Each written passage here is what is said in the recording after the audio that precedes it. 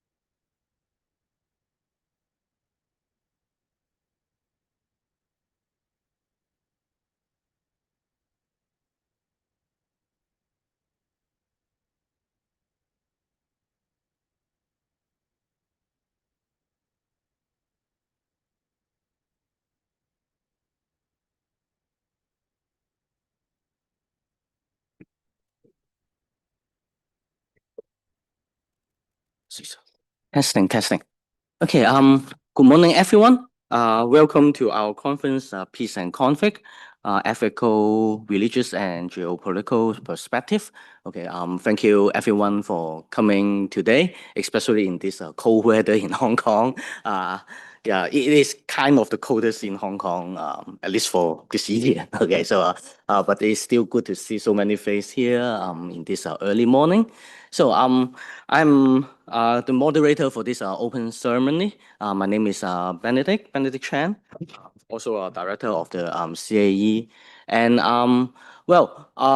for this open ceremony, we are very honored to have three honorable guests to give us some speech to welcome everyone. And for our first honorable guest will be Professor Liu, Liu Aiping, who is our Vice President in Research and Development of our university. So, Professor Liu, yeah, thank you. Good morning, distinguished speakers, colleagues, students, and ladies and gentlemen. On behalf of Hong Kong Baptist University and also myself, my name in Chinese is Aiping, means love peace. I'd like to welcome all of you to the conference on peace and the conflict, ethical, religious, and geopolitical perspectives. This event is proudly supported by the university, and I'm delighted by the dedication of all organizers and participants involved. I would like to congratulate the Center for Sino-Christian Studies and Center for Applied Ethics for bringing together honorable guests from across the world, from Hong Kong, Chinese mainland to Asia, Europe, and the US to join the conference for dialogue about multiple dimensional aspects of peace and conflict. The conference embarks on the profound exploration that resonates deeply with the core value of research and development of HKBU. In the strategic plan 2018 to 2028 of HKBU, the university aspired to be a leading university in Asia for the world, to develop and promote Chinese and Asian values, philosophies, knowledge, cultures, and heritage in the context of local, national, regional, and global knowledge networks. We aim to widen cross-cultural understanding through multiple and transdisciplinary research and contribute to the world debate on issues of contemporary significance, and building community and partnership locally, nationally, and internationally that serve as catalyst and a platform to emerge new solutions and respond to global challenges. In this 2 days conference, the topics ranging from the ethics of war and peace to religious models of peace buildings mirror our university emphasis on transdisciplinary research and pursuit of knowledge that transcend boundaries. Through philosophical and religious lenses, we aim to navigate the intricate ethical frameworks that define peace and conflict, drawing from diverse religious perspectives to illuminate the path toward harmony and reconciliation. I warmly welcome all participants and speakers and look forward to the enlightening discussions and partnerships that will unfold. In a world facing growing geopolitical tensions, this conference underscores our shared commitment to fostering peace, justice, and strong institutions, a cornerstone of United Nations Sustainable Development Goal 16. Thank you for your dedication to advancing knowledge, fostering peace, and shaping a better future. May this conference inspire meaningful discussion and collaboration. Thank you very much.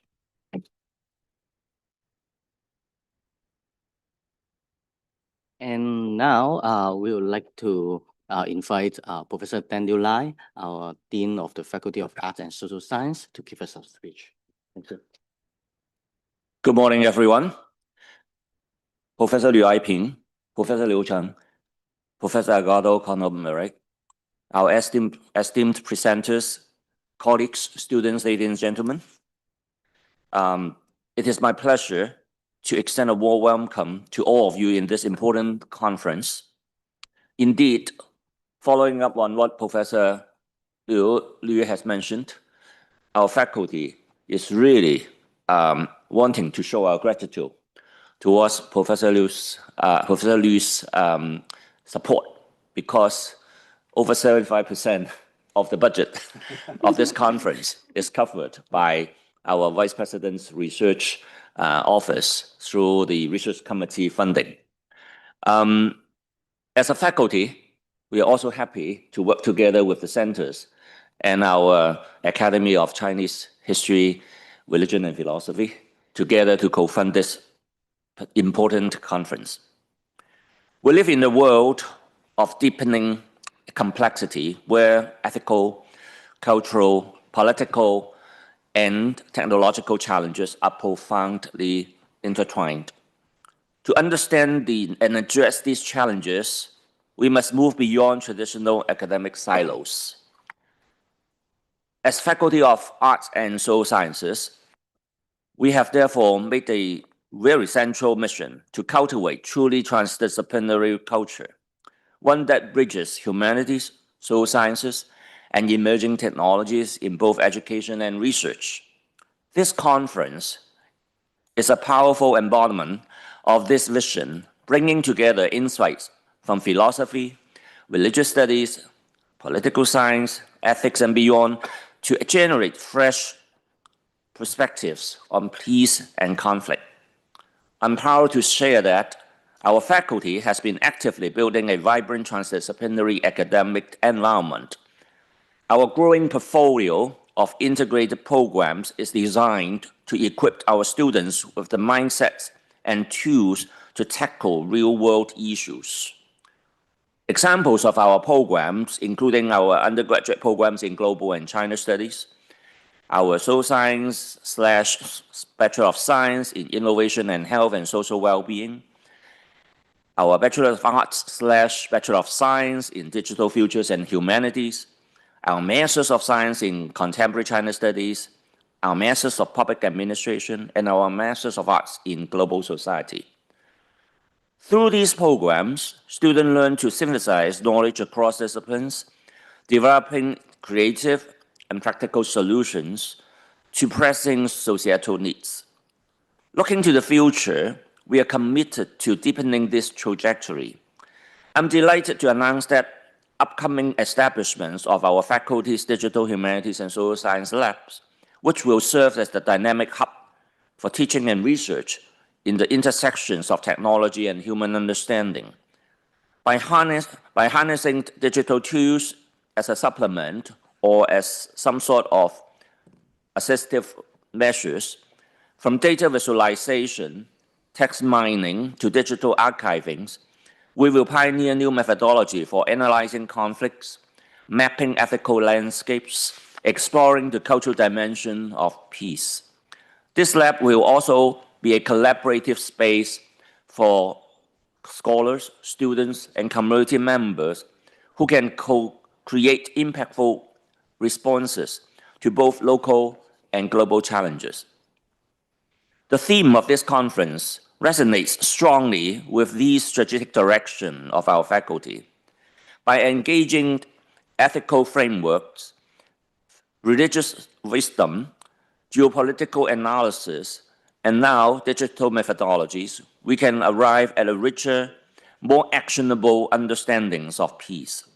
I'm particularly glad to see sessions exploring the role of digital humanities in peace building, illustrating how technology and humanistic inquiry can together drive meaningful social transformation. I'm very confident that distinguished scholars gathered here from different parts of the world will inspire enlightening discussions on the future of peace studies in our region. In closing, I extend my sincere congratulations to the colleagues at the Academy CHRP, the Center for Sino-Christian Studies, and the Centers for Applied Ethics for organizing such a timely and impactful two-day forum. May the dialogues over these days yield fruitful insights that inspire further scholarship and practical implications in the pursuit of peace. Thank you very much.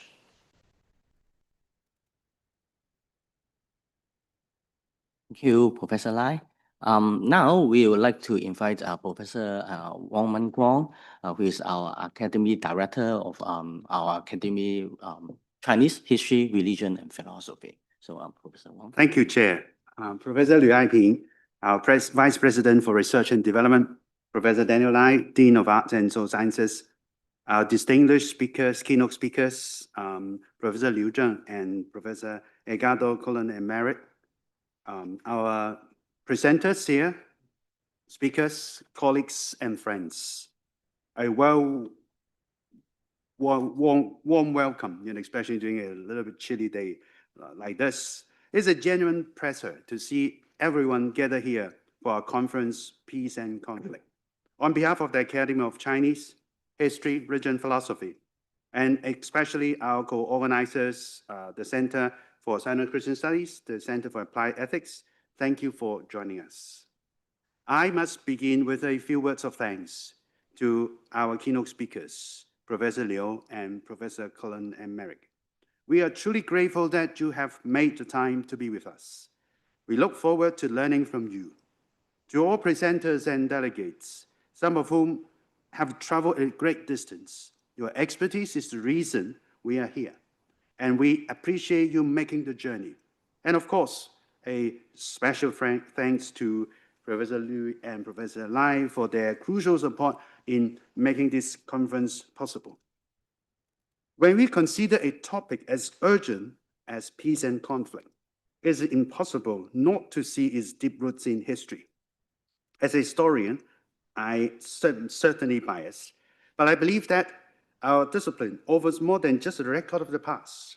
It offers a necessary mirror to the present. The study of the past conflicts or failed settlements and moments of reconciliations give us a clearer sense of the hard work required to build a more stable and just world. And I'm very proud that this hard work is being done right here within our academy. This event is a fine example of the synergy among us.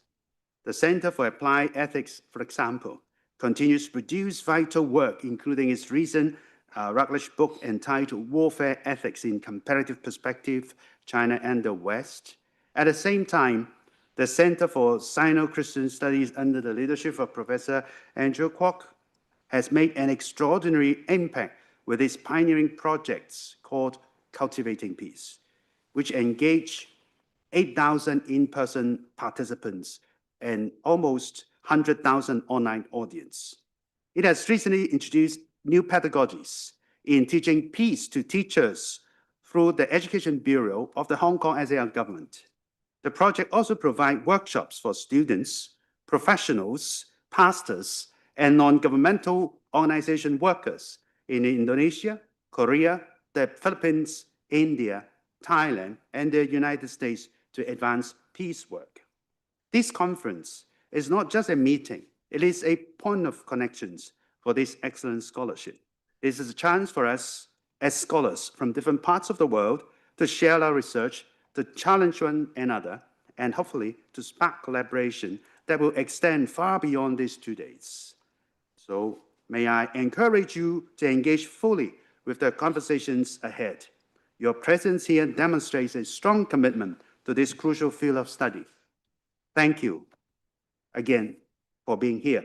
I am very much looking forward to the discussions to come. Thank you. Thank you, Professor Wong. Now, we'll have some group photos. We'll first like to invite all the speakers to come on stage so that we can take a photo for speakers here. Okay, so yeah, thank you. Yeah, and then for the next photo, we will have a photo for everyone. Okay, so but first, please all the speakers. Yeah.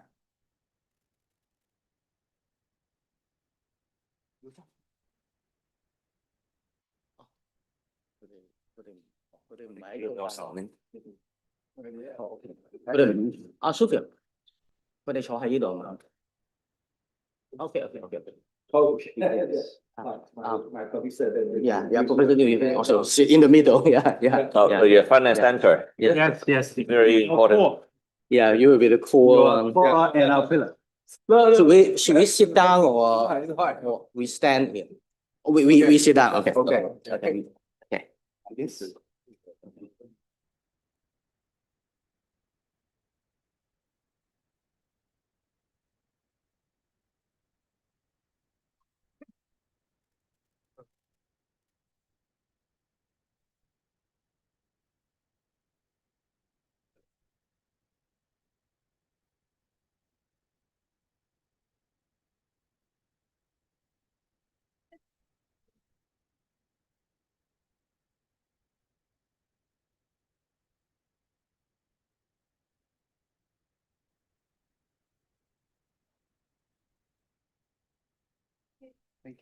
Thank you. And now, invite all guests today here to come forward and also take the photos. So all people, all people in this room, yes. Yeah.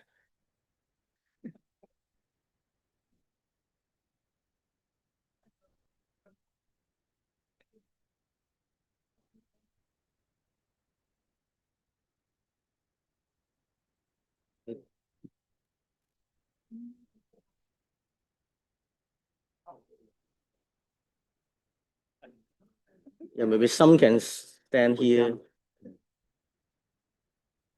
係咯。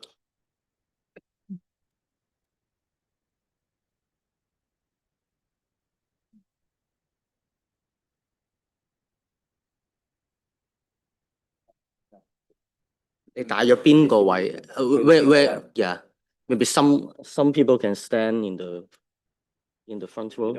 Yeah. Stay closer and also. 係咪即係企啲呢度啊？係咪？係，maybe some of them, yeah. Maybe some can come here to stand around here. 快啲啊！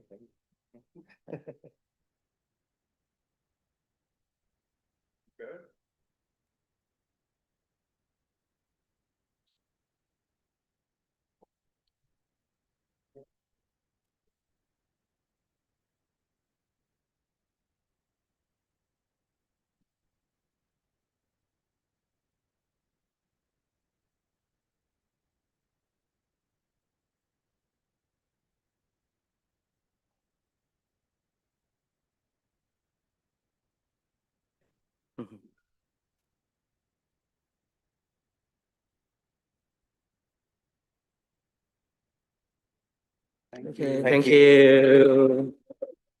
Okay, yeah. Thank you, everyone. We have finished our open ceremony, so we now have a short break before we have the keynote speech. So maybe we can go to have some refreshment outside and so on.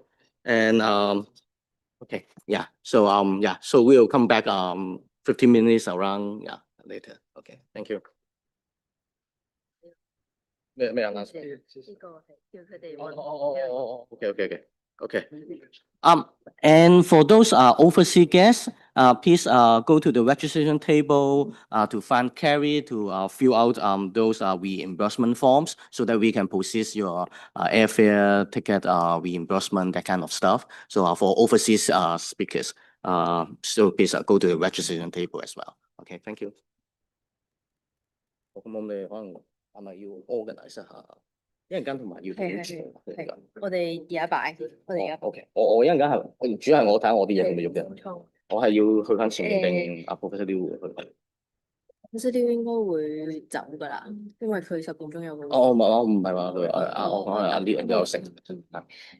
佢應該你坐呢度，跟住佢坐呢度。即係佢會坐過嚟嘅。OK，我睇我啲嘢使唔使喐啫？因為就邊個位係中間啲啊？其實冇嘅，都係，我覺得可能呢兩個可以再擺㗎啦，可能盞要喐一喐左右咁樣。OK，你喐咗先啦，咁你喐咗我再喐我啲嘢。哦，對。仲有呢度咧。哦，我冇睇呢個視頻。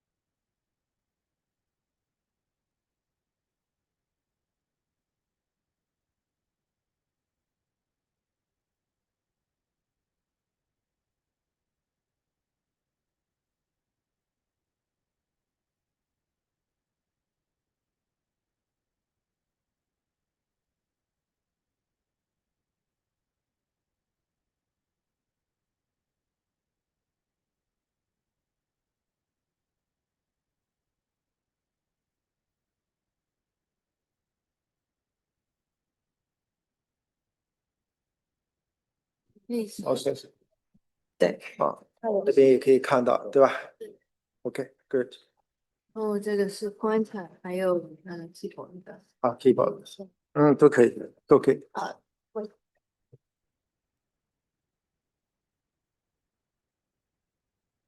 Good。Thanks。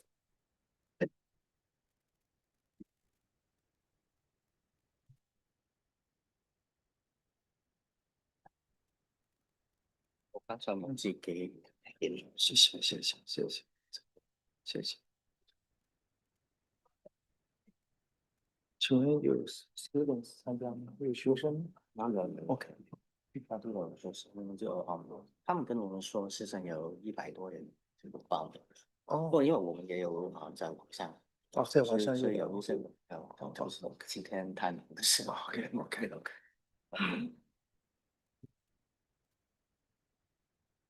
应该差不多左右。先介绍一下，之后就把牌交给你，就 Q&A。OK。Testing.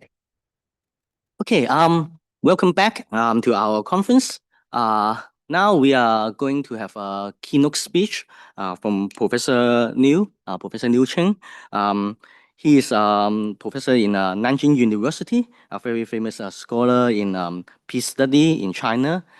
As he is also the UNESCO's chair on peace study at Nanjing University, and focusing on global justice, nonviolence, and intercultural dialogue. And while holding this key role at Nanjing University Institute for Peace Study and contributing significantly to China's first UNESCO Peace Study program, and Nanjing designation as an international city of peace.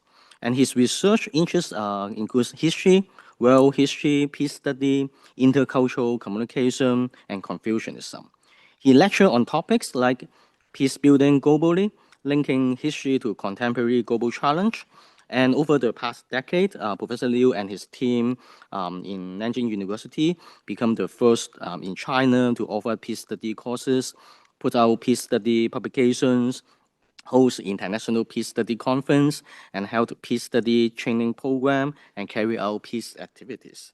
It has made important contribution to the development of peace study in China and also in international cooperation in this area. So we are very honored to have Professor Liu here today to give us the speech. So without further delay, so I will give the stage to Professor Liu. Thank you.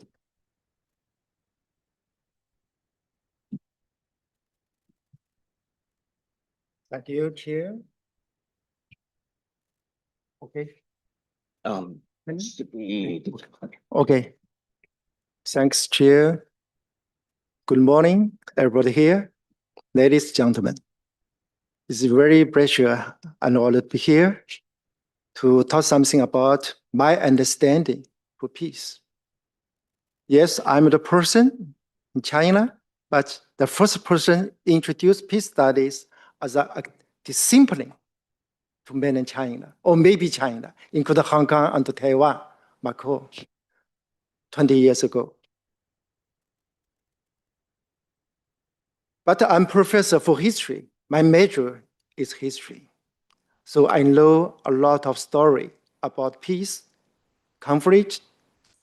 Something is very terrible. I'm from Nanjing City. For example, Nanjing massacre. Many years ago, you know the story, very terrible. So usually we say we must memory the history and cherish the peace.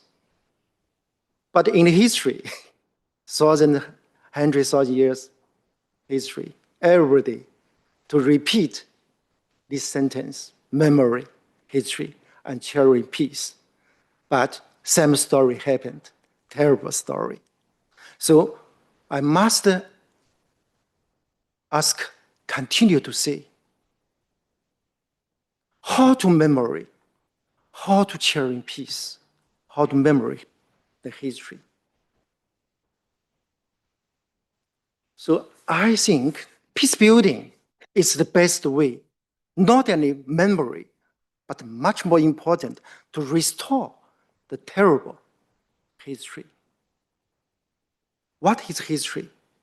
history is past of the realities. Yeah, history is the past of realities, but the realities is the future history. But usually in history, the terrible history not only destroyed our past, also control reality today, but also impact our future. So we must rethinking how to memory history, how to cherish the peace. So my understanding or response is peace building. This is why 20 years ago, I made a decision to be a professor of history to introduce peace studies into China. China is a big country, not only in land, but also the population. You're much more understanding about it. But, sorry.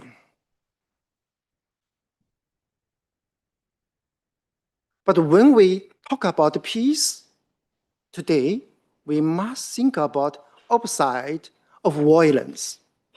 Why violence always happen in history? We don't like it. We don't like war, but always happened.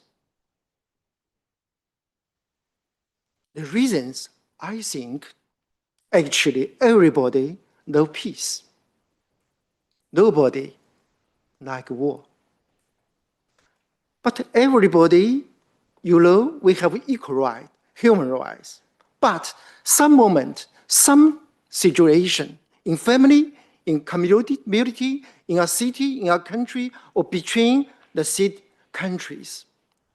One person, maybe his father, or one professor in the university, or one leader in the community or the city, or in the country.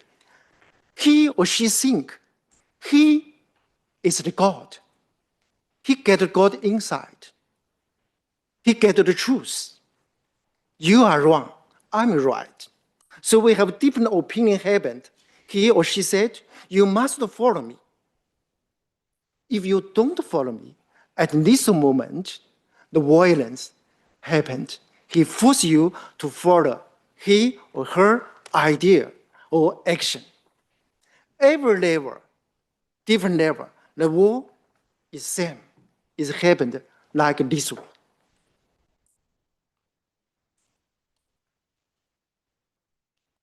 You see the slide in left.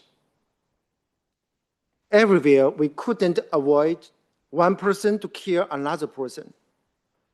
Nobody have the right to do it. But many people can kill many people. This was war. This is war. This is couldn't understanding. This is our reality. Why? One person couldn't kill another person. Why you can allow a lot of person to kill a lot of person?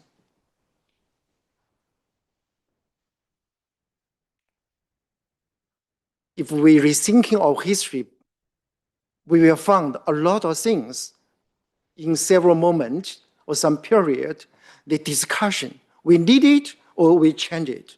For example, women, a lot of women here, don't have the right to vote.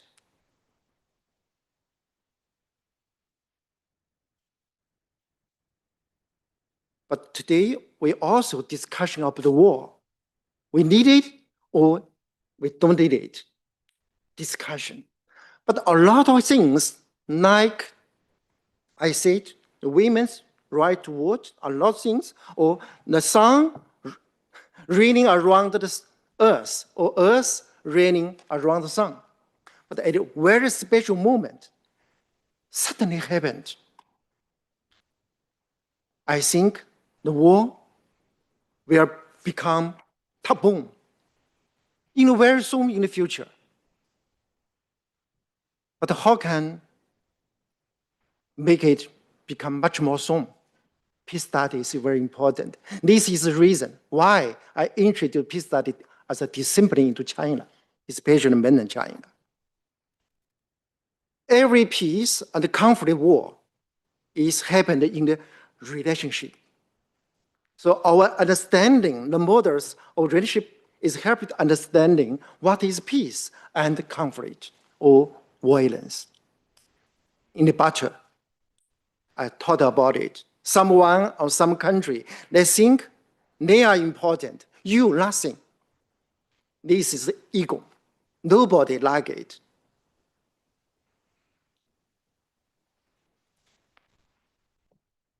The second one, from the baton, everybody, every country is similar.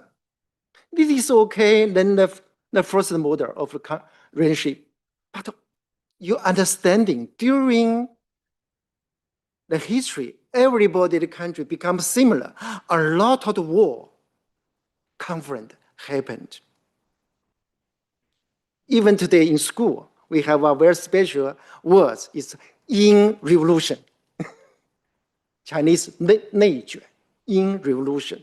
A lot of competition, a lot of war, conflict happened because we become similar. So this model of relationship is also should be criticized. The third one, round table, like our conference room here. Everything with dialogue. But we dialogue a lot of, many years. We have UN, but also what happened. How can we do? So the number one in the top, the model of relationship is transcend. It's a today relationship. You can find everything, culture, your nation, your religions. But above all, we have a common ground, international common ground, economic, culture, and intellect. Today, we become much more easy. So just know American calling. He fly from American to Hong Kong. But many years ago, it couldn't happen. Also, every day, I will check my email or Zoom conference for all my friends in different where in the world. So today is special. We have a lot of potential for peace or achieve peace. We must think about it seriously. When we talk about peace and conflict or violence, we should be return our nature, the law of our nature. You know, if we want a tree, we must put the seed of the same tree. If we want the rose, we must then put the seed of the rose in the land. This is the nature, law of nature. But when people to return to society, human society, we forget it is the rule of true nature. It means we want peace, but we can also to use the violence. So Gandhi said, the tree lies or hidden in the seed. We must collect the arm and the means together. Similar. If we want peace, we must walk in the road of peace.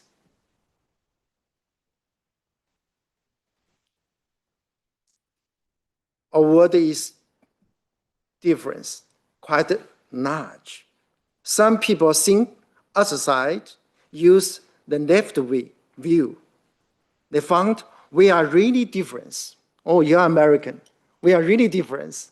But if you go through the history, the long history, you will find we are really similar. But in the left, it's very dangerous. The left view. Why?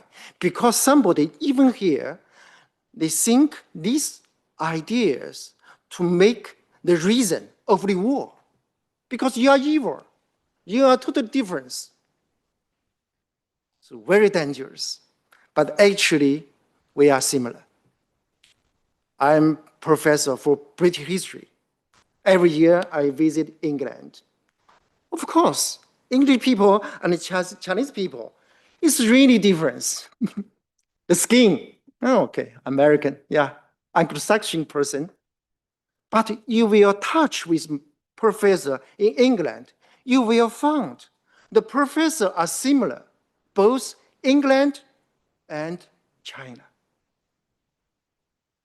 The rich person in England and China are similar.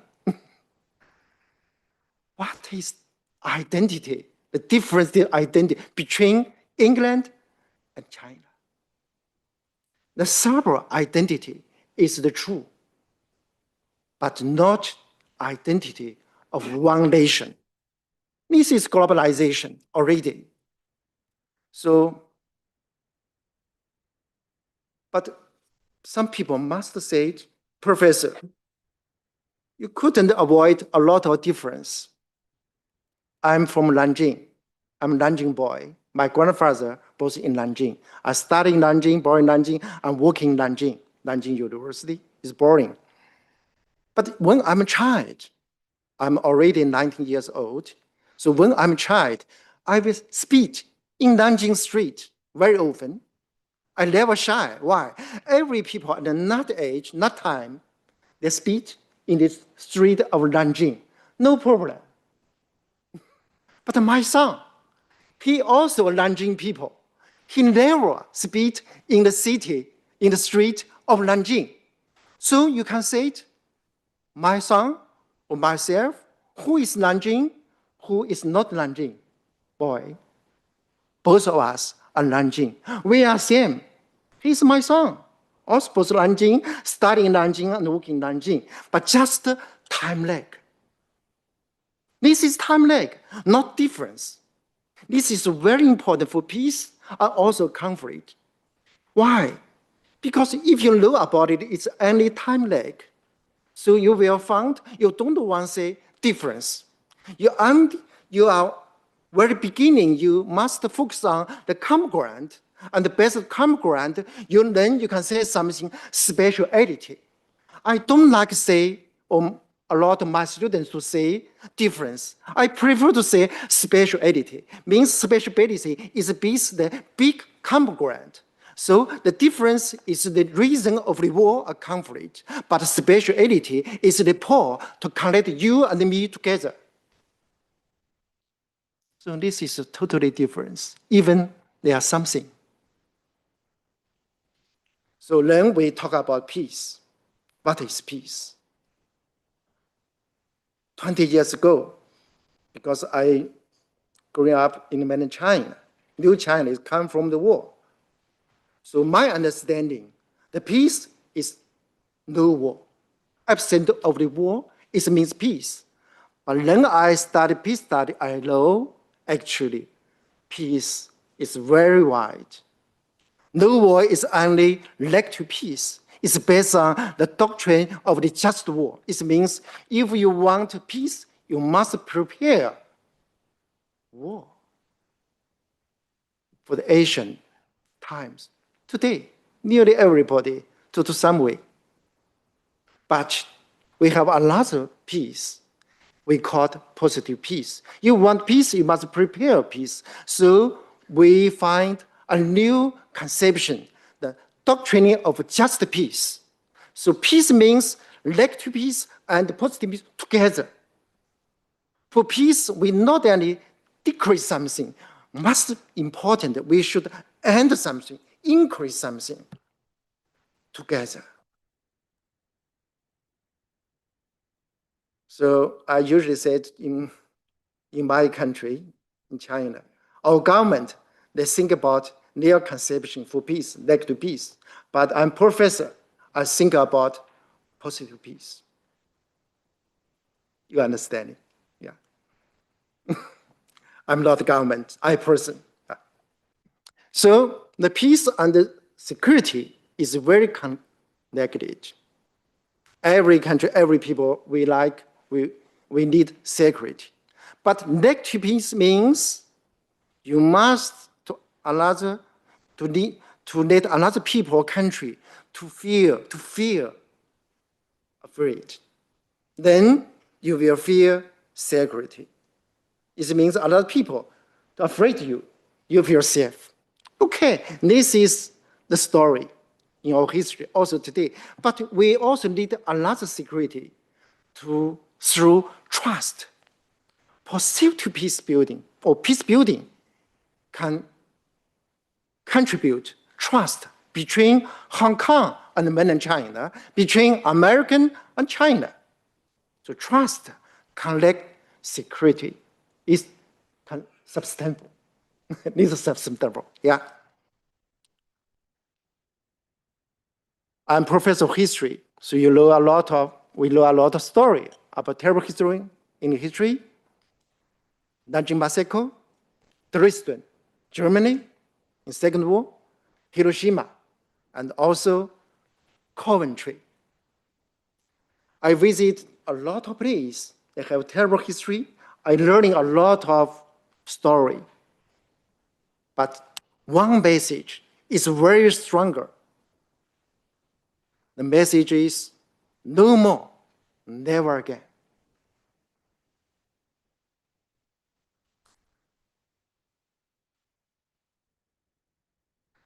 How can achieve peace? We are from a different place. We have a lot of different kind opinion, culture, religions, and nations. I think only one way we can join together. We must start dialogue and understanding. Understanding is not means I agree with American professor opinion. It's not, this is not understanding, but understanding in the first, it means we couldn't, at the very beginning, we fight each other. I'm hearing you just now, to hearing what I said. Maybe you don't supporting my idea, but understanding. So it's avoid in the very beginning, the war of flight happened. So based on understanding a dialogue, we can tolerate. Hong Kong, mainland China, Thailand, based on understanding. Sometimes I dialogue with professor in Hong Kong, or Hong Kong people. Yeah, I understanding the story happened in Hong Kong, but you also should understanding what happened in mainland China. Then we can tolerate a little bit. Depends on tolerant a little bit, we can accept a little bit the other side opinion. You will find a little bit changed. But originally you think you are enemy, you are totally wrong. But in the third step, you can accept a little bit. Especially I said, usually I don't like, how to say, spicy. But when I visit South Korea, it changed my idea. So based on understanding, tolerant, and accept a little bit, it means you build a bridge between the two sides, two religions, two nations, or two people. The bridge is already built. Then you can go from your one side to go to another side. You will find, actually, the other side, like your side, is also beautiful, lovely. Then we can join together. I couldn't find the second way to go to peace. So this is why 20 years ago, I made a decision to introduce peace studies into China. It includes 3 curriculum: peace research, peace education, and peace activities. The next, I will very brief introduce my job for peace studies in China and beyond. About peace research, this year, I go to the peace boat. You know peace boat? Japan. Yeah, next year, Japan, Hiroshima, the founding get the Peace Award of Nobel. So you want to be there to give a speech. Then I sent a serious book about International City of Peace. I'm the chief author. I sent this serious book to the director of Peace Boat Japan. I told him 5 cities, including Hiroshima. When I make a decision, a lot of people said, you couldn't write about the peace of Hiroshima because Japan invaded China many years ago. But I said, if I finish this series book, I must include Hiroshima inside. Otherwise, I couldn't do it. Then the director of Japan Peace Boat said he will put the series book in his boat library. And I said, I hope in the future, the Japanese Hiroshima person can write a book about Nanjing. This is peace dialogue. Why not? A people from Nanjing, he can write a book about the peace building after the Second War of Hiroshima. Why Japanese people from Hiroshima couldn't write a book about Nanjing during Second War and after the war peace building? So I write a lot of books. The left books, I already said on my American new friend, cooperation with my German professor, theology professor, we working together a long time. Then we finish a book called Peace Building in a Global Society. The middle is Peace Studies, Introduction of Peace Studies, first textbook in China. I write it in Chinese. The left, the right is the journal, Chinese Journal for Peace Studies. Okay. Anyway, a lot of books, about 50 books I already published in China, both in English and English. Okay, and a lot of peoples. But peace education in recent years is my main job. I say I'm professor of history. I know a lot of conflict and war. Nobody can change these trends of peace and war together happen. War is made by men, by the people. The peace also should be created by our person, our people. So I couldn't think another way can change our world from the cultural violence to the cultural peace, any peace education. So about 6 years ago, I make a decision. I professor in university. I go to the kindergarten, school, middle school and high school to introduce peace study courses into different classes. It's very successful. A lot of very interesting, peaceful things happened. So this is some picture. I go to different school to give some lecture about peace education. So depends on the practice in the school, peace education courses. We already published textbook for students. For example, primary school for peace education and mid school, second school textbook. Origin from Nanjing, my city, also to other cities in China. But today, these two books is also translated by Japanese people from Chinese to Japanese. Not any. Depends on the Nanjing practice for peace education. I'm UNESCO chair. So UNESCO also to introduce the practice for peace education in Nanjing to Northeast Asia. So Japanese scholar, Korean scholar, and Chinese scholar, we cooperate together. 2 years, we published one book, title is Curriculum Guide for Peace Education in Northeast Asia. But in English, but already translated in Chinese. So you see, gradually, the peaceful.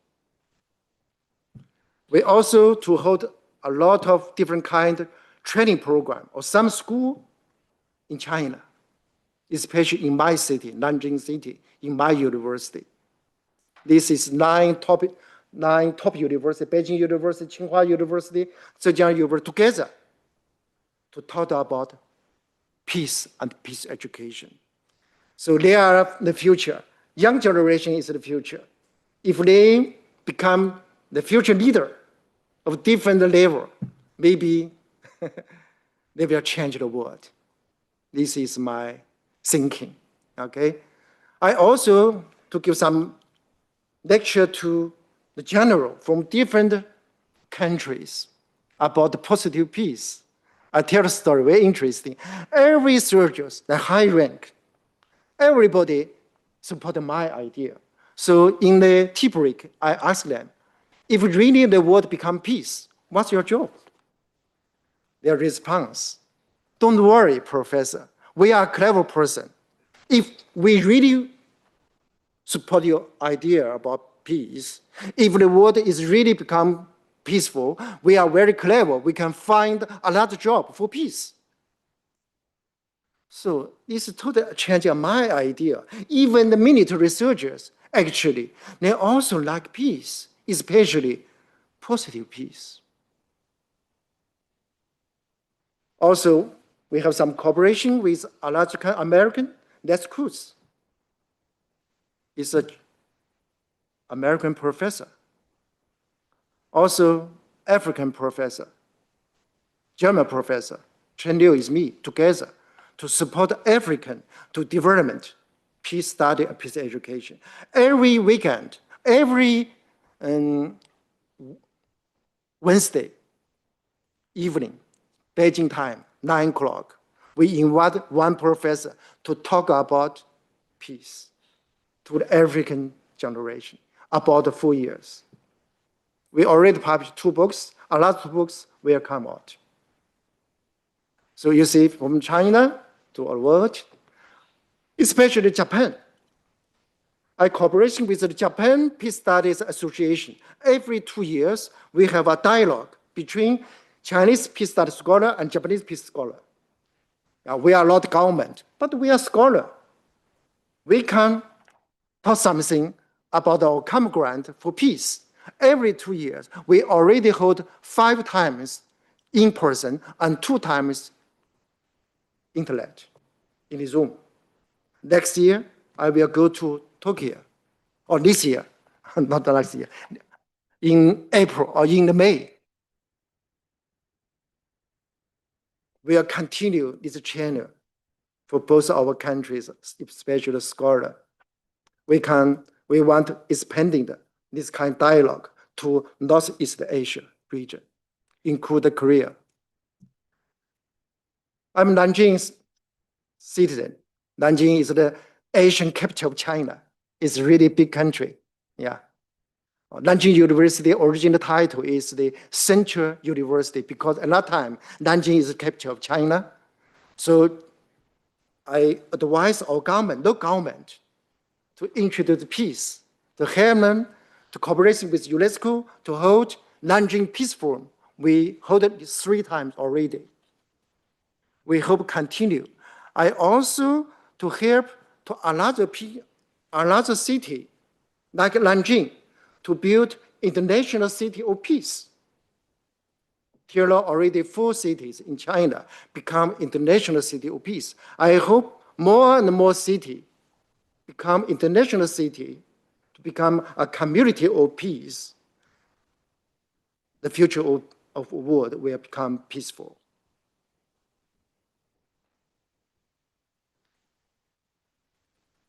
The word of peace is our hope. No peace, no hope. If the Third World War happened once again, I'm professor of world history, no future. We hope, we like it. But a world of peace couldn't arrive in our society automatically. They need the poor outside. Sometimes from the university, we need intelligence. Sometimes from the judiciary, we need justice. Sometimes we should the media. But also very important from ethnic religions. The people inside should become peace. What is peace? Actually, my understanding, peace is the result of the belief you trust peace. Otherwise, peace couldn't become the real peace. So peace education can achieve it. So sometimes I said to my students, I really publish a lot of books and papers, a lot of projects, but altogether couldn't compare. I introduced one class or piece or one courses or piece education into one school. Couldn't compare. So thank you very much.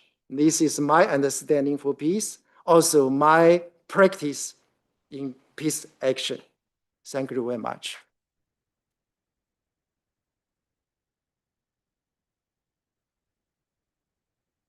Thank you, Professor Liu, speech. Now, excuse me. Now, we are in the Q&A sessions. We open the forum for audience to ask questions to Professor Liu. So, in case you have any questions, please raise your hand, and then I will try to, take turn and then to let you to ask the questions. Yeah, maybe. Thanks, Professor Liu, for your presentation, and I'm very glad that we can have you to be here as our keynote speaker because you're one of the pioneers, okay, in China to promote peace studies. And in your talk, I think one thing that very for me, okay, inspiring, but I would like to ask is about how to help different groups of people from relationship to achieve a kind of trans relationship. Because I think nowadays actually most of the countries in the world or some religious group or ethnic groups, we can have some kind of relationship. Okay, but when we talk about trans relationship, then several things pops up. Actually, in your presentation, you already mentioned one is about the fear, and so another thing is about whether if I have some kind of trans relationship, then my welfare will be damaged by other groups, and so that is from fear to security.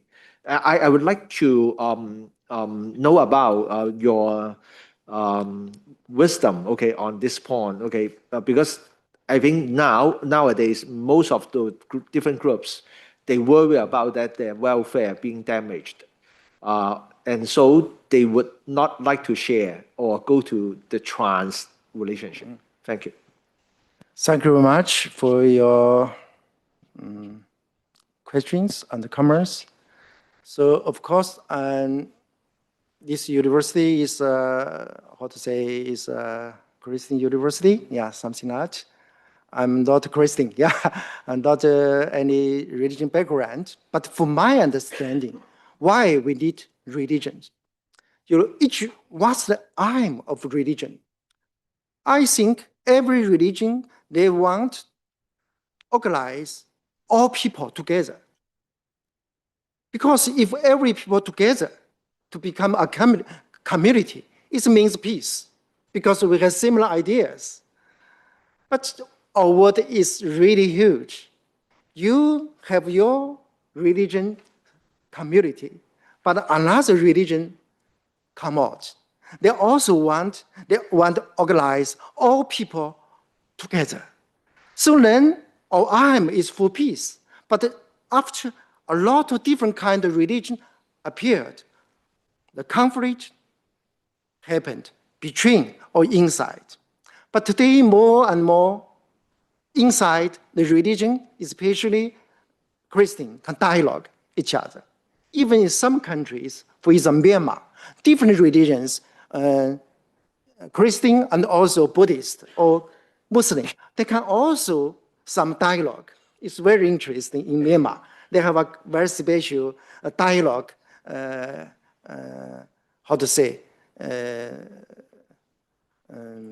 meeting. I participate in that. My answer is how to transform or especially from ego to to dialogue, roundtable, to transcend, to trans. I said already, I cooperation with my professor, German professor, we write a book. The title is peace building in a global society. Today, is globalization. It's already coming. Actually, it starts from the Western countries. But today, China is very supporting these trends. Even globalization have similar negative side, but we couldn't stop the night of globalization. So also for this conference, even university is focused on religion, some professor is theology, but it's no problem. We can dialogue, focus on peace. So actually, in the beginning, I said, originally, maybe one of the aim for religion, they want peace. They want to organize all people together. But they couldn't, stop another person to organize another community for another religions. So, but today, globalization, a lot of the original ideas of the special religions means all people together. But for globalization, we enlarge, we already achieve it. So why we could not continue this kind forward? Much more globalization. This is, I think, my opinion. We are in the globalization already. Nobody, no Paul, can force us read back. I'm a professor who break history. When industrialization happened, even at that time, a lot of rich people, they want to go back. They think the past is wonderful. It's happy England, but no Paul can stop the modernization or industrialization go back. So my understanding for your question is continue our dialogue, cooperation, like positive peace, to create a cultural peace. This concept is produced by UNESCO. Why a lot of war happened? Why a lot of inter-conflict? Why we couldn't achieve permanent peace? Because the main history of human beings is the culture of violence. We only can achieve your questions to make the cultural peace to instead of the cultural violence. We can together, all together. All together means transcend, the cultural transcend. So thank you for your questions. I think Levi is next one. Professor Liu, thank you so much for this inspiring and hopeful presentation. I'm concerned about the rising resurgence of nationalism across the world. And as you were mentioning just now, we have globalization, which has led to the establishment of the UN and NATO and many other organizations which hopefully keep the peace. But as an American, my country right now is threatening potentially to go to war against NATO.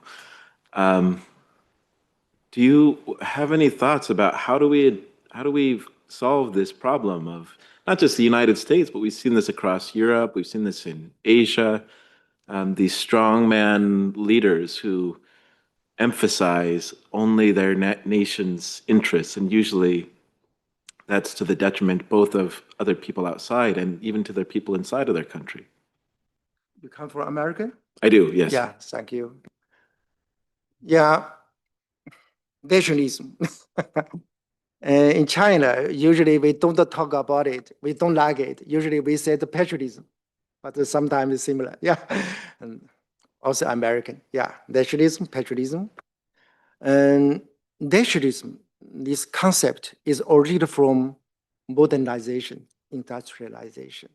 Every country focuses on their development of his countries. So in the very beginning, it's a very good term. It's very useful for the development of one country, especially the Western countries. So learn the other countries to follow the Western countries to build nationalism. Because nationalism is very easy to give up very great poor for the development of the poor countries, to follow the Western countries. But gradually, the nationalism become negative, from positive to negative. Actually, how can we change it? Actually, in my slide, I want to show you once again. Okay.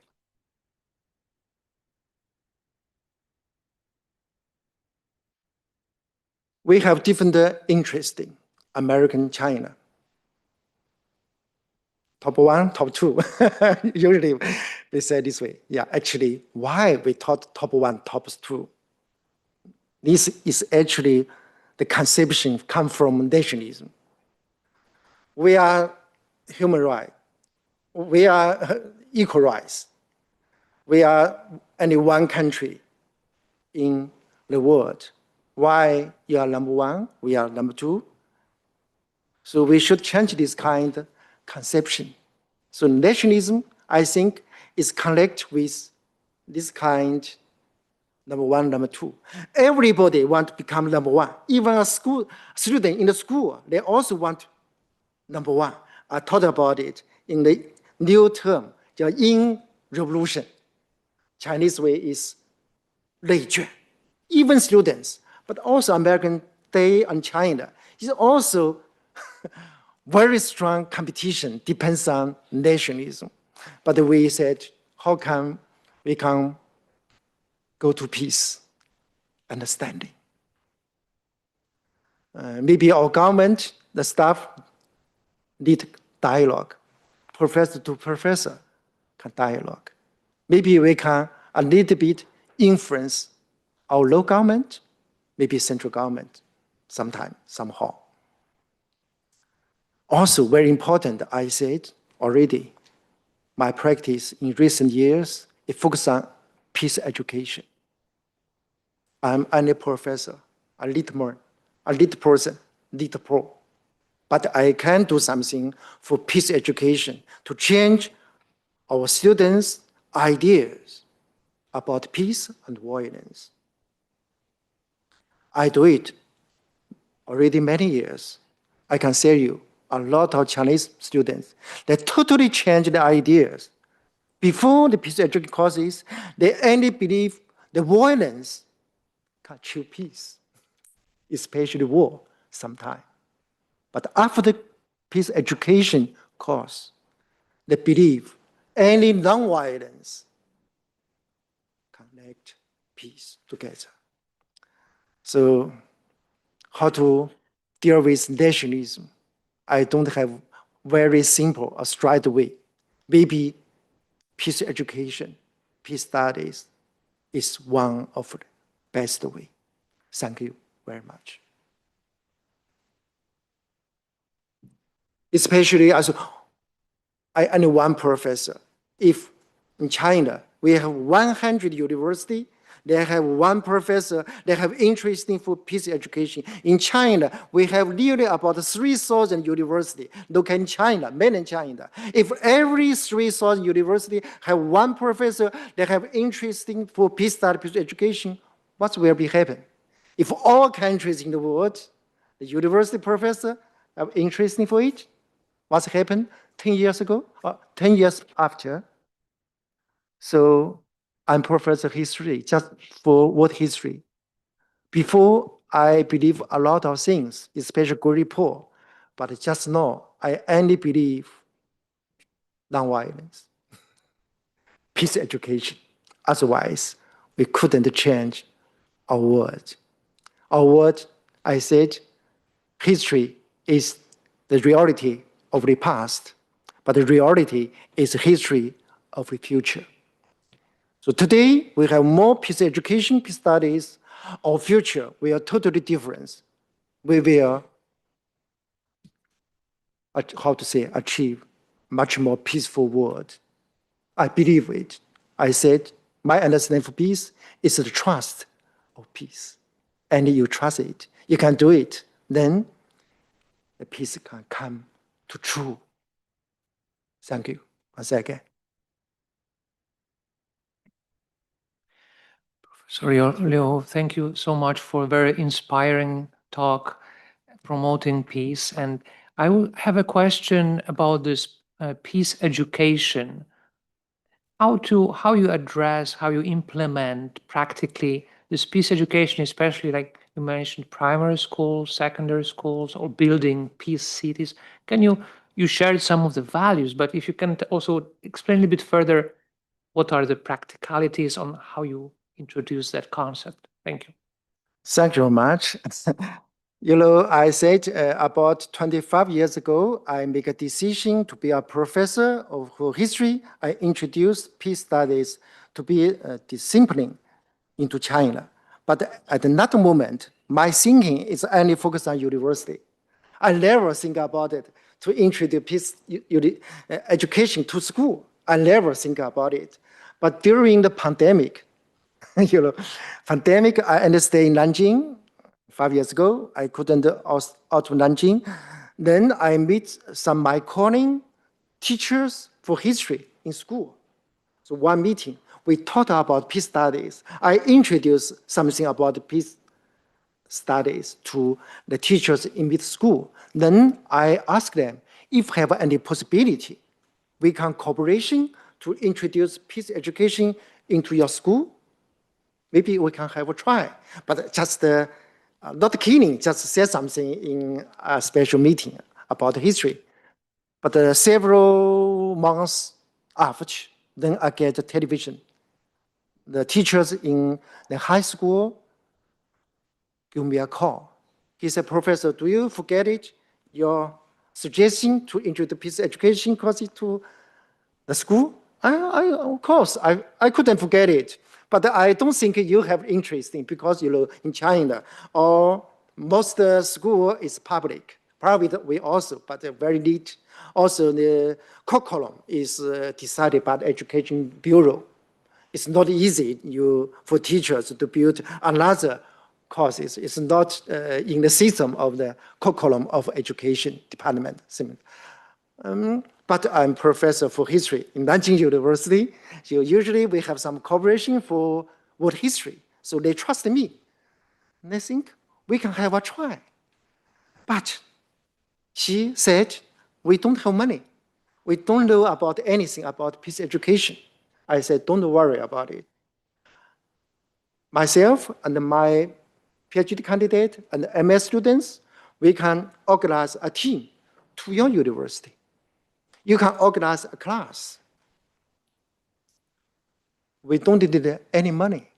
We don't need a salary. Salary is part of my university. We can teach one semester for peace education in your special class in your school. But only one requirement for your side, you can accompany several teachers in the school. We can together to prepare our teaching material. Because we are professors, we are students in university, we are not familiar about the students in the school. So we prepare a lot, prepare the material for peace education, because this is the very beginning of the real peace education in China. Then we start these special courses in one class in high school, at the meantime, one class in mid school. One semester passed. I asked them, we only can give one semester because I get salary for my university. But if you, after there was one class, semester class finished, you, school, teacher, you make a decision, continue or stop. This depends on your right or decision. After semester passed, education, especially for students, is not only the business for students, not the business for teachers, but also for the parents. So at the very beginning, they built WeChat, WeChat group for parents. So after this special peace education course, every student participates, every teacher participates, every parent support this kind education for peace. They found their students become much more better. So because this peace education practice, I rethinking what is education? What is good education? What is peace education? For my understanding, education is to make one student become he or herself, not another person. This is education because we have different potential. So good education is to arrange the materials, the best teachers to support one person's students to become the best students of he or herself. This is good education, but it's not enough. Because even we think a good student, when he or she grow up, go to the society, he or she can also demonstrate the society and the world. A lot of this kind example. So, what is peace education? From my understanding, it's very simple. Peace education means to join a good students to a good society together. This is the aim of the peace education. So I hope, I believe every school, even kindergarten, they need this kind of education for peace. So after that, more and more school located in Nanjing, their teachers connect each other very easy, more and more. And another city also heard this news. So, pandemic, very, how to say, 传染，细菌的传染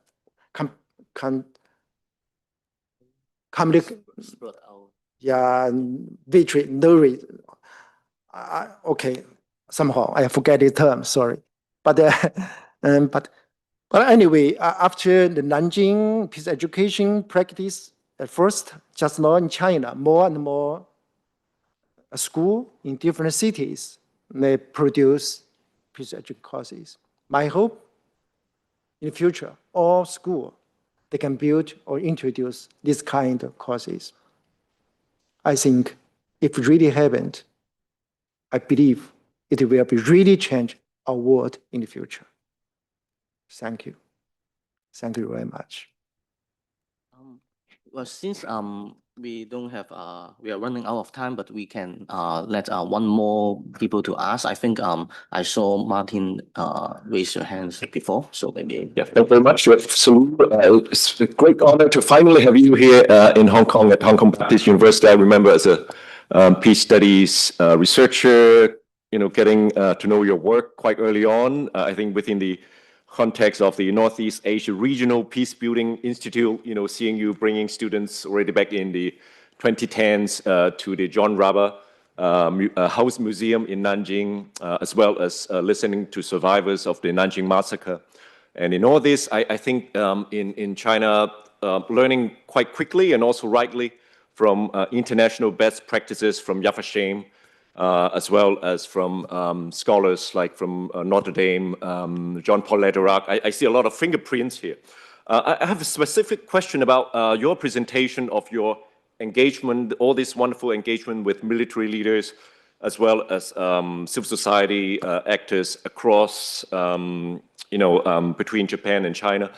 I'm wondering how do you overcome that problem of sometimes what we call the echo chamber problem? Recently, I was in doing interviews in Belgrade and Zagreb, and all the interviewees coming back to me is like, yeah, I mean, those who are engaged in peace and reconciliation dialogue, they are already here, but they remain the same. And those who are outside, who are against this sort of dialogue, they are also out there and they remain the same. So they encounter this difficulty of getting out of this echo chamber of the circle of peace study scholars in order to reach a wider audience. So I'm wondering whether you could enlighten us on, based on your experience, in these times of increasing anti-Japanese and also anti-American sentiments in China and also, unfortunately, in Hong Kong as well. Could you enlighten us on how do we get out of this echo chamber of we already know people who are receptive of our message. Thank you. Thank you for your questions.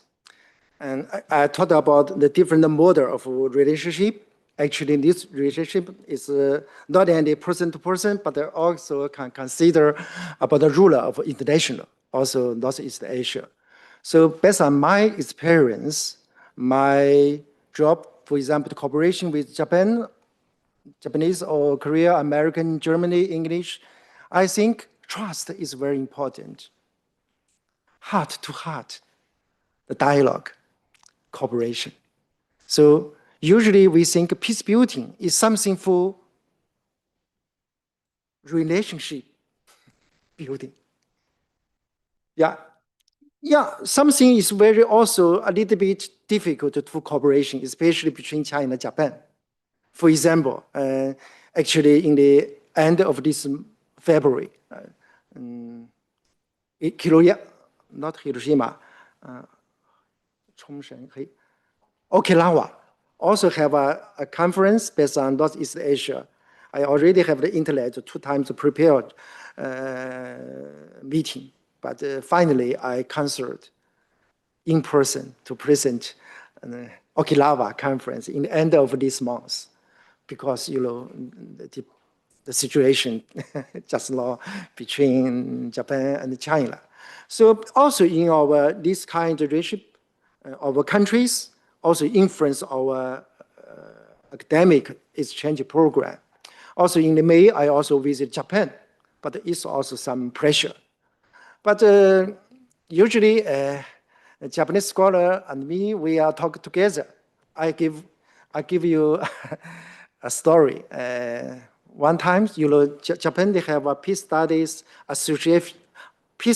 Association Japan. We have a lot of different kind of channel dialogue meeting. One time, they hold a meeting to dialogue, to make a decision if they continue or stop the cooperation with China about peace. So some professor in Japan, they said, stop, said, our resource is very limited, our time is very limited. Why we continue our dialogue cooperation with the scholar in China? China is dogmatic. China is like a war, something like that. Also, the university is controlled by the government. So even Japan, they also have some problem to cooperation with the scholar in China. We, of course, too. But after his questions, another Japanese professor stand up. He said, "You question, it's good. We agree with your idea, but we have a calling, Professor Liu. He's a professor in Nanjing University. He is in the system of Chinese, but he knows about Japan and our world. We can together find a best way. The two sides can understand to go a little bit. So cooperation is, I said, it starts from the understanding. It's not meaning in the very beginning we have a huge common ground, but understanding is very important. So gradually we can develop, we can continue, we can do some a little big things for peace together. Thank you very much. So peace is not only to speak, it's much important in practice, action, much more important. Thank you. Thank you very much. Thank you, Professor Liu. And as you said, connection and then all this dialogue is very important to us. So thank you for coming here. And to show our thankfulness, I would like to invite Professor Kong, who is our Associate Vice President and also the Director of CSCS, to represent us to give a gift to Professor Liu. Yeah. Thank you. Thank you. Thank you. 谢谢。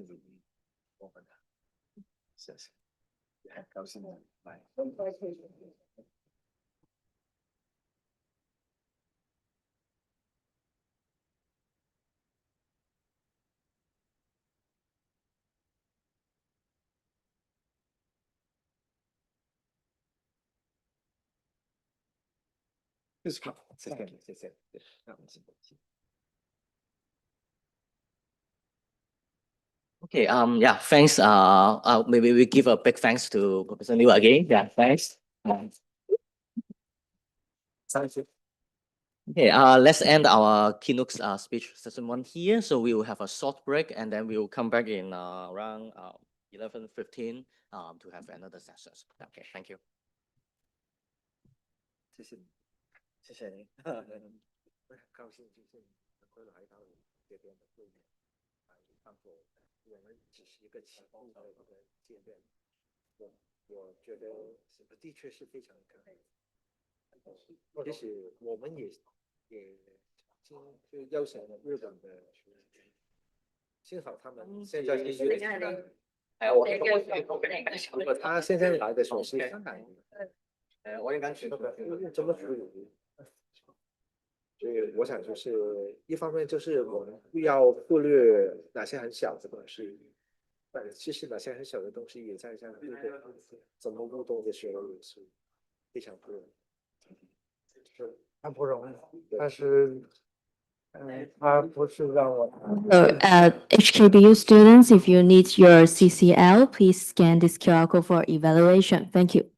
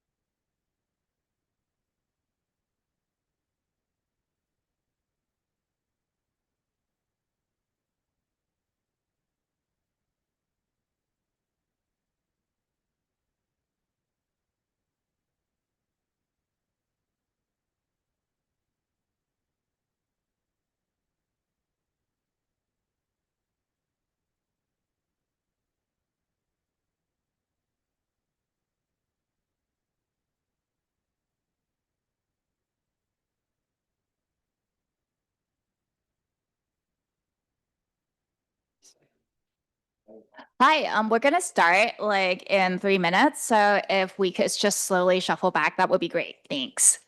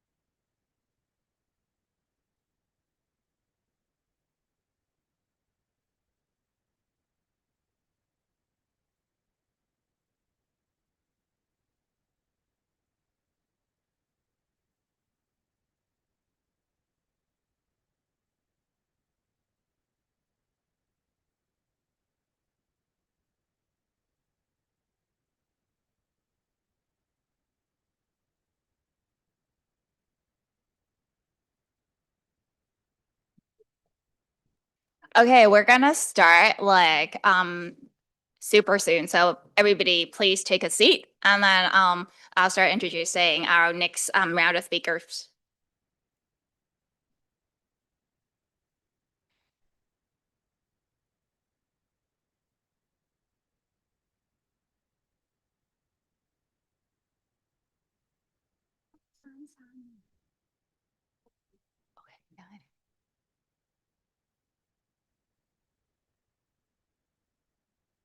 Okay, for everybody outside, if you're ready with your drinks, please shuffle back in and then we'll make a start. Welcome back to our conference, and this is our first session. It's on ethics of war and peace. And I'm Jillian Chu, and I'm an assistant professor here at Hong Kong Baptist University. I'm also a research fellow here at the Center for Applied Ethics. And I'm really glad to be here with our esteemed speakers, some of my colleagues.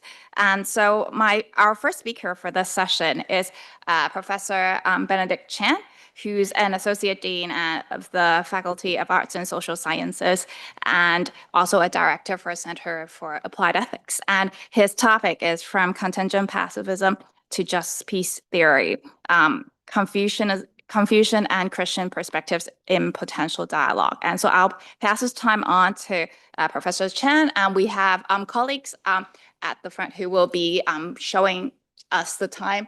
And so if you could pay attention to our colleagues there. And I'll also give you a kind of reminder. And so the floor is yours. Thank you.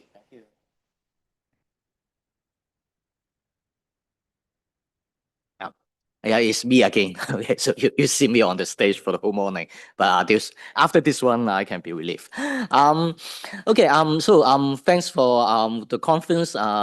Yeah, to let me to have a presentation here. And as you see, the title is very long. One reason is that what I'm going to present you is basically a general project that I am doing now.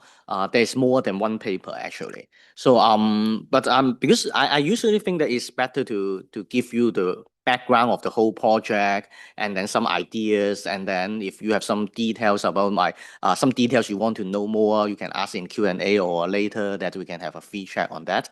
What I'm going to do today about this project is what I'm writing the schedule here, starting from talking about ethics of war and peace, especially on what we say is contingent pacifism, and then we'll move to mainly about the Confucianism part.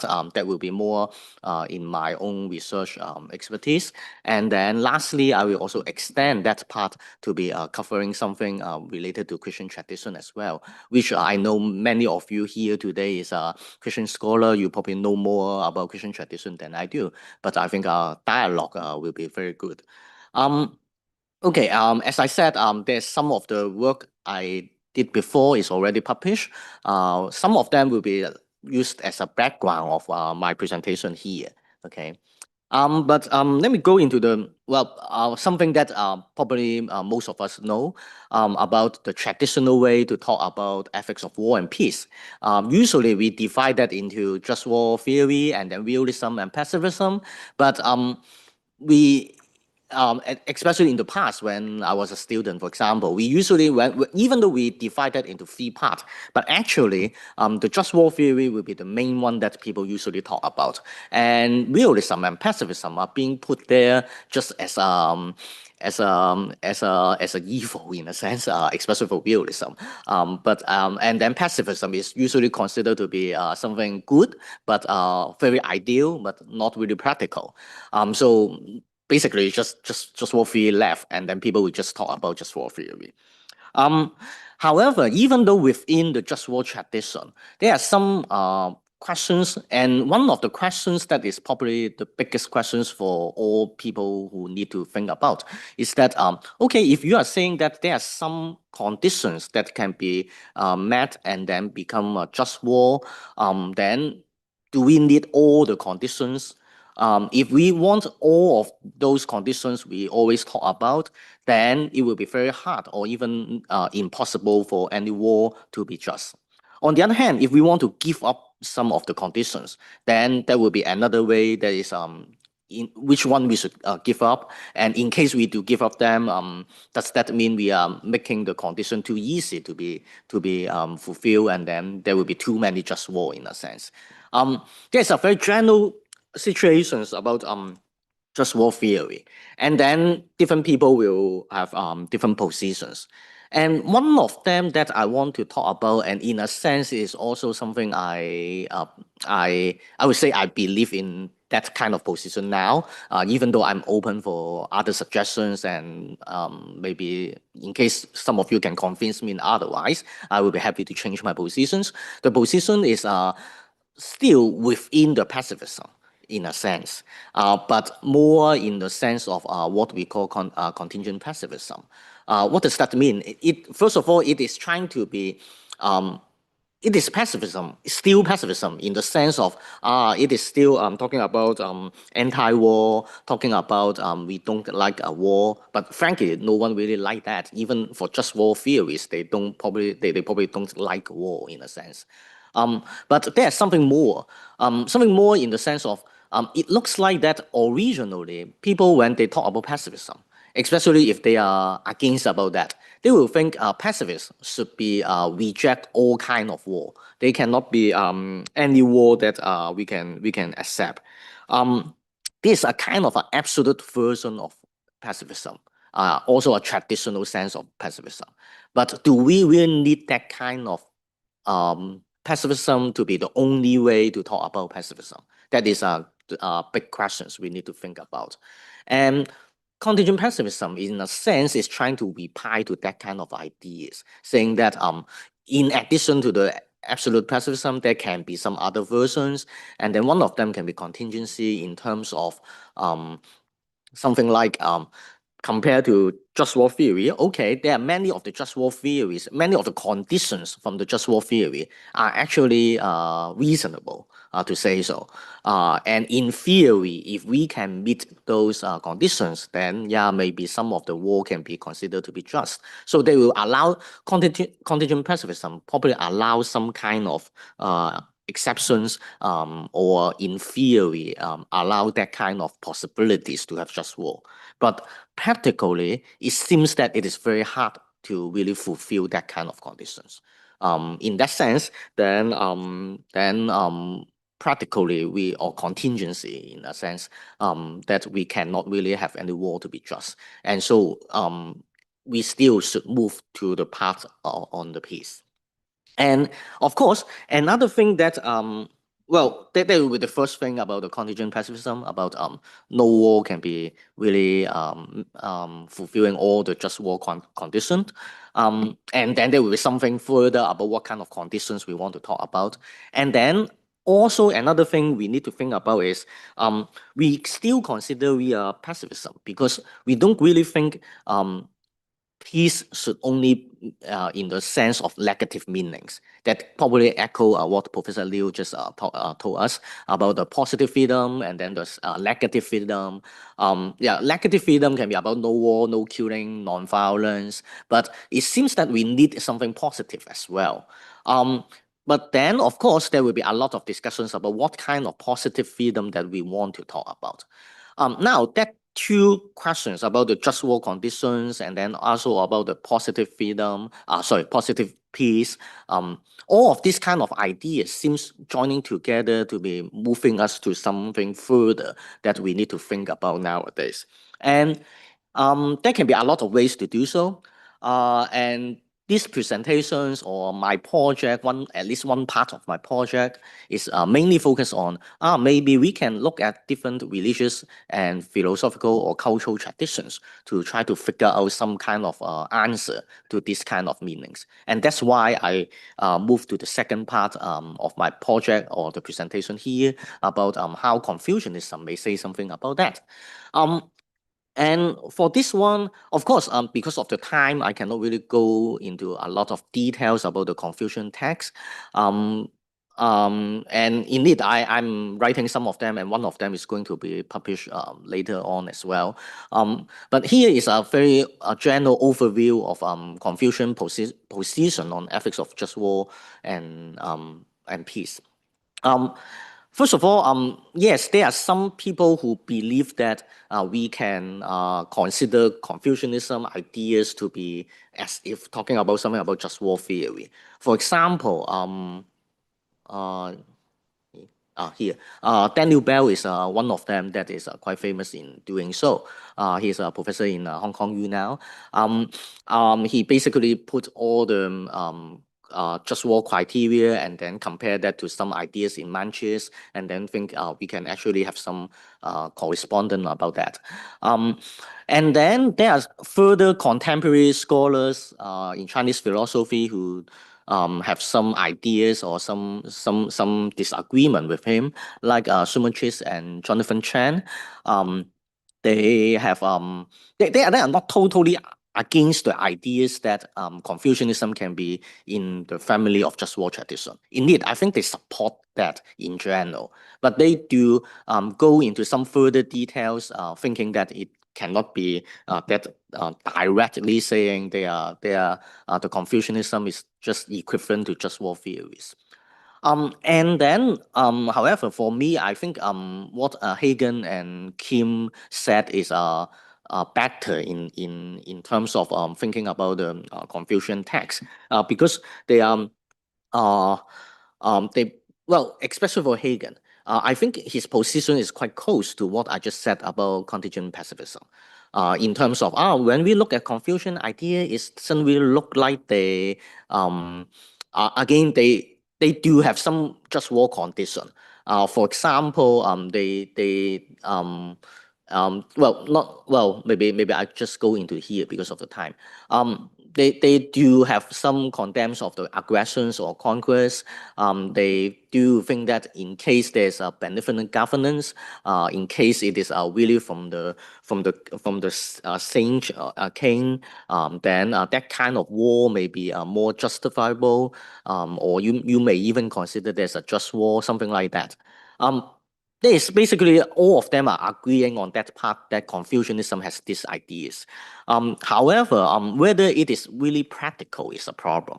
Whether we can really consider that Confucian really think that there can be that kind of situations, maybe in historically, but the so-called historical ideas like the King Wu in Shang Dynasty, in Chao Dynasty, kind of overturn the King Shang, King Chao of Shang. That kind of ideas seems like it is historically possible, but even in the times of the warring period, it doesn't look like it is really something very practical, especially about the authority issues that they think they need the benevolent governance, but we don't have that. And so it is very hard to say we can have that kind of ideas. And because of this kind of ideas, it looked like that at least there's a disagreement among those contemporary scholars. Daniel Bell or Chis and Jonathan Chan seems to think there's more possibilities to fulfill that kind of conditions. But Hagen and Kim seems to have some struggling, especially for Hagen, believing that actually we probably cannot fulfill that kind of conditions in just war. And indeed, in Confucianism, it looks like that they are not really trying to figure out whether we can have some just war criteria. When they are talking about all these criteria, they want to move to something about the thing of about Ren, and then about all the ideal about the ideal world, that kind of stuff. That will be the more important part in Confucianism, rather than to figure out the just war criteria. The war criteria that they point out seems to be mainly about pointing out that it is very hard to fulfill in a non-ideal world. So we probably need to move to the ideal world. Now, that kind of ideas sounds like to me is more about the positive meaning of peace. And in terms of the contingent pacifism, that kind of positions, then Confucianism, or at least some part of this kind of ideas, can be used to support contingent pacifism. Even though I have to emphasize that it will be a problem in case we want to say Confucianism is really a thing. I mean, especially the Manchus or Confucius, they are not really thinking in terms of contingent pacifism. Not in that term, at least. Okay, they didn't really have that term at that time. But on the other hand, they probably also didn't have the term of just war theory or even pacifism at that time. So if we are saying that Confucianism is a pacifist, or Confucius is a pacifist, we probably are not really saying they have that term in mind. But on the other hand, they do, in case we formulate the formula of contingent pacifism like what I just said, then we can borrow some ideas from Confucianism as a tradition to support this kind of ideas. So that will be the logic that I want to propose here.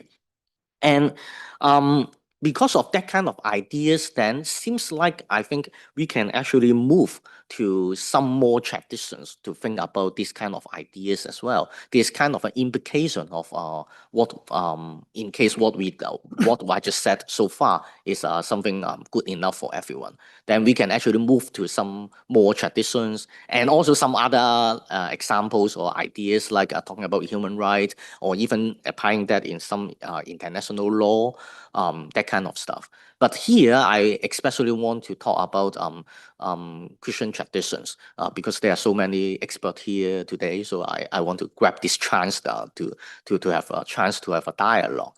Of course, for Christian tradition, we all know that we may even say both just war theory and pacifism originate from some Christian philosophy.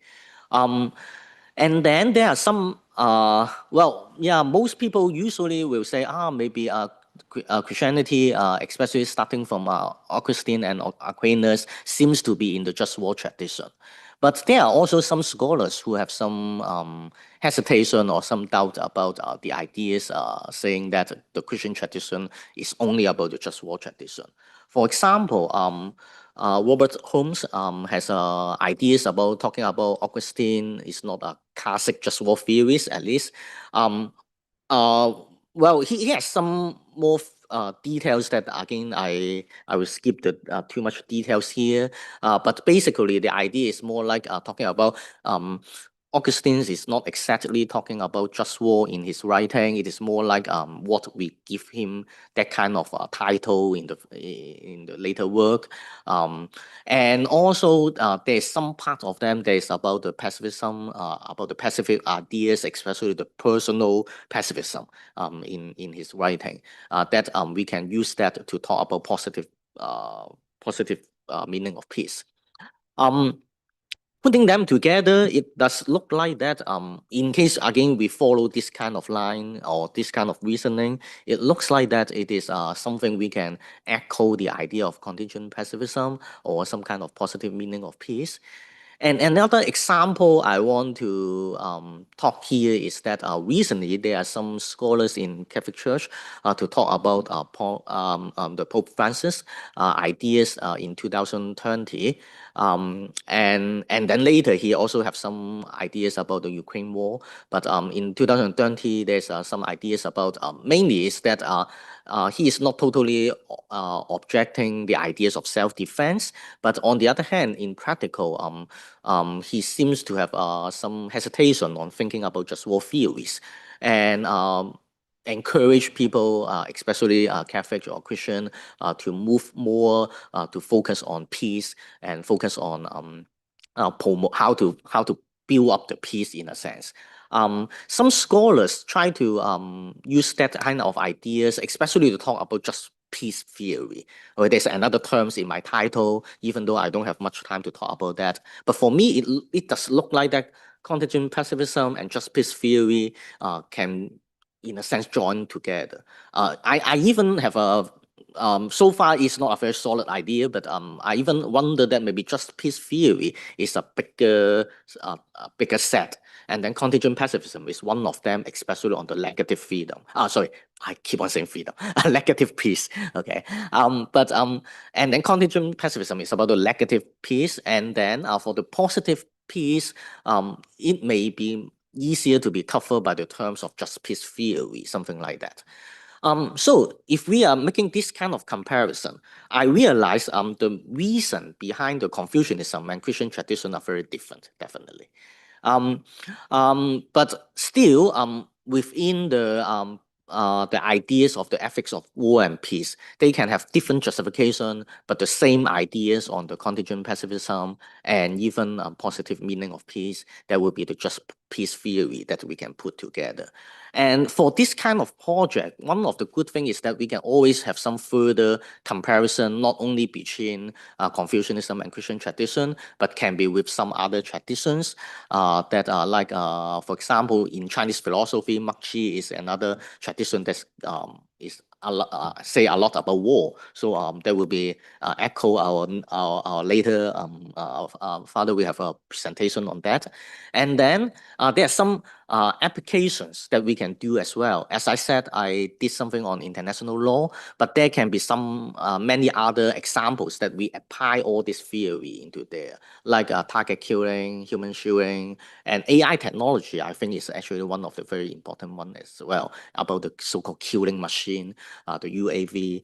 That will be something that we are going to hear from our next speaker as well. So we can see that this project, again, it is a very big project, but still, with all these ideas, seems like we can actually have different kind of comparison of the ideas, and also to have some application of all the ideas. So I think that will be something that we can have some dialogue today. So I will stop my presentation here now. Yeah, thank you very much. Thank you to Professor Chan. And our next speaker is Professor Levi Checkett, who's an Associate Director for the Center for Applied Ethics. And his paper is titled Digital Saber Rattling, Artificial Intelligence, Power and Peace. And so we pass this time to Professor Checkett. Okay. Just wait for my Slides. PowerPoint. There we go. Good morning, everybody. Thank you for coming. It's a very interesting moment to be on this panel because we've got several people from the CAE, and then we'll listen to Father later, who will probably correct all of us.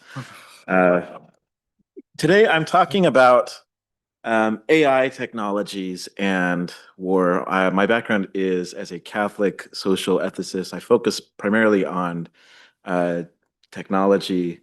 Recent years, of course, has meant a lot of AI technologies. And today I'll be thinking through some of the problems related to how we think about AI in its deployment for war or its use for war. So this is my general outline. I'll be focusing primarily on critical theory, especially the thought of Herbert Marcuse and Andrew Feenberg, and hopefully proposing something along the lines of a way out. But this is the area where I'm not very strong, and I encourage your optimistic views to support this. So to begin with, I just want to give a couple notes about where we are in terms of automated weapon systems. This is a conversation that's been happening a lot of places, a lot of times. Of course, we're in a moment that seems to be a kind of culmination of what was previously just science fiction. If you've watched movies like Colossus, the Forbin Project, or if you read short stories like I Have No Mouth and I Must Scream, or maybe you've seen War Games, a more popular movie, there's this kind of a popular idea that if we let AI take charge of weapons, it will be disastrous. And of course, there was a best-selling book last year from Eliezer Yudkowsky called If Anybody Builds It, Everybody Dies, about artificial general intelligence. And the general idea is we don't want this because AI will kill us all, or at least imprison us, or something along those lines. But the reality is we are using it in weapon systems. There's a number of different applications the militaries around the world are using it for. I'm not going to go through these, but you can just take a brief moment to look. You can see it's being used, obviously, for facial recognition to target combatants. It's being used for command and control, or the 3 Cs. It's being used in cyber warfare, which is a topic that a lot of people haven't focused on as much, but is really critical in this moment where so much of our infrastructure is tied into the internet, and taking down networks can really cripple a country. I'm going to look at a few specific cases. So I think if we look at China, the United States, and Israel, what we can see is all three of these countries are heavily invested in AI weapon systems, and they're doing it in somewhat different ways, but also very similar ways. And that similarity is something that I want to highlight today. Famously, China supposedly, at least this is according to Anthropic, the AI company, said China had attacked their AI program Claude back in November, and they used it to spy on people and carry out cyber attacks. This was a very creative way of appropriating a big company's AI system in order to do espionage. Israel has famously used this system called Lavender. And if Professor Adrian Yee was here, you could ask him much more about that. He's more familiar with it. But it is used to target reported terrorists. This is, of course, problematic because how we identify somebody as a terrorist is not very clear. Essentially, though, this has become a kind of rubber stamp system where the program says these people are targets, and Israeli military leaders say, okay, kill them. And it's being used in that fashion. And the US has recently deployed what they call mutt robots. The name is misleading because you've probably seen the robot dogs. These are actually basically mini tanks which can carry out the same aggressive military tactics as a real tank, a full-size tank, but without anybody inside, so they don't have to risk the crew. They can be deployed autonomously, just send them out in the battlefield, or they can be deployed remotely. The idea is, of course, to reduce soldier casualties. If we look more specifically at these different countries, what we see is a real reinvigoration of what has previously been called the military-industrial complex. So we see, for example, Google. The U.S. Department of War recently gave $200 million contracts each to OpenAI, xAI, Google, and Anthropic. So all four of these companies to, in their words, develop prototype frontier AI capabilities to address critical national security challenges across, and this is their actual words, warfighting and enterprise domains. The fact that they didn't spell or they didn't proofread this makes me very worried about what's going on in this department. But they're willing to just throw money out to empower these companies to develop something for warfighting. Now, for years, Google has been encouraging the U.S. to use more unmanned aerial vehicles, UAVs, which of course will benefit them because then they can program these, they can design them, deploy them, rather than land-based vehicles. But this is very interesting because when you look at Google, when they were founded and they began gaining popularity in the early 2000s, for students here, this might be before you were born, their motto was initially, "Don't be evil." But they dropped this motto in 2015. They didn't announce that they dropped it, they just dropped it. And then in 2016, their CEO, Eric Schmidt, was appointed to be innovation chair for the Pentagon. So you can see that kind of motto no longer maybe is as important to them as it used to be. But Google is profiting significantly from the US military contracts. Israel has seen this in an even more dramatic fashion.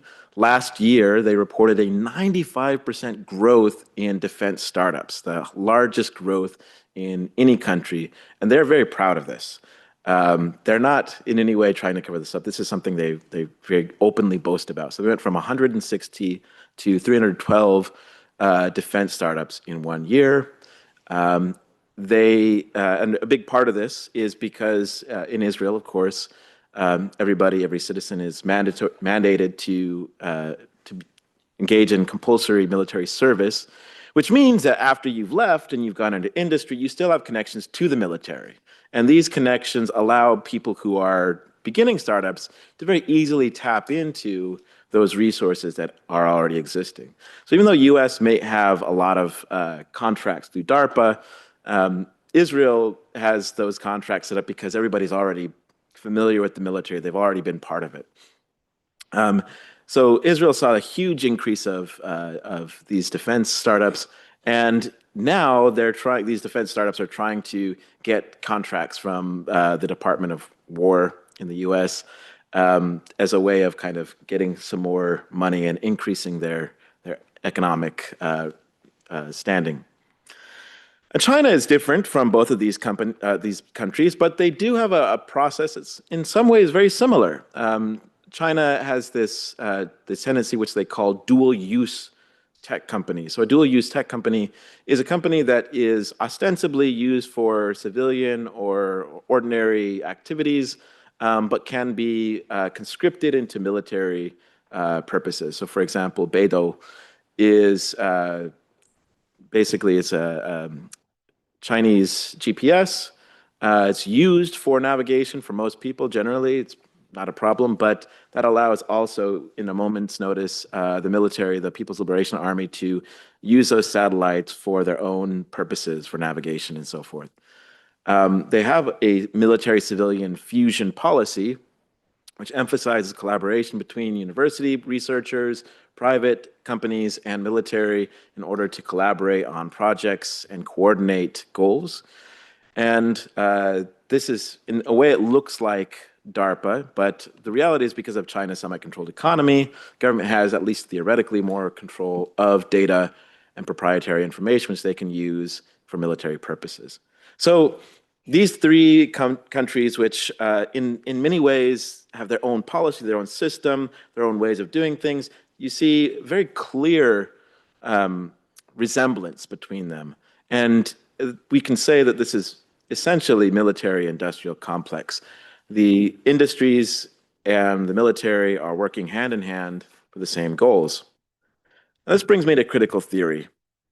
In the 1960s, Herbert Marcuse notes that the social system of the United States and the Soviet Union at that time and Nazi Germany somehow each resembled each other more than many critics assumed. And this is a very provocative claim, I know, but it is also something that he wanted to point out. One of these similarities is that none of these countries really were as free as people thought. People were compelled one way or another to participate in certain behaviors through various operations. Now, of course, in Nazi Germany, there was the threat of the Gestapo and real physical violence. But the reality is not everybody was compelled by violence. There had to be something beyond this.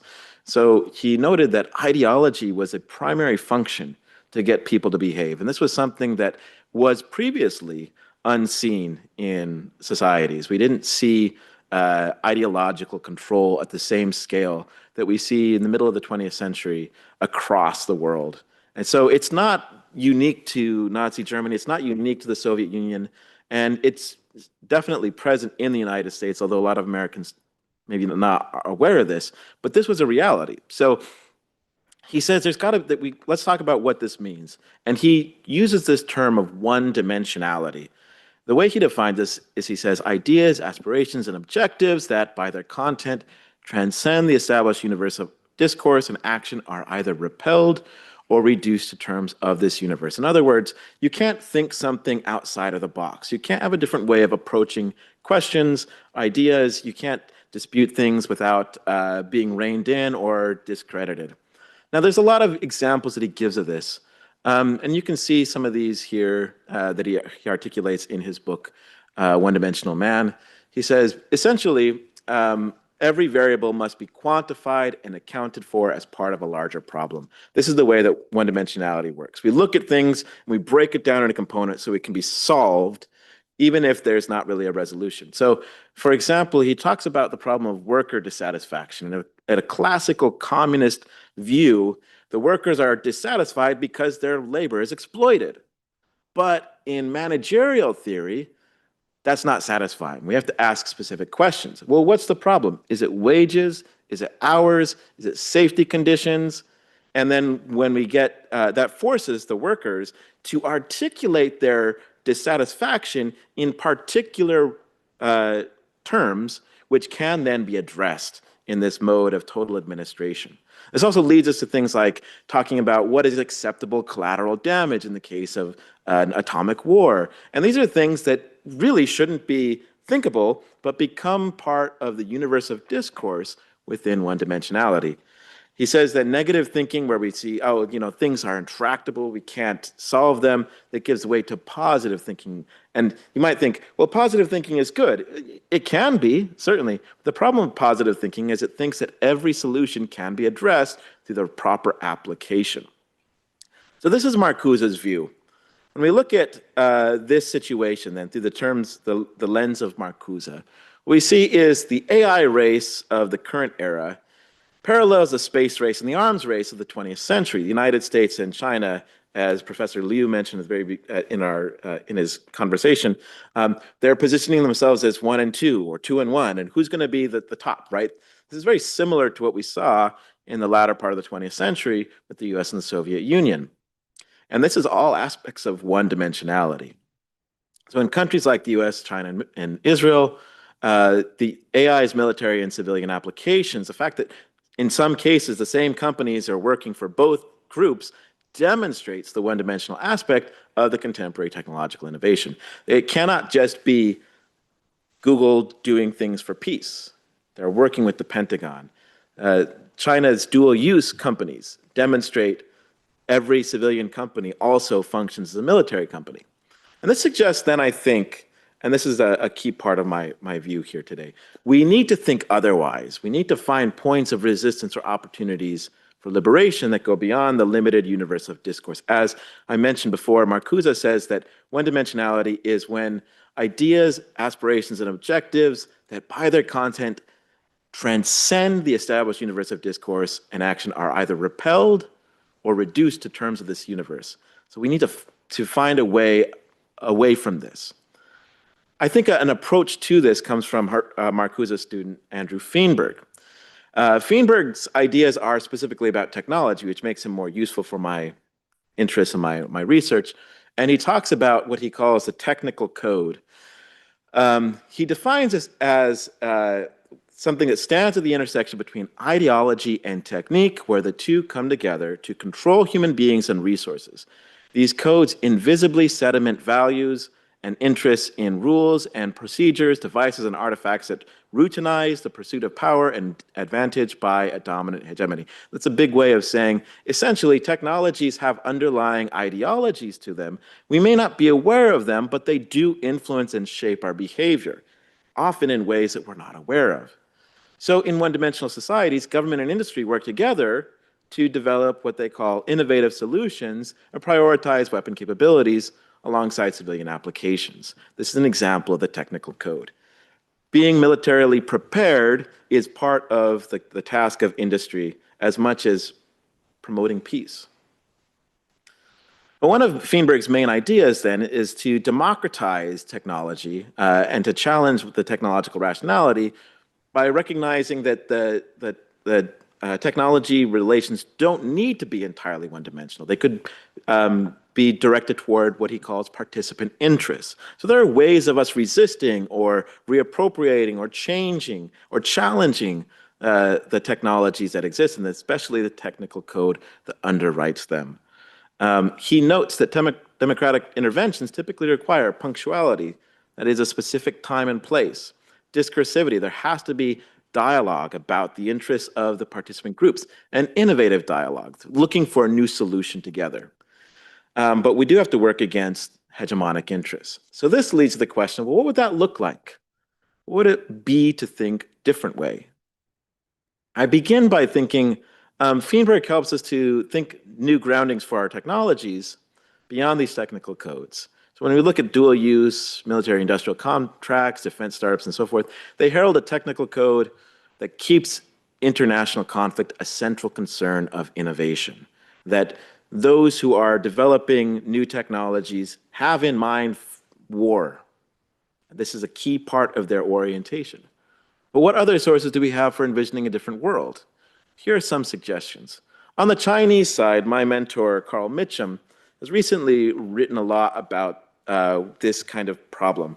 He flips Joseph Needham's question of what went wrong with China, and he says, well, what went wrong with the West? According to Mitchum, the philosophical, the technological orientation of China has always been different from Western technological orientation.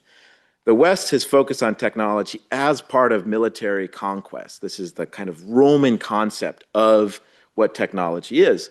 But according to Mitchum, the Confucian model has always been for preserving society, for promoting harmonious society.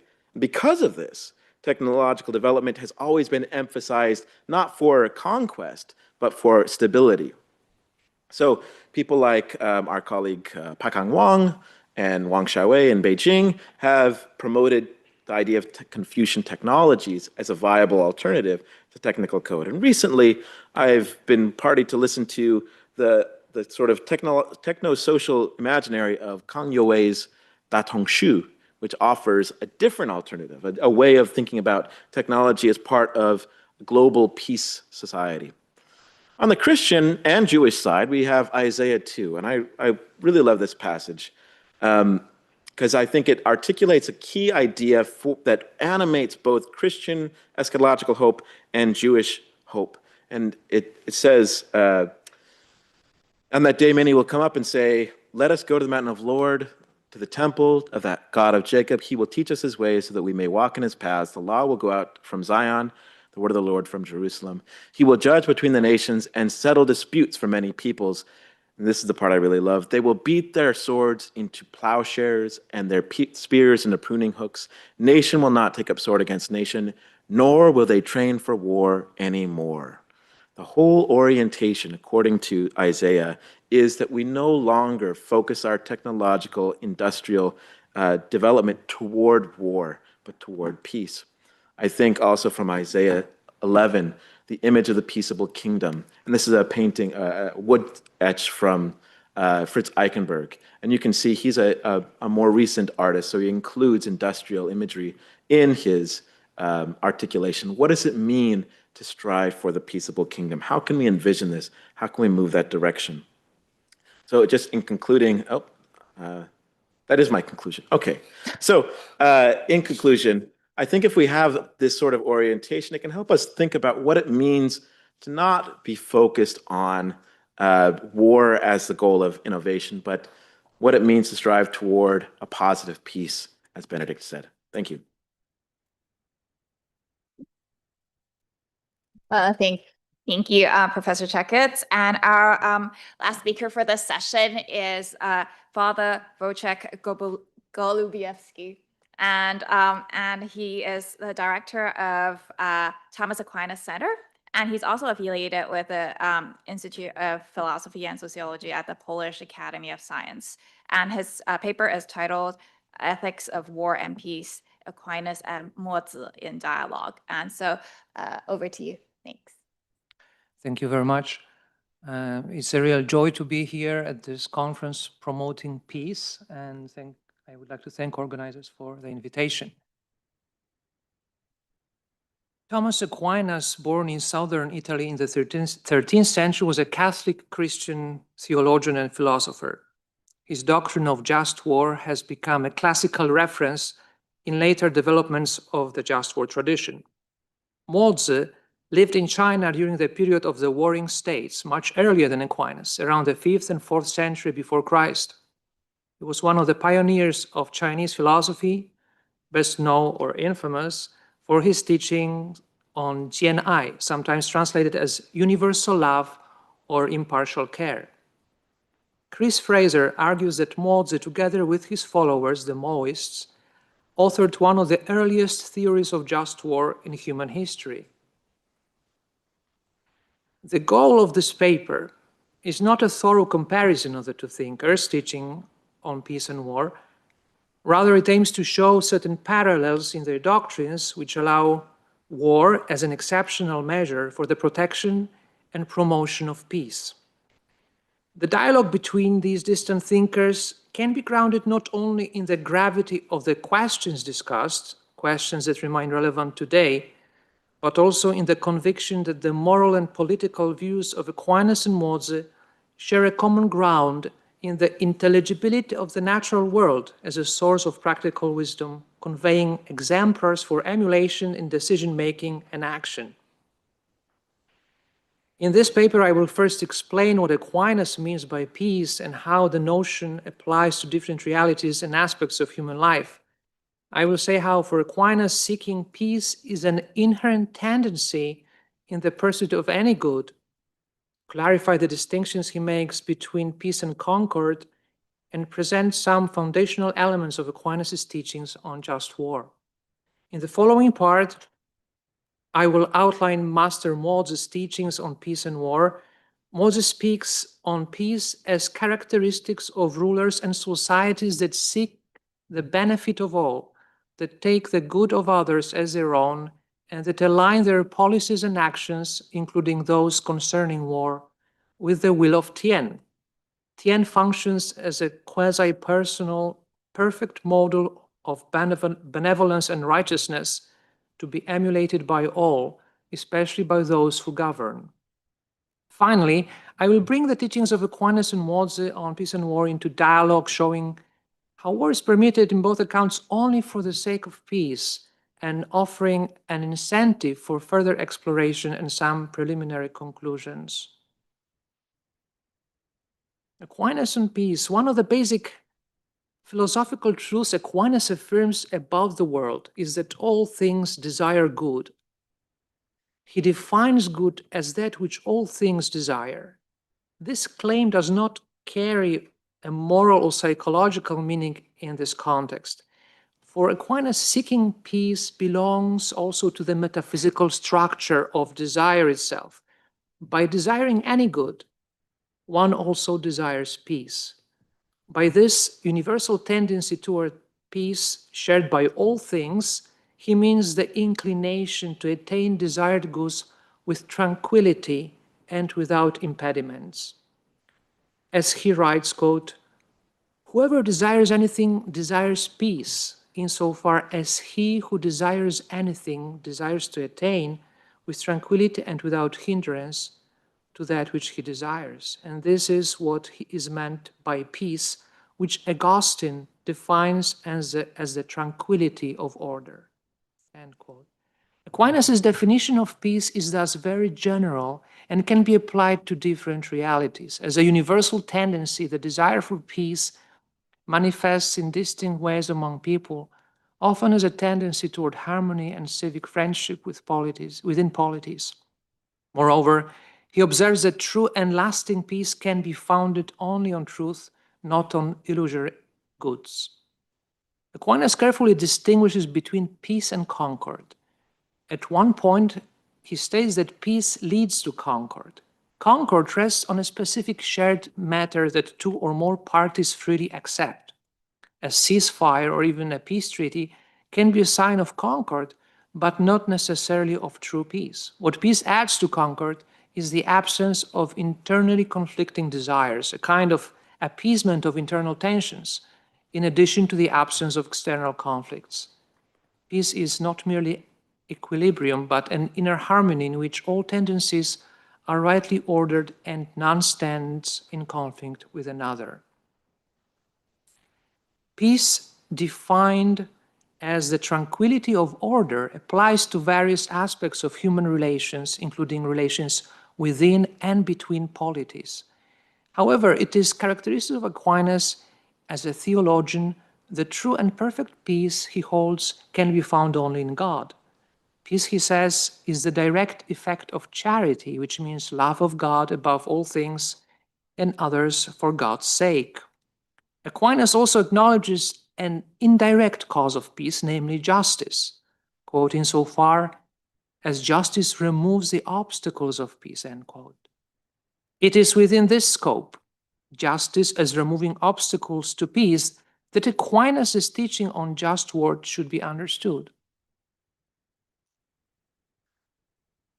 Aquinas observes that, quote, "even those who seek war and dissension desire nothing but peace, which they deem themselves not to have." This claim does not yet specify the conditions under which war may justly remove obstacles to true peace. Aquinas therefore offers criteria under which a war waged by one polity against another may be considered just, and more fundamentally, criteria for waging war in a way that remains ordered to the common good, under the legal justice by which one, as he says, is in accord with the law which directs the acts of all the virtues to the common good. Aquinas explains that those who wage a just war are not opposed to true peace itself. What they oppose is evil peace, that is, a false or unjust concord. Following Augustine, Aquinas argues that the purpose of just war is the attainment of peace. War is waged for the sake of peace, not peace for the sake of war. Moreover, the goal of just war is to bring about the prosperity of peace, pacis utilitatem, not only to the victors, but insofar as possible also for the defeated. Aquinas articulates the basic premises of just war in question 40 of the second part of the Summa Theologiae, his major and best known theological work. Aquinas synthesizes the earlier Western tradition and identifies three conditions for a just war. There may be more, but in question 40 he mentions these three: legitimate authority, just cause, right intention. Only public authorities may declare or wage war. Private individuals have no right to initiate war, since war requires the mobilization of people for the common good. Such authority belongs to rulers entrusted with governing a polity, like a city, province, or kingdom. A just cause exists when a nation or city has suffered a genuine injury. Aquinas identifies cases in which engaging in war may be just: when the offending party refuses to make amends for the harm done, or when it refuses to restore what was unjustly taken. In such cases, war may serve as a form of punishment or redress. The third condition, right intention in waging war, is perhaps the most difficult to assess and the most morally demanding. Earlier in the Summa, Aquinas teaches that intention is an essential circumstance determining the moral quality of any act. Thus, even if a war satisfies the first two conditions, a corrupt intention renders it unjust. Aquinas identifies several elements that positively categorize right intention. These elements also set standards for just conduct during war: zeal for peace, the advancement of good, the avoidance of evil, the restraint of evildoers, the protection and elevation of the good. He also lists attitudes that corrupt intention and thereby render a war unjust and its conduct immoral: greed, cruelty, the desire to inflict harm, thirst for vengeance, a restless or relentless spirit, a rebellious or savage disposition, lust for domination. Just wars must always aim at peace, functioning as acts of justice that remove obstacles to genuine peace and concord. Their purpose is not merely to secure advantage for the victors, but to restore a peace that benefits all, including those defeated. Let us now move from the 13th century Christian Europe to China more than 1500 years earlier. Before examining what Mozi says about peace and war, it is useful to pause and consider possible interpretations of his thought. Many contemporary scholars read Mozi's political philosophy as an early form of consequentialism or utilitarianism, while others interpret it as a kind of divine command theory. These divergent readings arise from two emphases in Mozi's thought. First, the requirement that actions promote the benefit of all. Second, the claim that moral action must conform to the will of Tien.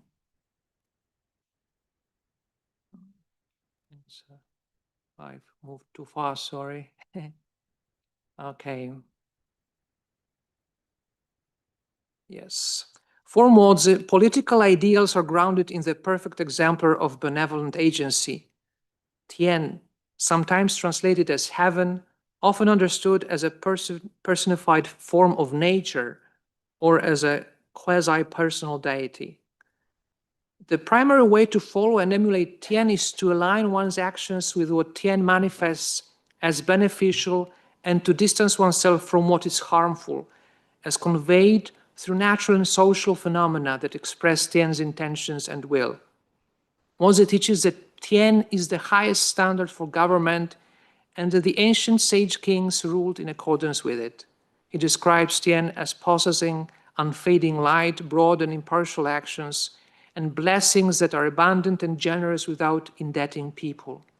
Tian guides all things unceasingly, and its intentions is that people mutually care for and benefit one another, since Tian itself exhibits universal and impartial care.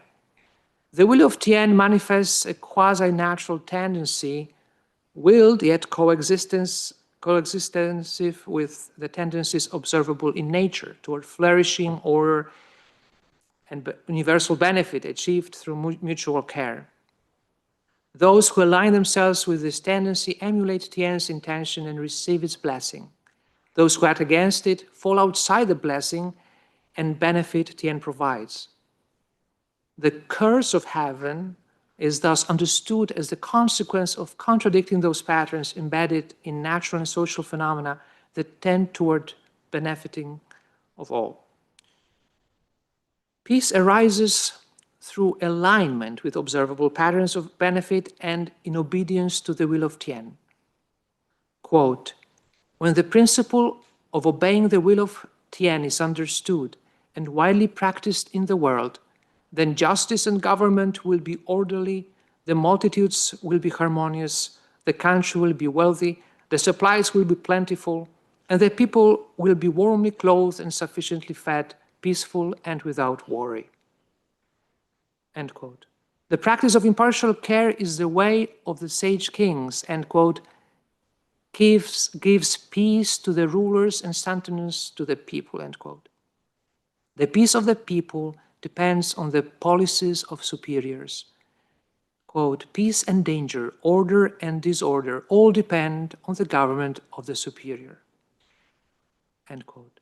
Mutual care among individuals also contributes to peace. Quote, if one has for friends none but those who love magnanimity and righteousness and who are careful and respectful, one's family will become more prosperous and one's person more at peace. End quote. In some rare cases, Mozi acknowledges that war may also contribute to peace. He explains why punitive war differs from aggression and may be rightly pursued under very special conditions. According to Mozi, Tian cares equally for all peoples and states, since, quote, all states in the world, large and small, are cities of Tian, end quote. Tian's care is all-embracing. However, as was just noted, those who fail to align with its will fall outside its blessing and under its cares, a quasi-natural consequence of misalignment with the will of Tian. Waging aggressive war against others, except in self-defense, constitutes such a misalignment.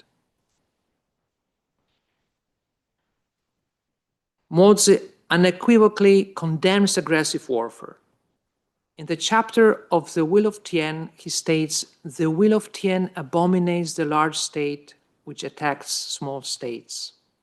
As a motive for aggressive war, Mozi identifies covetousness, quote, the fame of the victor and the possessions obtainable through conquest, end quote.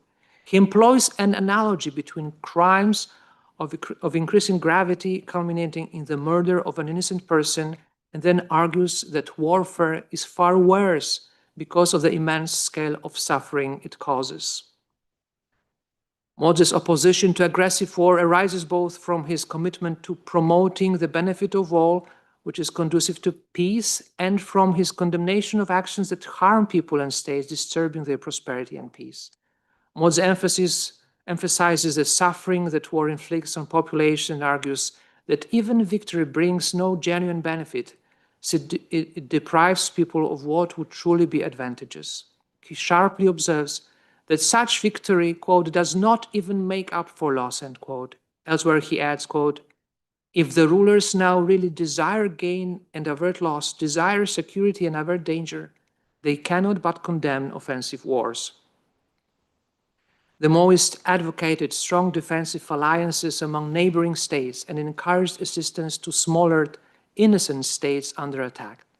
Moses does not define innocent states explicitly, but according to Chris Fraser, the concept can be reconstructed. Innocent states are those whose rulers are orderly, devout, peaceful toward other states, and benevolent toward their subjects. By contrast, a non-innocent state is one whose rulers have fallen into great disorder, insulted have Tian and the spirits, attacked other states, or inflicted atrocities on its people. Moses allows punitive war only under highly restricted circumstances and never against innocent states. The rationale arises from an objection. If Moses condemns all aggressive war, how can one explain the wars waged by ancient sage kings who were regarded as moral examples? Mori replies that these were not acts of aggression, but punishments justified by special signs from Tian. Mozi enumerates extraordinary natural and celestial signs interpreted as manifestations of the will of Tian authorizing punitive war. The exceptional nature of these signs sets a condition that was different to meet even in Moses' time, difficult to meet even in Moses' time. Now, just some brief reflections, a kind of attempt for dialogue. Since in the accounts of both authors, war may, under certain conditions, serve as a means to peace, this final section offers such reflections. Moses displays a strong political concern for the well-being, peace, and prosperity of all people, regardless of their state affiliation. He prioritizes collective efforts to secure peace, including military alliances to protect innocent states. His theory points toward a vision of universal care for international peace mutually upheld by all polities.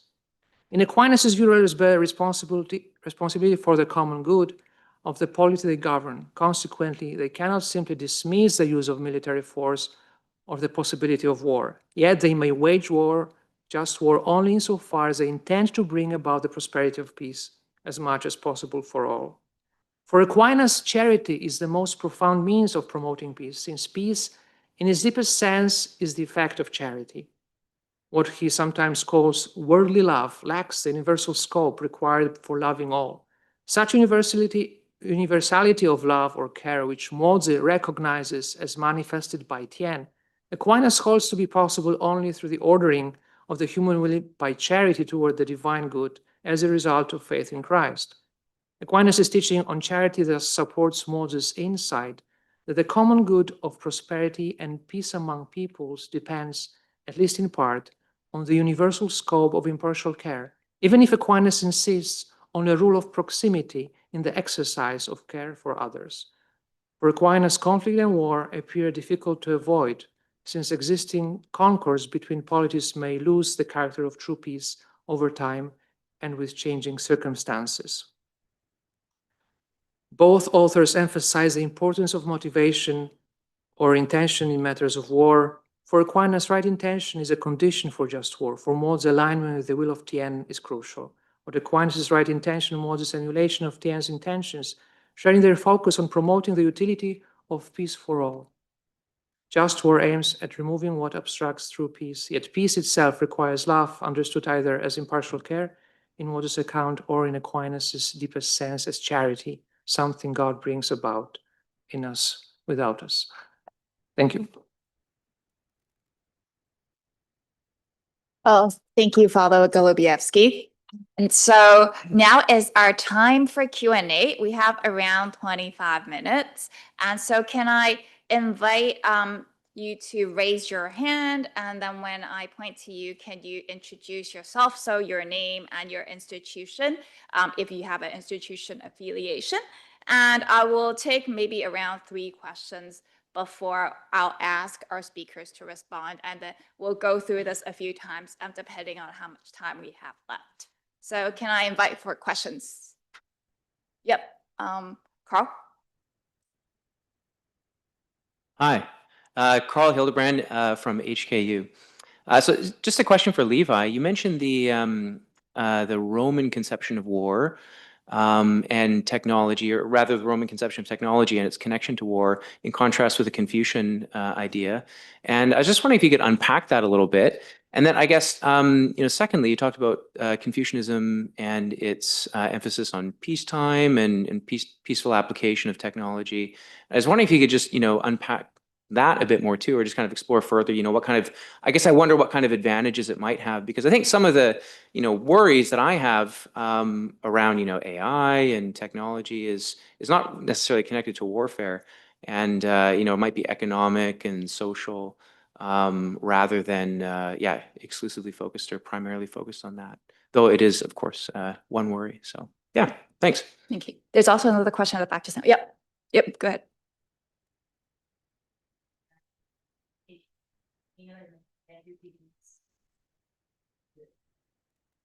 Thank you so much.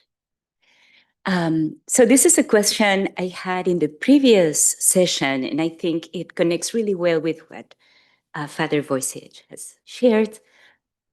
So we're living at a time of raising nationalism, and the ideology aspect may be different. Maybe, fascism on the one hand, maybe socialism resurging somewhere. It seems to me, in big part, that is a result of the many disappointments with globalization, which to me tends to be quite an oppressive economic system that favors the economy, denying fundamental rights and the equal dignity of human beings. So to this moment of crisis, in the context of globalization, I tend to think one humanity. We have to cultivate one humanity, this recognition, something that is so easy to say, very hard to defend in practice, equal dignity. So I am in this quest of trying to find in these different cultures how these foundational ideas of one humanity exist, that we can find this common ground through different faiths and spiritualities, something that I think has been mentioned this morning several times. So my question is about Modi or Mose. It seems that this provides indigenous Chinese contribution to the idea of one humanity, the essential dignity, therefore impartial care, because we all deserve it. The question then is, how present is that thinking in current Chinese imagination today? Can I also invite a question for Benedict first before we start?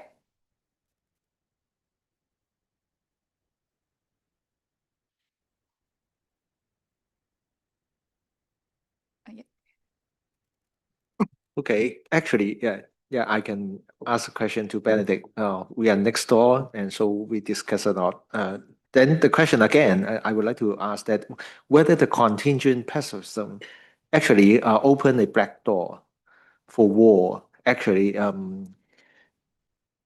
so that is, though you try to explain that actually is very different from the just war theory, but that contingent, whether it makes the pacifist efforts in vain. If not, then how it works? Okay, explain a little bit more how that contingent can be prevented. To be happened. Yeah, thank you. Thank you. And so shall we start with Professor Chen first, and we'll move the same direction. Yep. Okay. Well, thanks, Professor, for questions. As he said, his office is next to me, so we actually have several rounds of discussions about the ideas of contingent pacifism already. But I guess here the concept. Well, first of all, the terms is a little bit messy here because contingent pacifism. Sometimes they are actually having some different kind of terms. Like there's another one that's called just war pacifism. There's also even also a very misleading term in a sense. They put the just war theory and pacifism together. But talking about whether it's a backdoor to let some war to be just, I guess again it deep down is about our understanding of what does that mean to be peace. Does the negative meaning of peace must be about no war or no violence or no killing, for example. There are different these different kind of variations about the negative meaning of peace. If we allow some kind of exception about in some situation, usually it's talking about self-defense or in terms of collective self-defense in a sense, that is even though the other country is not attacking my countries, but collectively whether we can try to do something to stop people to conquer the other state, and that kind of idea is usually the biggest challenge to people in the family of pacifism, because in case we do think that no war can be just, then how we can face the problem of self-defense or collective self-defense. So in case we have to hold the positions of absolute pacifism, then yes, it looks like we are just opening a back door and then go back to just war theories. But on the other hand, if we think peace is actually talking about something bigger, especially more than just about negative freedom. I keep on saying freedom today, but negative peace. Okay. If it is more than negative peace, but about something about positive peace, and then what does that mean to be positive peace? Under that kind of umbrella concept, then whether we can allow some exceptional case for talking about self-defense and something like that, that will be kind of the conceptual differences between the absolute pacifism and contingent pacifism. And that's why I still think that even up to now, talking about just war criteria, just war theory sounds like we are promoting some kind of saying war is okay. But on the other hand, if we are moving towards more about positive freedom, positive peace, positive and then contingent pacifism, that will help us to solve the so-called dilemma.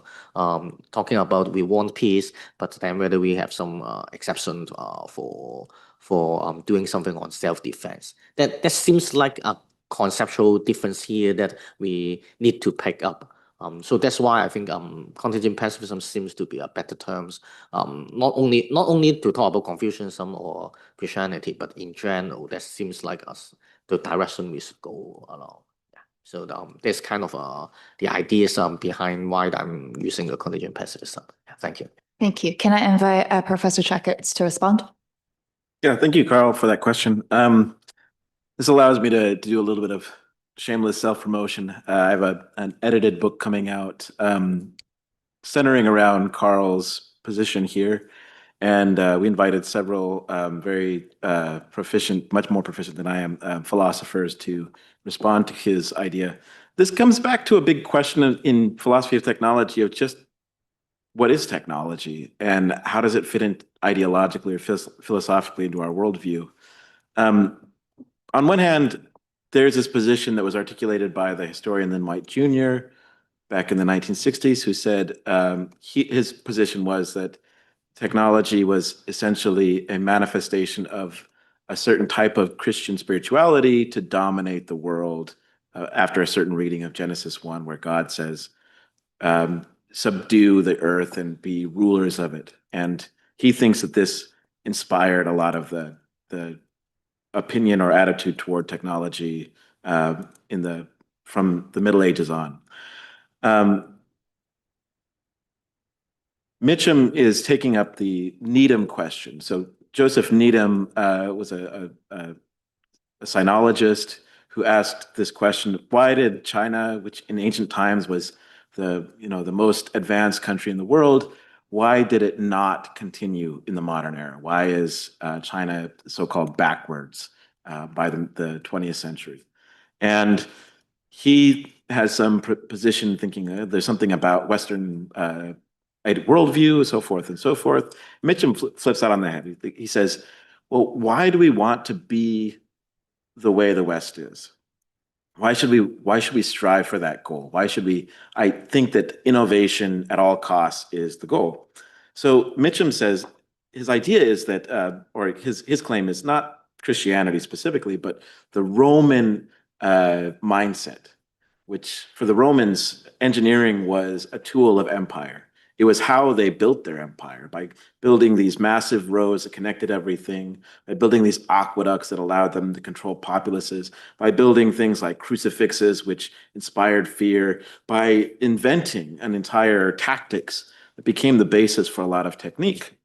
And this became the model for Western ideas. So even in today, you know, we have the Army, the US Army Corps of Engineers, which creates impressive civil engineering projects, but it's part of the military. And so the idea, you know, the US invades a country and they build infrastructure and all these things, part of maintaining and securing their political advantage. And so this seems to be an aspect of Western concepts towards technology. The aspect of Confucianism, though, and this is where there's probably 20 people in this room who can speak to this better than I can, but Confucianism emphasizes not domination and not control of everything, but promoting harmony in society. And for Confucius, the strife and political turmoil that we have is a result of disharmony. So we need to have relationships that are properly ordered. We need to have organization that is done properly. And Confucianism, among all the ancient, and I'm not as familiar with the Mohists, so somebody else can correct me as well, but among Buddhism, Taoism, and Confucianism, Confucianism seems to be the most pro-technology, seems to be the most affordable to developing technologies, but it's always for this goal of harmonious society, of how do we maintain these relationships that will promote the stability and security. And so that's the contrast that Mitchum is locating, is the technologies of the paradigmatic technologies of China, like writing, gunpowder, which wasn't used for warfare and so forth. They're designed for stability, for promoting learning, for this harmony. While the paradigmatic technologies of the West, various weapons, roads that allow us to control things, these are there for conquest. Thank you. Can I now invite Father Golubievsky to respond? Yes, thank you for the question. I think how much this philosophy, like signaled in this paper, thought of Modi is present in the Chinese thinking now. Perhaps it would be best to ask Chinese scholars. I think what is known historically, that the tradition of Mozi was ruptured. It was seen as something contradicting the main current of the Confucian tradition. Mencius actually criticized severely Mozi for his concept of universal love, which he thought was leading to neglecting the filial obligations toward one's parents, because some of the formulations that we find in Mozi kind of say you need to love everyone equally. So first love another's father before you love your own father. It sounds a little bit different. Some of those phrasings may be difficult to interpret. But we can also say that in the 20th century, there was a revival, some revival. I don't know how much actually inside China itself, but another in the Western scholarship, revival of interest in Moism. And I think what it supplements to this very rich Confucian tradition, and also the tradition that focuses on the humanity and something like renxing, the nature, you can translate human nature. What I think Mozi adds, and what you find in Aquinas also, is this reference to something, some kind of like moral, objective standards that are beyond our individual nature or even society. There is something like of cosmic dimension that we can read and we can emulate in finding solutions for what benefits the society, what is good for society, put it in Aquinas' terms. Or we could say, if we translate it more into Aquinas' language, perhaps, or the Western tradition, we have those transcendentals of the good, of the beauty, of truth.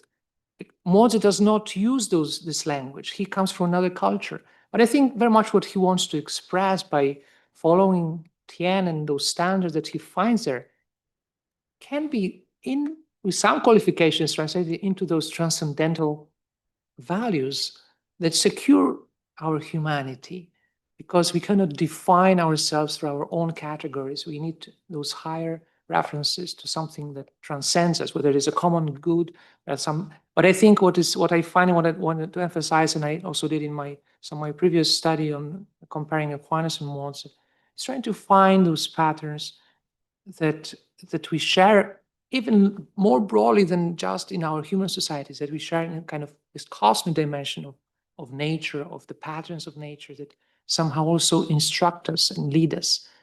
Another reason I think for the difficulty with Mozi is it's a very ancient text. There may be different interpretations, and also there is a religious component to it that perhaps may be difficult to adapt in some scholarship for some authors. Although Tian itself is not interpreted in one way, as some tend to interpret it as a quasi-personal entity. Others emphasize it's more like a cosmic nature patterns aligning with the Tao or culture. It's a little bit very complex notion. So there are some difficulties. But I think there is this beauty and richness in the Chinese philosophy, especially the ancient philosophy. And Aquinas had a chance to know that tradition. That would be interesting to see what he would make of a just war theory.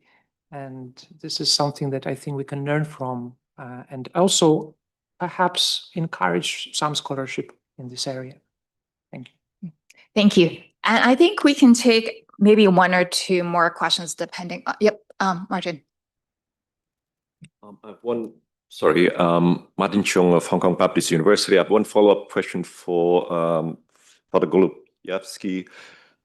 Just now, when listening to your talk about Mozi and especially that criteria about protecting innocent state, and I was wondering, this debate on whether a state innocent or not, and trying to apply to what we're seeing now with Ukraine and Venezuela. I just want to see your thoughts about this shifting of the debate from a just war to whether a state is innocent or not, whether it represents any kind of progress, because I had recent conversation, family kind of conversation over meals about Ukraine, and I try to explain to my father-in-law, in Germany and in Austria, people talk about Ukraine as an innocent state being, invaded by Russia and so on, but for him it's not. Ukraine is not innocent. It's not innocent because it's become an underling of the US and NATO and so on. So I'm just wondering, we can play exactly the same games of talking about whether a war is just or not, when shifting now we are talking about whether a state is innocent or not. So that shift itself, is it a progress or not? So thank you. Okay, can I also invite Bowen to ask your question? Yep. Testing. Hello, my name is Bowen Wong. I'm from Hong Kong Baptist University. So I have a comment on the presentation of both Professor Chen and Father Golubevsky. So I think it's a very innovative interpretation of interpreting Confucianism as a contingent pacifism instead of the just war theory, because it seems to echo with the core idea of harmony. And this reminds me also that maybe we can emphasize more on the Confucian's idea of rituals and music, because as you said that if we understand, if we talk about contingent pacifism, then what matters more is not the elimination of war. What matters more is that how can we develop a positive condition of cultivating peace. So in this case, ritual and music, we can understand why Confucianism emphasizes so much on ritual and music, because ritual provides a shared cultural grammar for people to address conflict, and music is a kind of shared preference among different people to cultivate some kind of shared taste among them. So this somehow explains why Confucianism emphasizes so much on ritual and music, because these are the positive ingredients for us to develop peace. And this somehow also somehow show the inadequacy of Mohism. So going back to the presentation of Father Goluboski. So I think from a Confucian perspective, then Mozi may be right in the goal, but inadequate in the means. That you are right that peace is very important, but when Mozi talk about peace, he mainly appeal to this, the order of the heaven, the Tin. And why this the order of the heaven? Because it's in the benefit of all people. Yeah, so Mozi is mainly appealing to benefit. And this actually criticized by the Confucian afterward, like Sun Ji. Sun Ji would say that Mozi, you are too pragmatic. And that's why you overlook the importance of ritual. And Mozi is very famous for rejecting rituals, saying that it's wasteful. Yeah. So it somehow explained that, well, Mozi may be right here, that peace is important, but maybe the means is that you need more ritual, you need more other cultural mediums in order to pursue this goal instead of rejecting that. Yeah, so it's somehow reminding me this debate between Confucianism and Mohism during the ancient China. Okay. Can I now invite Father Goluboski and Professor Chan to respond in a succinct way, because we're standing between people and lunch. So, Okay. So I think to define what an innocent state is, I think the first thing for someone who wants to follow Mozi would be to abolish this premise that this state is innocent and then just attack it. But Mozi's punitive wars actually need very specific signs from heavens from Mozi. So it's another circumstance that perhaps prevents, even if someone says, well, this state is not at all innocent. But I think for circumstances very different in that time and now, I'd say. But well, if there's a certain stability of functioning of a state or of a kind of polity, then, and especially if it's smaller, because Moses says if a bigger country attacks a smaller state, this is what heaven abominates. And there should be other states protecting that smaller country. So actually, probably you know that in Poland, our sympathies are mostly with the Ukrainian, and we see clearly that it was invaded by the Russian Federation. So I think there was a kind of hope, wow, there is this rich Moses thinking about the need of protecting smaller states from the invasion, and many people expected perhaps a kind of stronger stance of China in protecting, bringing peace to that conflict because of that tradition. But I cannot say there's it was to be succinct, so I perhaps intervened. But going to the other question, yeah, of course, I think the Confucians would not agree with Mozi, and although he would emphasize the need of some kind of offerings, but he was very critical of the Confucian tradition. And also, I think Aquinas would not agree, and he would more be aligned with Confucians in terms of like taking care first of those who are closest to us, even though he has this broader, higher, transcendent dimension that eventually for him connects him to the supernatural divine goal. But even in the natural level, he sees those hierarchy of common goods that even peace, worldly peace, could be conceived in this way and should be protected. So, thank you. I think, well, talking about, again, because I'm using the contingent pacifism ideas, which again is just to talk about, kind of talk about the just war criteria, but saying that we can never fulfill those criteria, or practically we cannot. That kind of ideas, yes, seems Confucianism, or I even wonder maybe even Machi's ideas can be fit into that kind of contingent pacifism ideas as well, even though that may be more debatable as because the Machi that they did have doing some self-defense war practically, even though we may still argue that the ideal is to self-defense without going to war. That's why there's a famous story about Machi's they just talk with the king and then to make him not to conquer the other one. So But if we are using the contingent pacifism ideas in that way, then seems like both Confucianism, Muxi, or even Christian tradition may be able to use, or at least we can use those kind of traditions, some ideas in those traditions to support contingent pacifism. But for the positive part, yes, there may be some differences in their ideas, especially Bowen, you just mentioned about ritual and music. Yes, Muxi probably have some disagreement with that. Confucians focus more on that.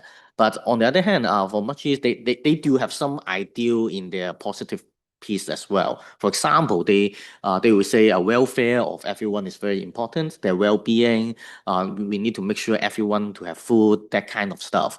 So they do have some different ideas on the positive meaning of peace. But still, in terms of contingent pacifism or even just peace theory, there may be some further, well, it can be some debate whether we can only have one meaning of positive peace, or we can have more than one meaning, or which one is more important. Sometimes, yes, food is very important for everyone. That's why we want to have lunch rather than just the ritual and music here. Yeah, so there's one way to think in this way, right? So yeah, we can think more about what does that mean to be a positive peace. And in that sense, Muxi may be having some ideas that will be useful for us to think about. Yeah, I think that's my answer to your questions. So thank you to our three speakers, and thank you for everyone for engaging. And so let's do a round of applause, please.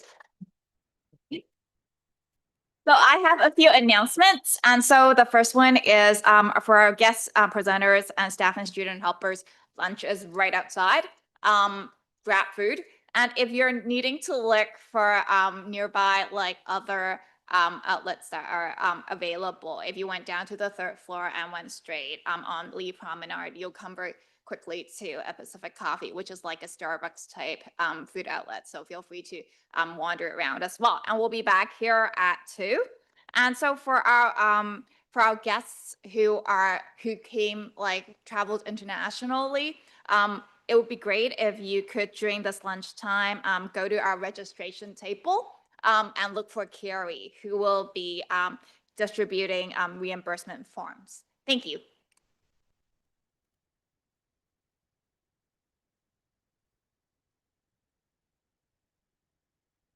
Also, HKBU students, if you need your CCL, please fill in the evaluation form through this QR code. Thank you. Francis. So you are No, I'm here. Yeah. But we have a university, That's fine. That's fine. I know one teacher there. Was with Bernadette. So she studied at the Angelican. I think. Okay. So she studied is it in the university? It is here. It was before Caritas Vocational College. It was supposed to be this Catholic university. I heard about that. Yeah, it's very interesting. So it's only like 2 years old. It's very interesting. Yeah, I was looking into this developer. Well, something very much needed. It could be a Catholic university. Yeah. Yeah, previously it was, if you want to go to Catholic University, you have to go to St. Joseph's in Macau. That's right. That's right. Now we've got, but it's very small. It's very very, it's still, I'm not quite sure how much of the Catholic character is like present in the education systems. I was there yesterday for like. So if you are here, do you know Father James Dahl? He was hired just before I was, so nearly same tenure level. I see. Surprised he hasn't shown up here yet. But might actually still be out of Hong Kong. I don't know. I didn't tell him that I'm coming this time because he invited me in November. I see. But And where are you based in? well, I live in Paris. I live in Paris. Okay, are you at Fuyan? I used to be at Puro, but now I am kind of having a break, and we are trying to develop something like Thomas Aquinas kind of link to our Dominican. Oh, I was there this September. And somebody pointed out this big building, they said it was a Dominican Ireland or something. You mean in Taipei? In Taipei. It's Chinese kind of. Yeah. Yeah, it's where we have, there's a private, but it's also only temporary because we have our building reconstructed for Pura. Now there is some, but we still have people there. But I'm staying in the south right now, the south. Yeah. So I have a lot of time now teaching at the moment. See how things develop.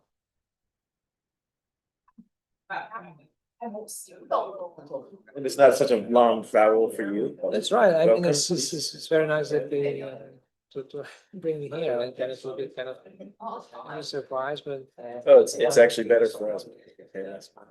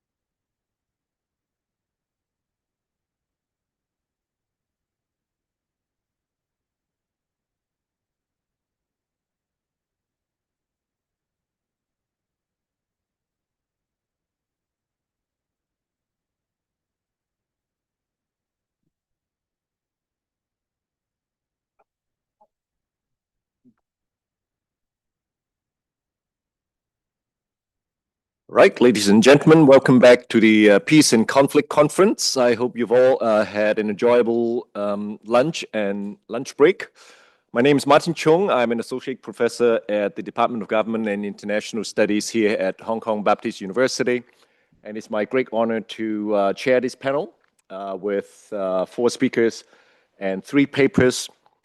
Before we begin, I would just like to announce that our first speaker on the program, Dr. Kausa, is unfortunately unable to join us due to health reasons. We send her our wishes for speedy recovery.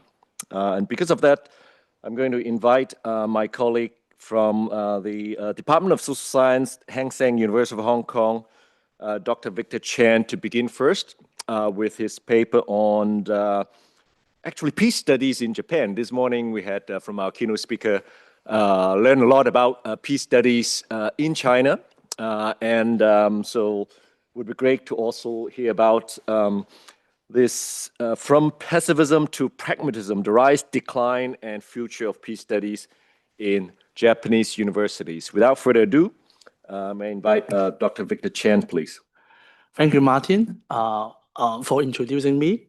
My paper, as I said, is about peace studies in Japanese university. But I must say I'm not the expert, but I would really like to share about my experience as well as my colleagues who are right now working in the Japanese university on peace studies, how they run the program particularly, and what are the challenges behind.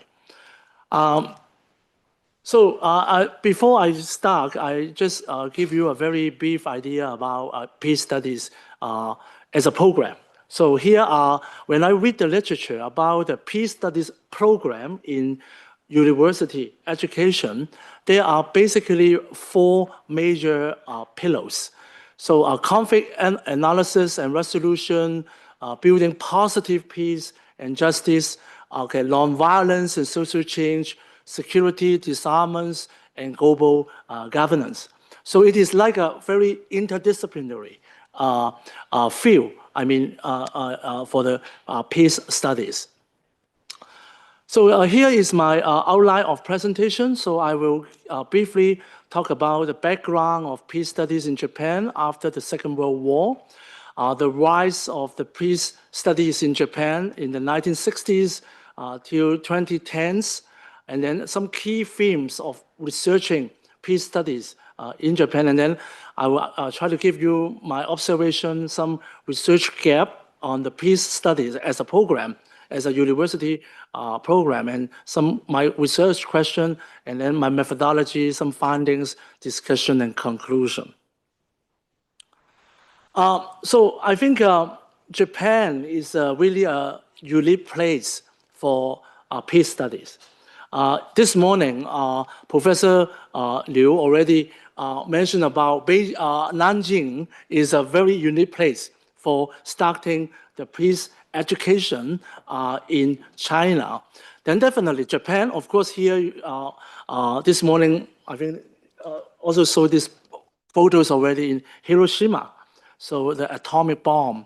So Japan, after the Second World War, really developed put a lot of efforts, both in the government as well as in the community to strengthen the peace studies.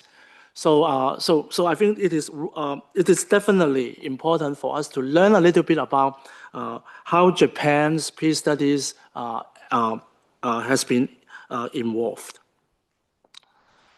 So when we look at discuss back to the literature about developing peace studies in Japan, they always come from some political background, particularly about the post-World War II, the Japanese pacifist constitution, Article 9. So I know there are many experts here to study about the Article 9. So this is the peace constitution. So Article 9 strictly constrain Japan to declare war, kind of things. And then other scholars also focus the peace studies in terms of nuclear disarmament, with consideration and peace education. I think Japan, the Japanese governments always remind us that they are the victims of nuclear weapons. So time to time, nuclear disarmament is also is regarded as a top priority of the Japanese peace studies or peace education.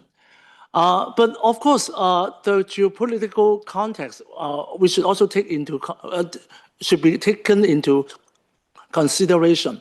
Cold War tensions reinforce Japan's focus on pacifism, and the Japan's post-war diplomacy also shaped by its reliance on the United States and its role in regional stability. So peace studies, peace building are very essential as the core part of peace studies.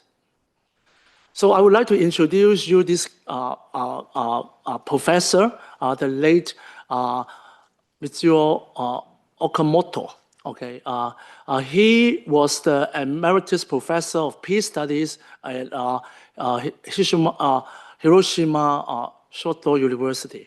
So he is the key person. If I would say Professor Liu is the first person, bringing the peace studies in China, then I would say Okamoto is also one of the key persons, okay, bringing peace studies in Japan. So in the following slide, one or two slides, I will base on his work entitled Recommendation for Promoting Research on Peace Studies, a Self-Reflection of Japanese Academic Researcher, written by Professor Okamoto in 2002. In fact, from his writing, he divided the evolution of the peace studies in Japan into several periods.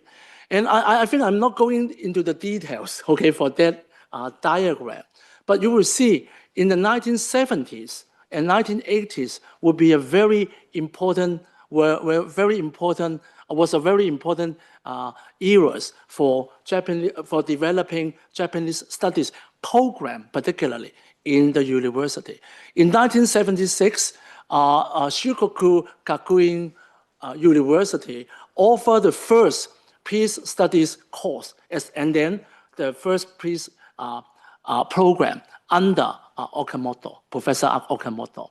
And then Okamoto also conducted two very important surveys on peace studies in 1987 as well as in 1996. You can see that in the 1990s, 1980s and 1990s, actually that would be a very kind of a rapid development, okay, of peace studies in Japan. But of course, after the year 2000, there's still a lot of efforts, but there are also some other challenges that I will mention it later. But of course, in the year 2000, particularly, the theme of peace studies have been broadened into like human security, the role of Japanese peacekeeping. Okay, so that would be also some new rising theme in Japanese peace education. So here, the main themes of researching peace studies in Japan. So again, there are four major points that I would like to summarize based on the literature. The first two is more about the curriculum, the courses, the content, that is historical legacy, as well as global and regional peace building. The rest of them actually is about the pedagogy and the nature of the peace studies. As I mentioned in the beginning, that the peace studies is more on interdisciplinary kind of focus nature. So interdisciplinary learning is important. So history, politics, anthropology, philosophy definitely would be included in peace studies. And the very last point is about the experiential and community engagement. So when I read the literatures about the peace studies in Japan, actually they did a lot of experiential learning activities. I guess Professor Liu also has done a lot in China's curriculum, visiting museum, engaging with the local community, particularly in Hiroshima and Nagasaki. So a lot of things. So there are many kind of things. But I would also like to, based on what I have read, okay, I can identify several research gaps in terms of, based on the literature. The very first one is the decline of peace studies. Okay, the decline doesn't really mean that it is no longer important, particularly in research. Definitely, there are lots of research about peace studies. But the very important thing is the enrollment of peace studies in particularly the undergraduate studies. So it encountered several challenges. So I would also like to address it. And then the second one is how to adapt, some contemporary challenges. So facing those problems like the decline, so what should the university or the program administrator need to do, okay? And then the final one is I think I can also bring out some institutional case study, some one or two, okay, due to the time constraint.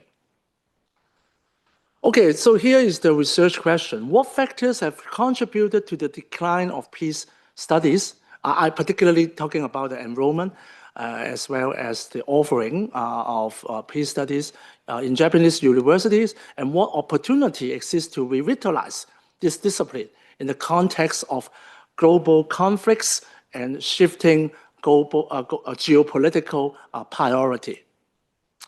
So when I have a chance, because I did my PhD in Japan, so I do have friends teaching in the Japanese universities.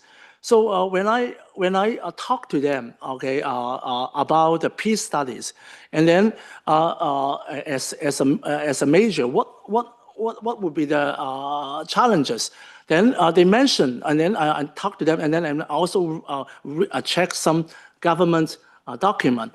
I would try to divide it into three points here. One is about the policy environment of higher education in Japan since 2015. Because since 2015, at that time, the late Prime Minister, Abe Shinzo, when he was still in power, he actually implemented higher education reform, which in a very simple sense is try to cut the budget, cut the programs of humanities and social science. So, and turn more, focus more on professional training degrees. So since then, it really have certain impact to some, frankly speaking, some a lot well-defined discipline, encountering a lot of challenges. The second point is when I interviewed those faculty members, the consideration of practicality of peace studies among students, particularly for those undergraduate students. So they would really like to ask, okay, what they would do, okay, after graduation. So that is also our main point. And then another one is the rename the initiative. Because of 1 and 2, so that's why they do have a kind of a rename the initiative. So maybe they just, some university, including my university, actually, they rename the program. So my university, I don't mind to tell you, Rajima Asia Pacific University in Oita, Kyushu. So before 2017, in fact, they have a major in undergraduate entitled International Relations and Peace Studies. But after 2017 curriculum reform, it just international relations only international relations instead of mentioning peace studies. Well, but of course, I cannot say it is a kind of some university did face a lot these kind of challenges and try to recruit more students. But I would also argue that when I talk to my colleagues, and then there's some opportunities of peace studies program in Japan as well. Because, okay, yes, for Abe Shinju, they mentioned about cutting the humanities. But on the other hand, Abe government at that time also tried to attract more international students. So strategic internationalization actually give a chance, okay, give a good opportunity for peace study to be revitalized, okay? So here, and also international students also will be benefit by given scholarship from the Japanese government through the ODA, Official Development Assistance. So that would be a very important strategic consideration. And then, of course, due to point one, it leads to an expansion of English taught peace studies master program. Okay, not undergrad, but master program. So it will facilitate the recruitment of international students, which are based on my observation of some university and program information.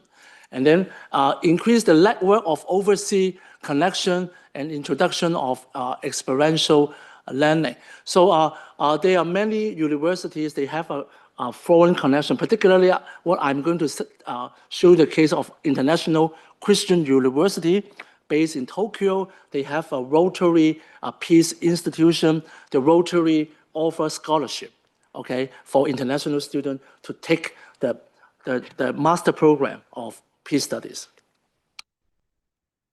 Okay, so I don't, maybe, sorry, it may be too small. So I actually, in my case study, I chose two students, two universities. One is International Christian University, ICU. Another one is Soka University. Soka University is actually established by the Soka Association, have a Japanese Buddhist group background.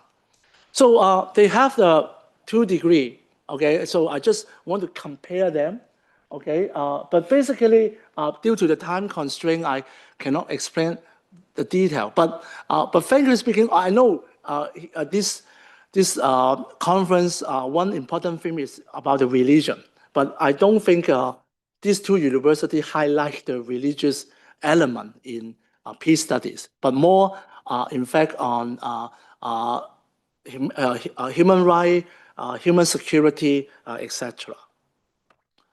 Okay, so the peace studies and strategic consideration. I want to highlight that peace studies actually has been, because I'm from political science, so peace studies I think already been try to build the Japanese national identity and soft power, because peace become a brand of Japan. So probably you know Japan has been the aggressor, and later on after the atomic bomb, it became victims. So it is a process of victimization. So peace studies, to a large extent, I would argue, is try to be a process of Japanese victimization and rebuild their national image. So peace studies itself is a very important strategic tool, okay, for Japan, okay, to produce a good image. And education and scholarship as ODA, it also a kind of a strategic kind of tools to attract particularly those global South students come to Japan, and they taken peace studies as a major. And then the final point is about it is a very pragmatic and global approach to the peace education. as I mentioned, English Talk master program, okay? So attract a lot of international students, and you will see if you later on, if you are interested in those program, then I can also give you my PowerPoint. Then you will see the practical application of peace studies, emphasizing global citizenship, sustainable development, and international cooperation. So it is really good for Japan to adopt this approach. Okay, in conclusion, so I would like to highlight 3 points that what I have just mentioned. I did mention about the peace study in Japan, how it evolved and to some extent declined, particularly in those Japanese-based program for the Japanese student.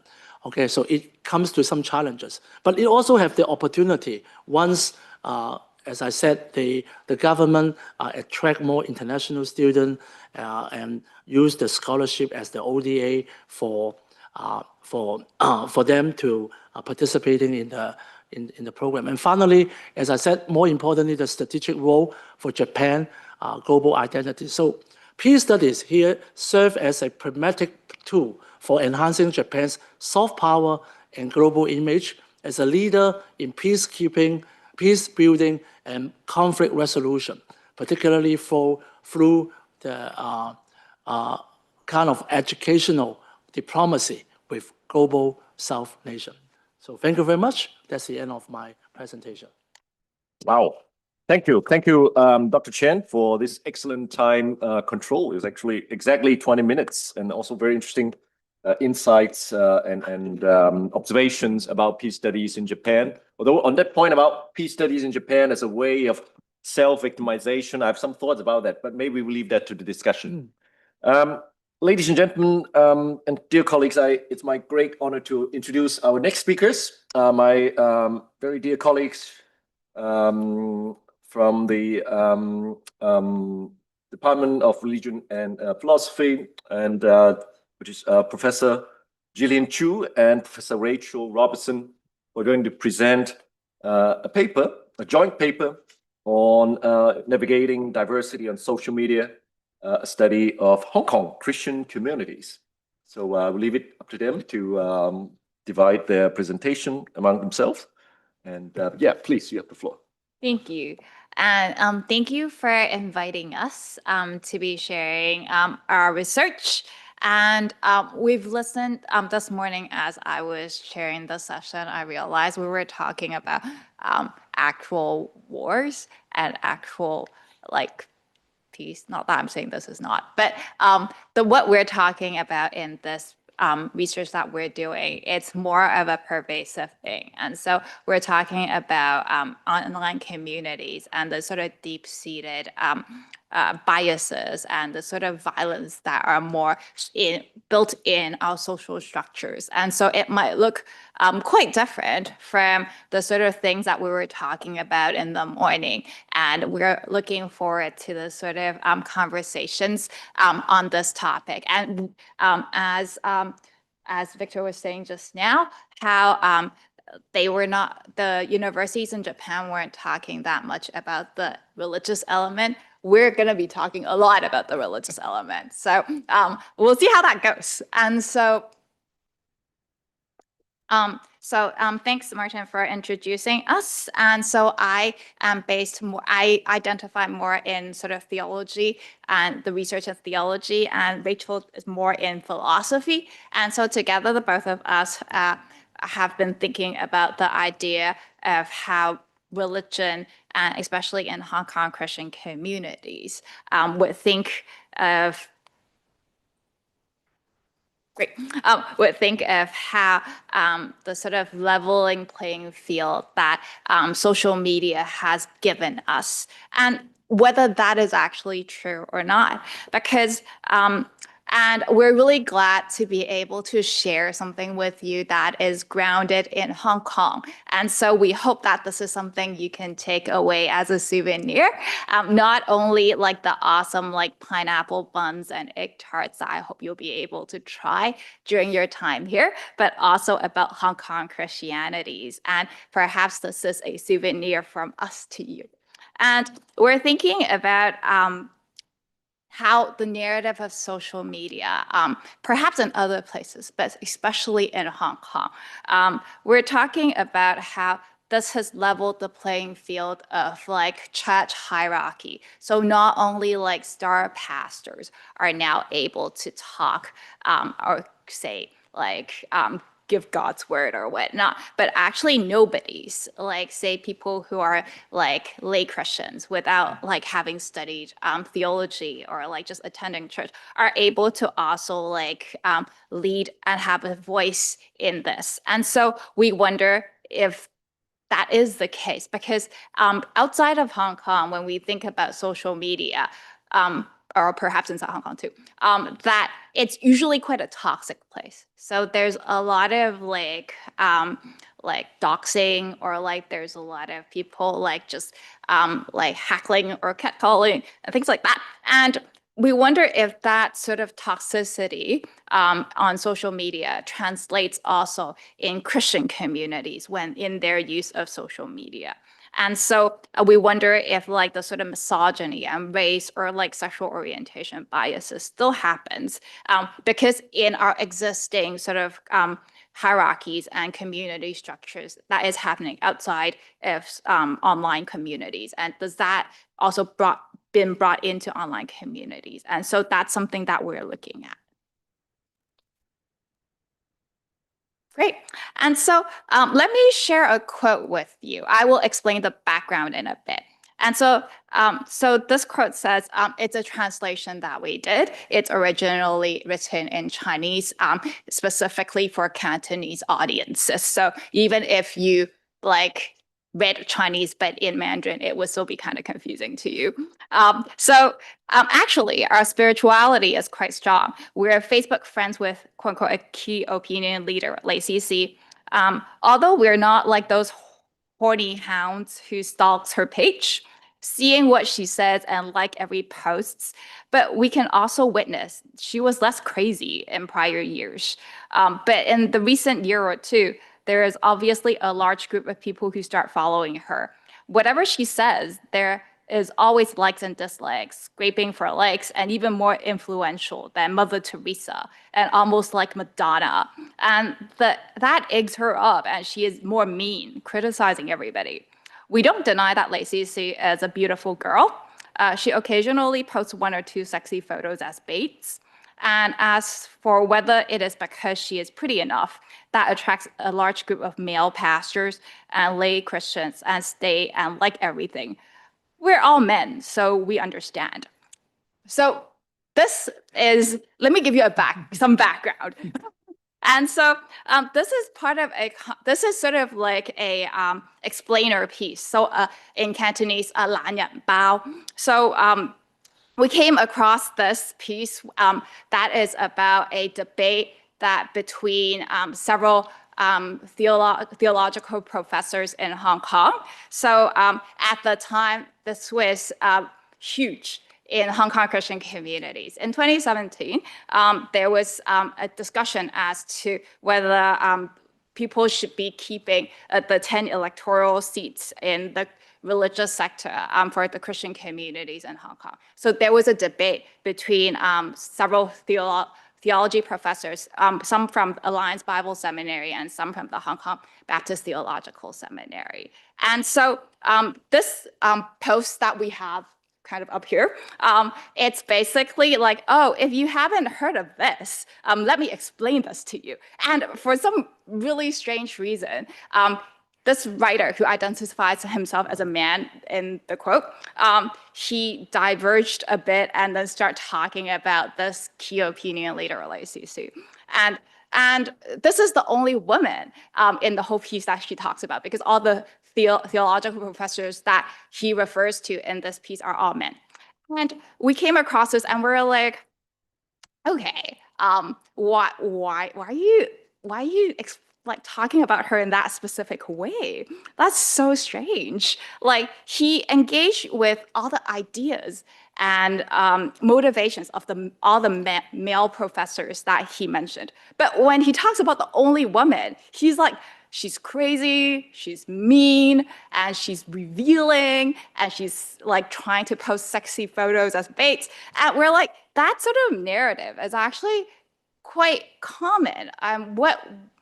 We identify as women. Hopefully, you can see that, and we that's sort of the experience of women on online communities. So, and this is sort of like a sort of built in the societal structure, the violence done to women in terms of the sort of narrative that's been brought in. And it's even in Christian communities, so specifically this one, the Hong Kong Christian community. And so this example is like particularly egregious, but it does feature really typical response to women on social media being labeled as mean and crazy, sexualized, and attributing popularity based on physical appearance, and comparing her to like Madonna, like the pop singer, and Mother Teresa. And both of us like were so Rachel was curious, like, so what does she look like? And so I showed her because like I can see her on my social media, and she's like, that's not what I thought of at all. Like she looked really normal and was entirely clothed in her social media. And how is that sexy? Like, so we're like, this piece is more revealing on the anonymous author than it is on Lacey C. And so we're trying to think about online spaces is it really a social equalizer, or do they actually reinforce social inequalities or especially in Hong Kong Christian communities? So yeah, as Gillian has mentioned already, we're speaking to this narrative that social media platforms are equalizers. They allow nobodies to come out and shape theological landscape, community practice. And this is a pervasive narrative about Hong Kong Christian communities too. And against this, we already have in mind offline challenges for Hong Kong Christian communities generally. For women, issues to do with women can be in leadership in Hong Kong churches, but are often given maybe non-agentic leadership roles, more to do with children, families, those sorts of pastoral roles rather than teaching or leading from the top. And although we focus a lot on women in this paper, we also do want to acknowledge significant challenges too for people who are disabled or belonging to the LGBTQ+ community as well in the Hong Kong Christian community.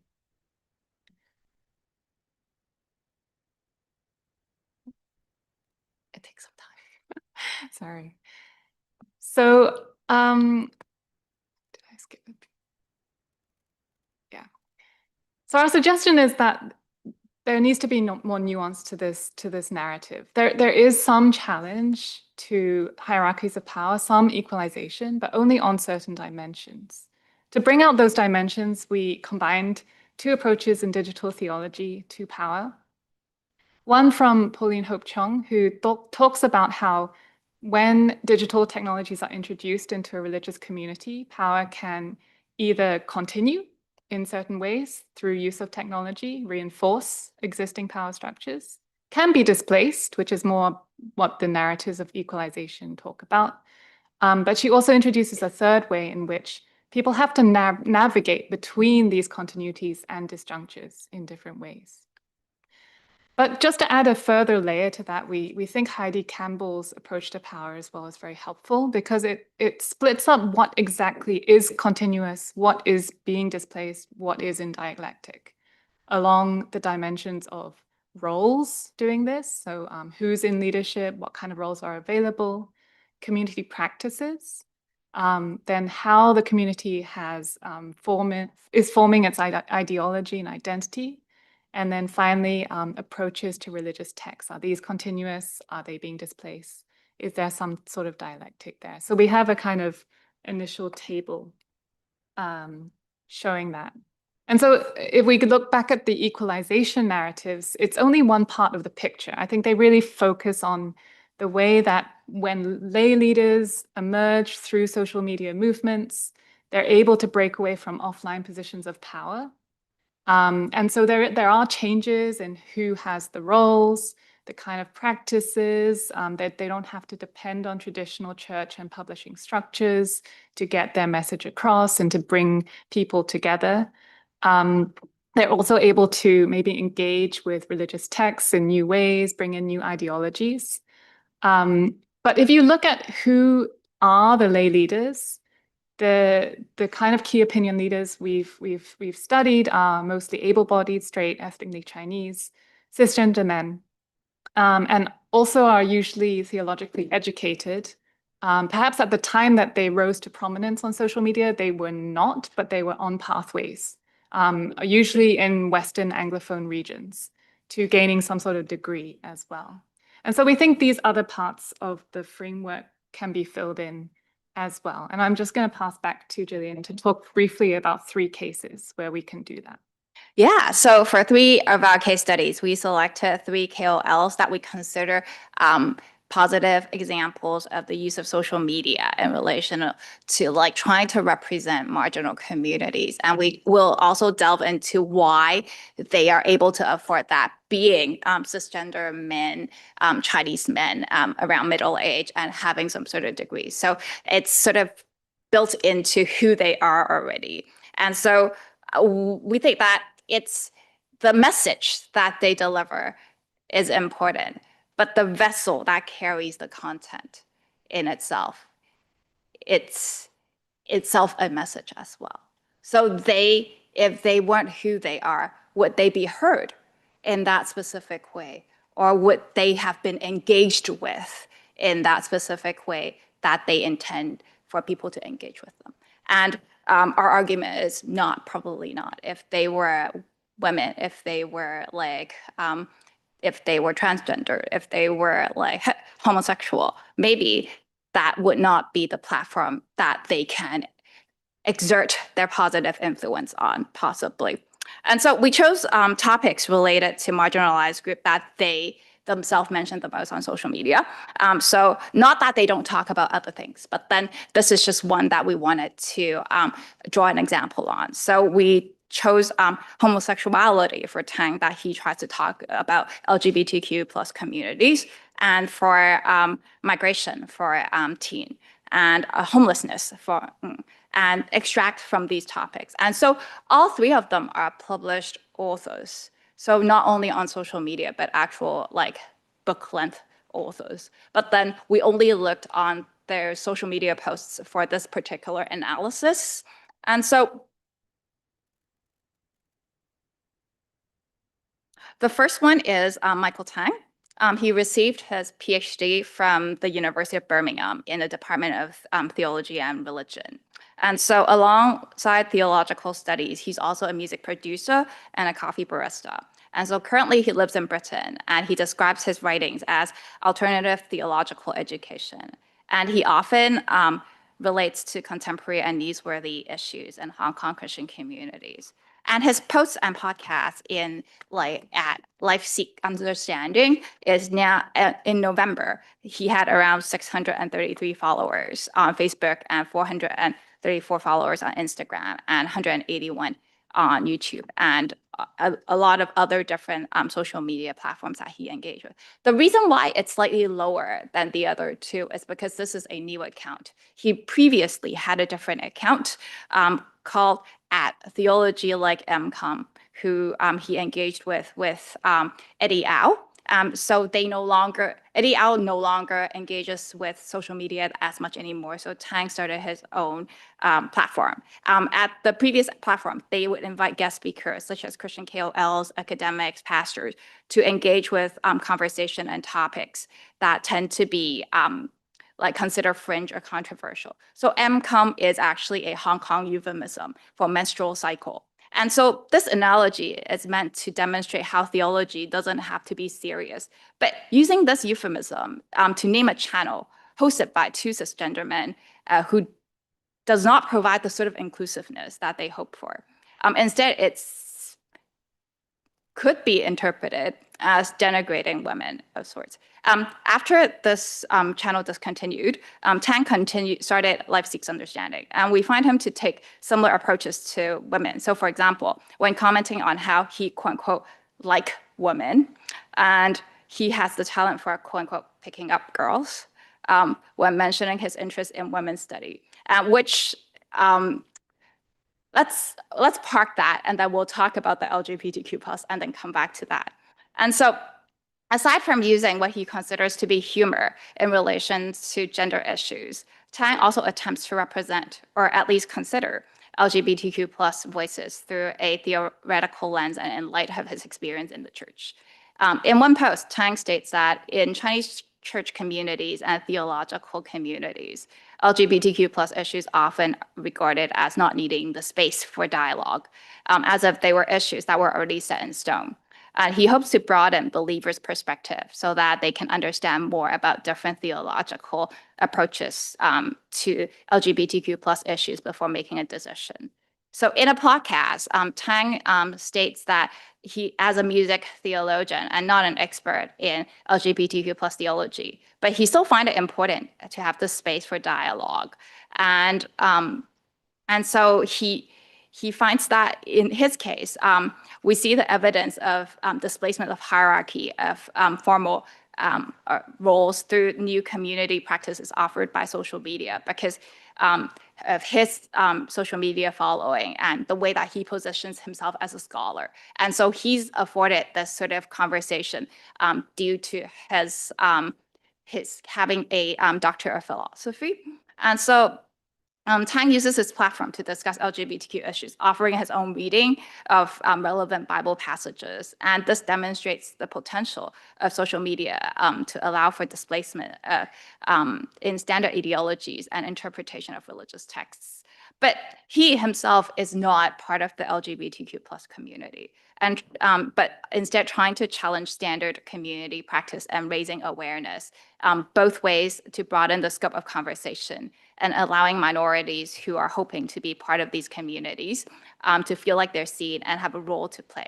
So although I did begin with critiquing the way he sort of uses humor in talking about women and gender issues, we do see that in using his own position, he's able to at least bring LGBTQ+ in a conversation in Hong Kong Christian communities, where, especially in evangelical communities, this seems to be not a suitable topic to discuss. And the displacement of a hierarchy offered by Tang's significant social media presence means that he himself has become a gatekeeper of this online community practice and approach to ideology and identity and religious text. And he has the power to set the direction of his community and to determine who is included and represented.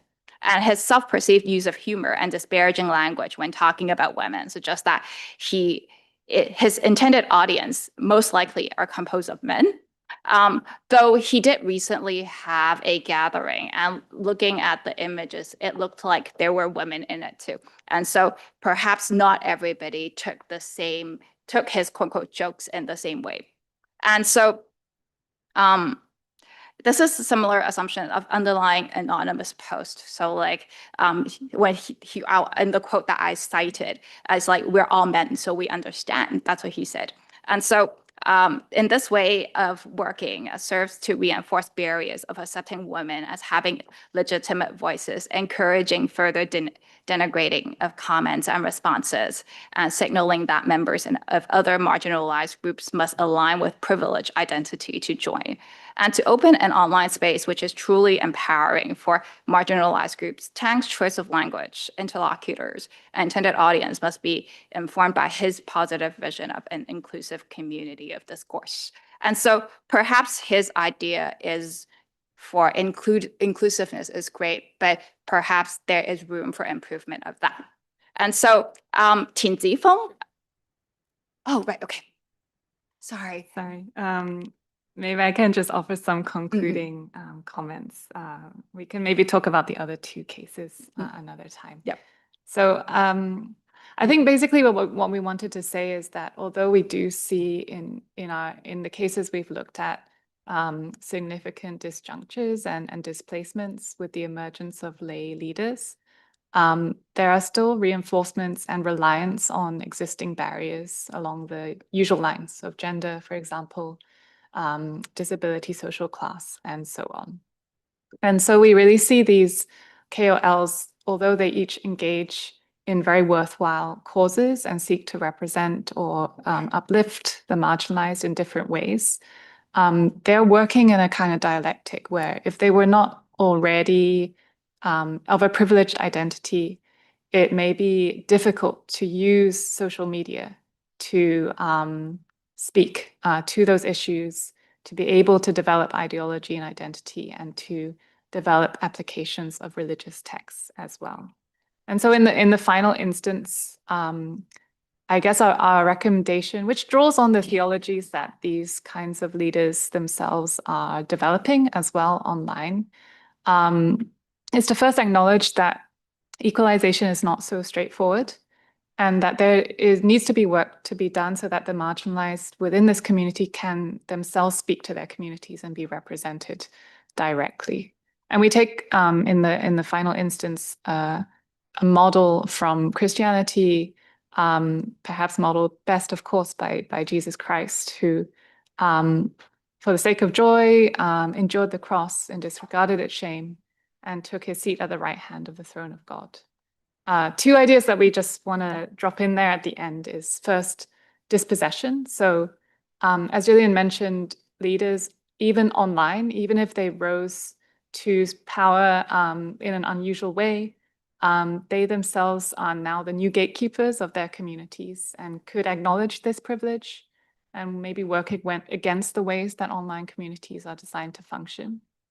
The second idea that we wanted to bring in is relationship in regards to the Imago Dei. So for Christians, they must treat others with dignity because it's in line with humanity's God-given nature and ultimately God's own nature, rather than, for example, being observed or because others conform to the usual social standards for inclusion. So we see tendencies in these theologies being developed by these leaders to resist the standardizing tendencies of the online world and get to know those who don't easily get chances to lead and participate. But we would like to see more of that and encourage an application of that across the board. Thanks.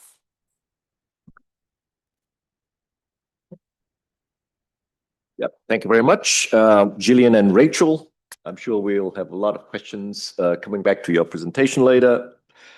Now, last but not least, we would like to invite Dr. John Mock from the Department of Applied Social Sciences of the Hong Kong Polytechnic University to give his paper on the blood of the martyrs is the seed of the church, examining how Catholics in post-reform China handle a state-imposed Theodosian challenge. So, Dr. Mock, please. Thank you. Thank you so much for introducing. First of all, you can see that's a topic, the title here. Can we enlarge it a bit? Anyway, it's a bit different from the one printed on the booklet. You can see two changes. First of all, there's a question mark that I put after the quote from Tertullian. And then I also replaced the word handle with the term cope with, because coping has become my major conceptual framework, which I will explain in a while. Okay, this is the agenda. Background, China's religious policy. Basically, the Communist Party has long tried to handle the so-called religious question, trying to find a way to establish certain relationships with religions within the country.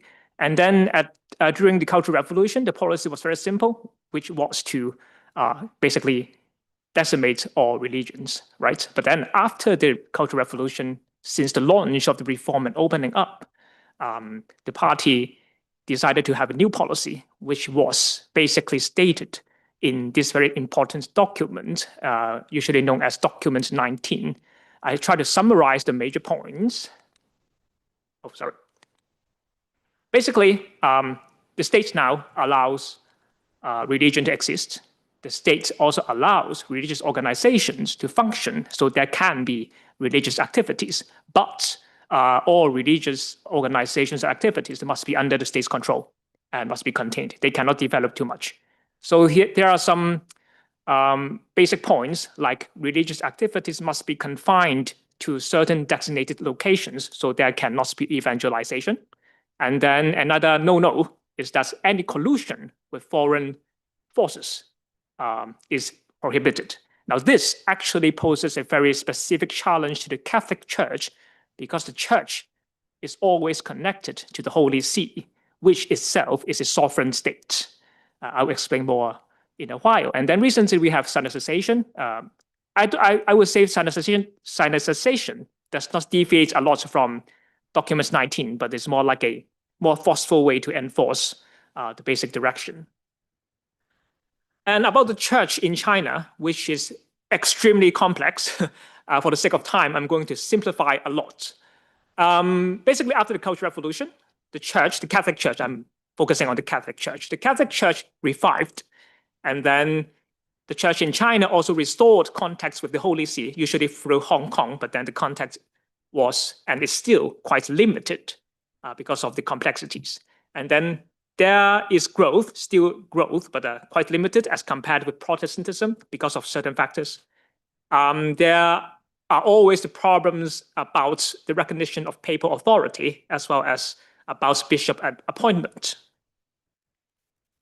And the church in general is still divided between the so-called open community and the underground community. The open community, also known as the patriotic church, the above ground church, or the official church, or in Chinese, 地上教會, which is not a very good term, but anyway. So the open community is led by bishops and clerics recognized by the state. Before 2019, some of the dioceses were led by bishops not recognized by the Holy See, which means they were illicit. But no more after 2019 because of the agreements between Beijing and the Holy See. And then the party also has the Patriotic Association and an illicit bishops' conference, well, illicit in terms of, in the eyes of the Holy See, of course, to manage the church. And then we also have the underground community, led by bishops and clerics who refuse to register with the state. But there, we must be careful that there is a huge geographical diversity.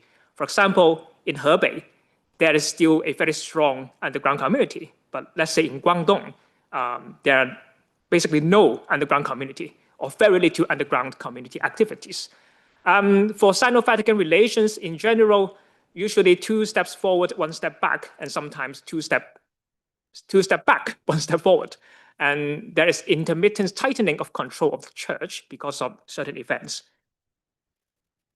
Now, and then in 2007, Pope Benedict wrote and sent a letter to all Catholics in China.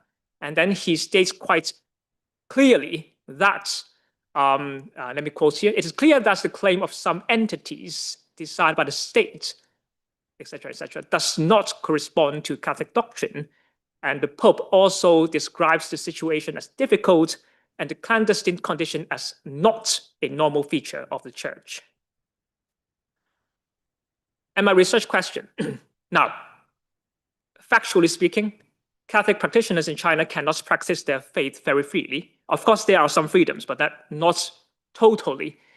And then they therefore should encounter challenges of different degree in this difficult situation, in part because of following the Christian God, who is supposed to be omnipotent, omniscient, and omnibenevolent. I mean, if they are not Catholics, they do not have to face those kind of challenges, right? So because they are in this church, they're practicing their faith, they have to face these kinds of challenges. So why does this omnibenevolent God allow his church, his followers, to suffer or to face such difficulties? So this is a problem of theodicy. I'm not going to go into the theological debates surrounding this topic because I'm not a theologian, and we have theologians here. I'm not going to expose my ignorance.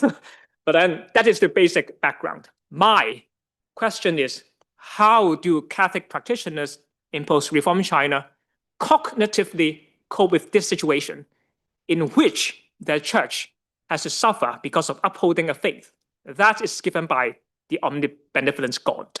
So I'm focusing I'm focusing on narratives and mentalities. I'm not focusing on strategies or tactics. There are many research out there focusing on tactics, but I'm focused on narratives. And I'm also focusing more on the collective aspects, like the church as a whole. How do people see the church as a whole in such a situation, instead of personal encounters or individual sufferings? And the theoretical perspective that I'm using is religious coping. Now, coping, this idea is first developed by two psychologists. It is defined as constantly changing cognitive and behavioral efforts to manage specific external and/or internal demands that are appraised as taxing or exceeding the resources of the person. And then later on, theorists build on the idea of coping to come up with some certain models. For example, this model by Park, a meaning-making coping model. So he is arguing that we all have global beliefs, meaning the basic internal cognitive structures that individuals construct about the nature of the world. So these are the basic beliefs that we have about the world. But then when there are events arise, we have appraised meaning of events because we appraise the events situationally. And when the events are appraised as a loss, a threat, or challenge, stress arises. And discrepancy between the appraised and global meaning can be very uncomfortable. And that may also involve a sense of loss of control, predictability, or comprehensibility of the world. Hence, the model argues that when there's discrepancy, there's a stress. When there's stress, people need to cope with the stress. Okay? Now, so in the face of suffering, religious practitioners need to cope with the stress. And it is argued that religious beliefs are usually relatively stable. So religious practitioners are usually more likely to reappraise the events based on their global religious beliefs. But in some cases, the other way around can also be true, meaning that fundamental changes can occur to the global beliefs that we hold. There are two types of beliefs: causal beliefs, meaning appraisals about the source of the suffering, and functional beliefs concern the purpose or potential outcome of suffering.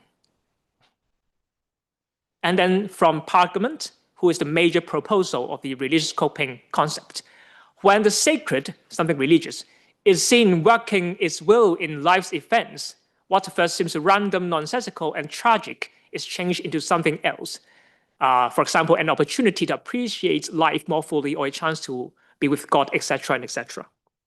So religious practitioners, try to make meaning out of sufferings based on their beliefs. And for my research, first of all, some caveats here. First, I'm adopting emic approaches, which are to look into a specific religion, the internal features of a religion, instead of ethic approaches, which look at all religions and try to find some commonalities. I'm looking specifically at Catholicism. And then theorists also warn researchers. So Wilt and his colleagues argue that, well, it is assumed that those who suffer engage in theological challenges or struggles frequently.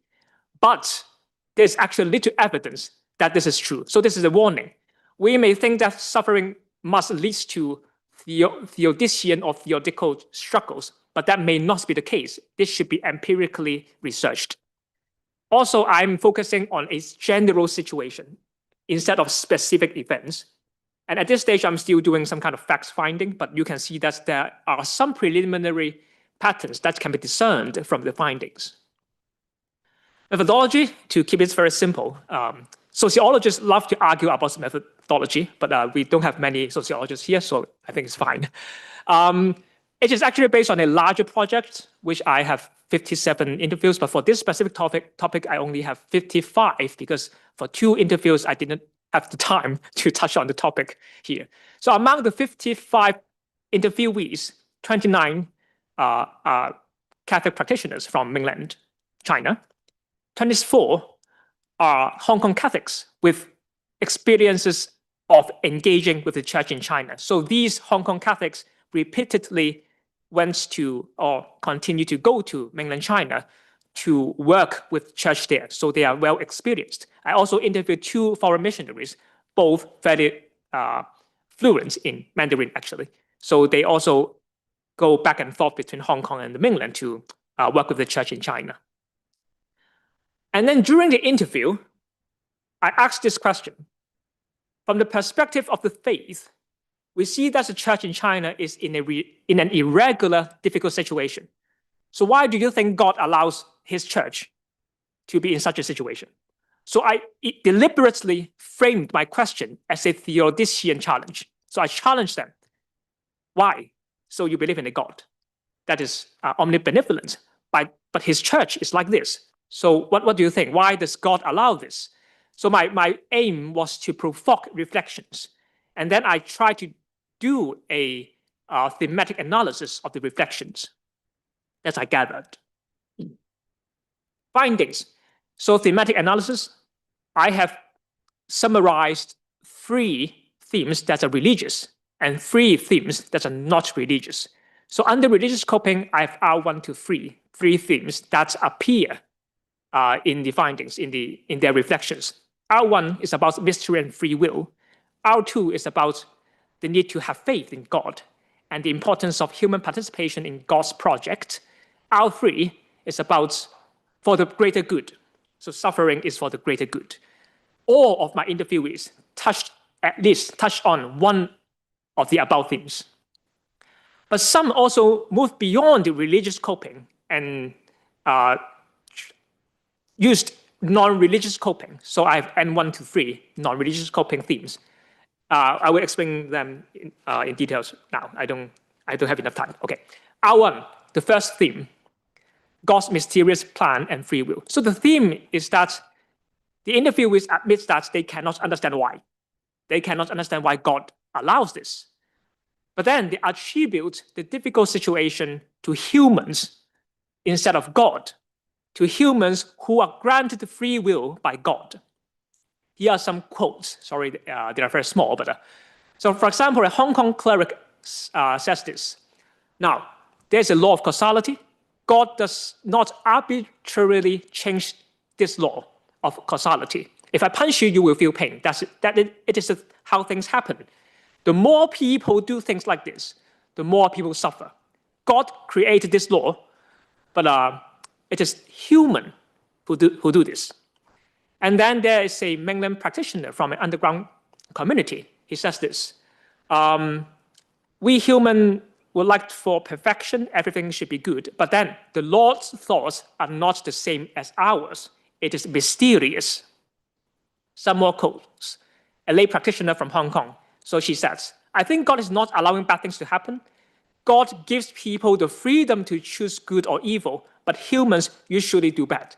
So again, it's free will that is given to people, and then people do bad things. Suffering is attributed to humans. And then the second theme is that the second theme is have faith and act. Instead of asking why, the point is to act and to have trust in God. Again, some quotes here. So a mainland lay practitioner says, I've said to God, if you think it is right, then I believe that it is all within the scope of your governance, not our governance. It's within you. We cannot do much. We humans cannot do much. And then a cleric from an underground community, he says, we also believe that the ultimate victor is God.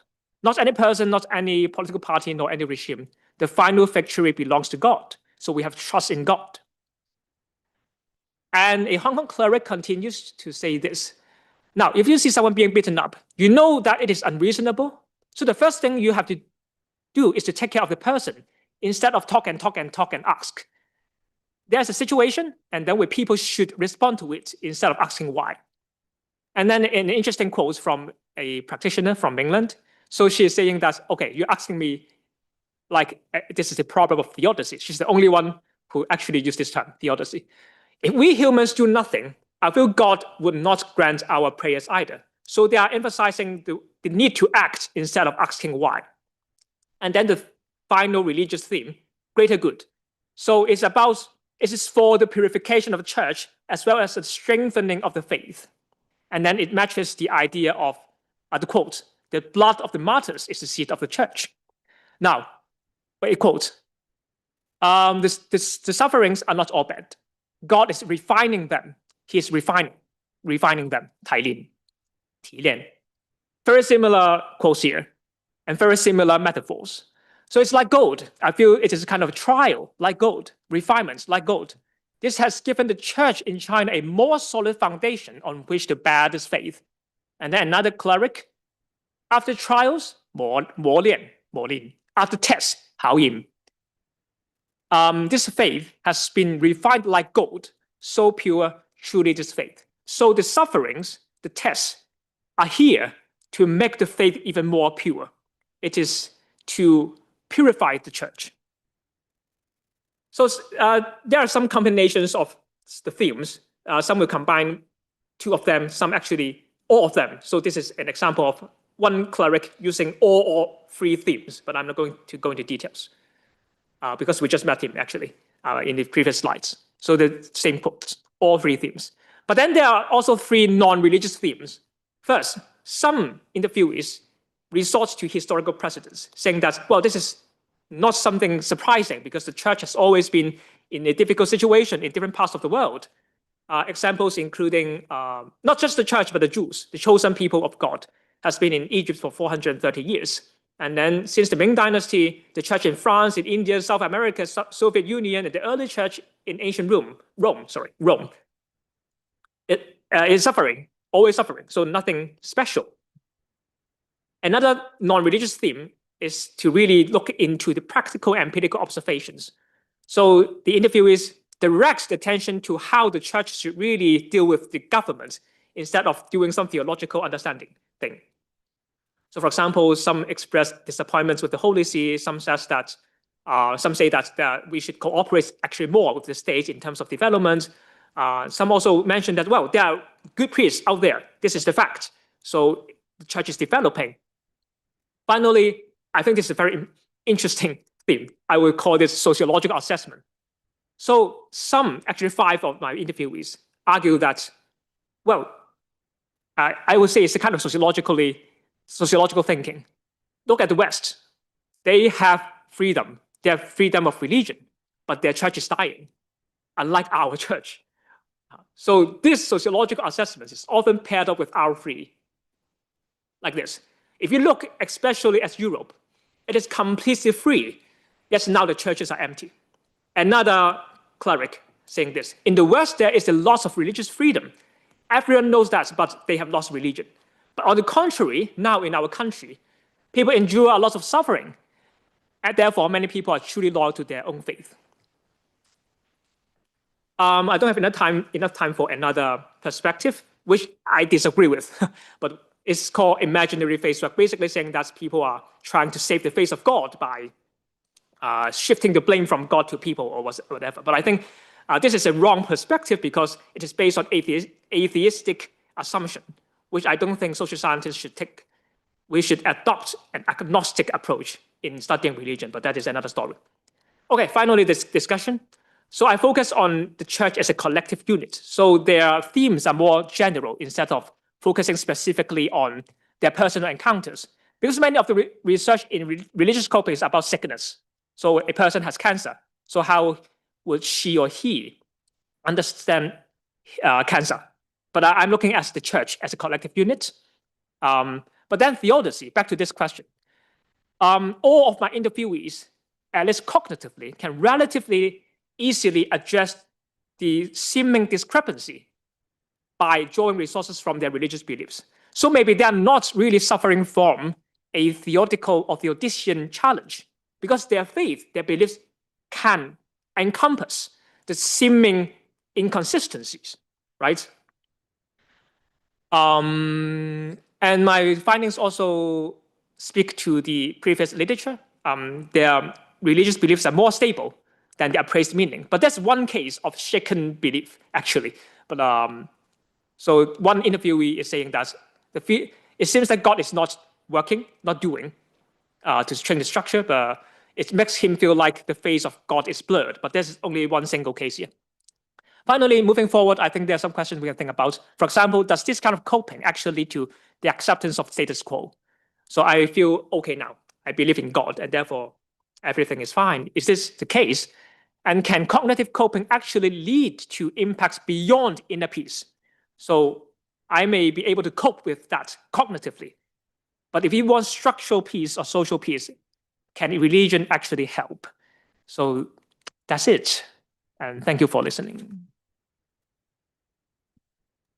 Thank you very much, Dr. Mock, for a most interesting presentation. And colleagues, I mean, the floor is now open for questions and answers. So please raise your hand as usual. And I think we'll also take a few questions maybe for each of the speakers before we offer answers. Okay, I see Levi raising her hand. So please go ahead. Hi, thank you all of you for these very engaging and interesting presentations. The work that Jillian and Rachel are doing, it's much, well, it's, I think in a way I have an interest because of my own research, but I'm left wondering, on one hand, so you're highlighting a lot of people on social media who are in hegemonic positions. I wonder if you're interested on one hand in including marginalized voices or where you would find those. And more, I'm wondering how, if you have any insight into how that will change Hong Kong Christians' orientation to these kind of questions. It seems, you know, the person that Jillian mentioned in particular, Mr. Tang, you know, there's some effort to include marginalized voices in his work, but obviously there's some problems in the way he's going about it. And so it reminds me, you know, just in the liberation theological tradition of trying to adopt the perspective of the marginalized, the preferential option for the poor, it means, I think, listening to what they actually have to say, which is harder in a dynamic of power than we often think. So there's a very fascinating article from Argentinian theologian Marcela Althaus-Reed from 2005, where she looked at transgender and transvestite sex workers in Buenos Aires who had, there was an archives on transgender NGO website in Argentina. And she talks about this stuff as a Eucharistic archives. That's the term she uses, a very powerful, potent term there. But of course, that requires, and the reason she uses this is because it requires us to enter the space and the actual conditions of those who are marginalized. So I wonder if that's helpful at all, or if that's of interest to Hong Kong Christians generally, which I think is an open question as well. Anyway, your thoughts, particularly on the first part, is there a way to include marginalized voices, or is there any interest in that among Hong Kong Christians? Well, thank you. We have one question for the second paper. Any others who would like to raise questions? Yes, please. Thank you so much. Very interesting presentations. My question has to do with peace studies in Japan. Professor, you were sharing that you see, or it is said, that promoting peace and peace studies in particular is of a strategic value to improve the identity of either Japanese identity as a nation or especially the government of Japan. I was thinking in peace studies in particular, truth-telling is a very high value. So I would argue that if we are going to be honest in embracing peace studies in Japan, both narratives will be acknowledged, should be acknowledged. Japan as aggressor and Japan as victim, therefore with a call to profound transformation. Would love to hear your reflections about that. Thank you. Thank you. Very interesting question. I would also love to hear the answer to that as well, to our first paper. Any further interventions before? Yes, please. Hello. Well, my reflection is in response to Dr. Mock, John Mock. First of all, I really admire your courage and boldness in raising such a thesis papers in Hong Kong SAR, despite of the all the pressures of the national security law, whatever. You're very bold. I admire your face. My three-penny reflection, first of all, is about the nature or the intrinsic nature of the the three identities you have been pointed: the omniscient, omnipresent, and omnipresent, perhaps, other than benevolent, according to Saint Irenaeus, Athanasius, and Augustine of Hippo. Broadly, in the early church fathers, patristic studies, they never recognized God as God of a goodness that is not in the human perspective, not in our own human understanding, which attributes to perhaps a higher good or higher purpose at the end, to reveal the wickedness of a hegemony of dictatorship to the point, to the brink of corruption and destruction at the end, divine chastisement or judgment, perhaps. Well, my own theological reflections, if I may dare to have a concordance sort of resonance with you, is always the Lamb of God or the people of righteous portion and part to suffer it, interposition of the wicked, so that, like Hong Kong, as the the Messiah for Cathay or the entire nation of 5 years ago, so that the wickedness can be exposed and revealed to the entire world. That at the end it will be brought to justice.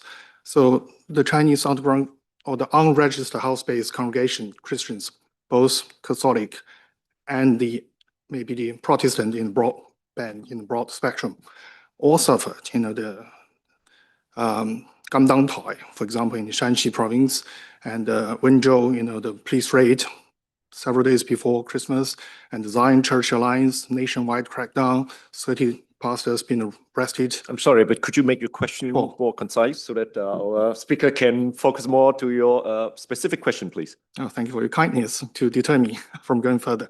So I think the whole purpose, God is still in control, as we perhaps all believe. But the higher good is for the Third Reich or perhaps the Soviet Union to come to a point of judgment or divine chastisement at the end, and for the wickedness of that hegemony to be exposed to the universal world, that we may all come to the point, to a common conclusion at the end. So how would you say about that? Thanks. Thank you. Thank you for your forbearance. So I would like to now invite our speakers to address the questions raised, maybe to the order they were raised. So first to Gillian and Rachel, please.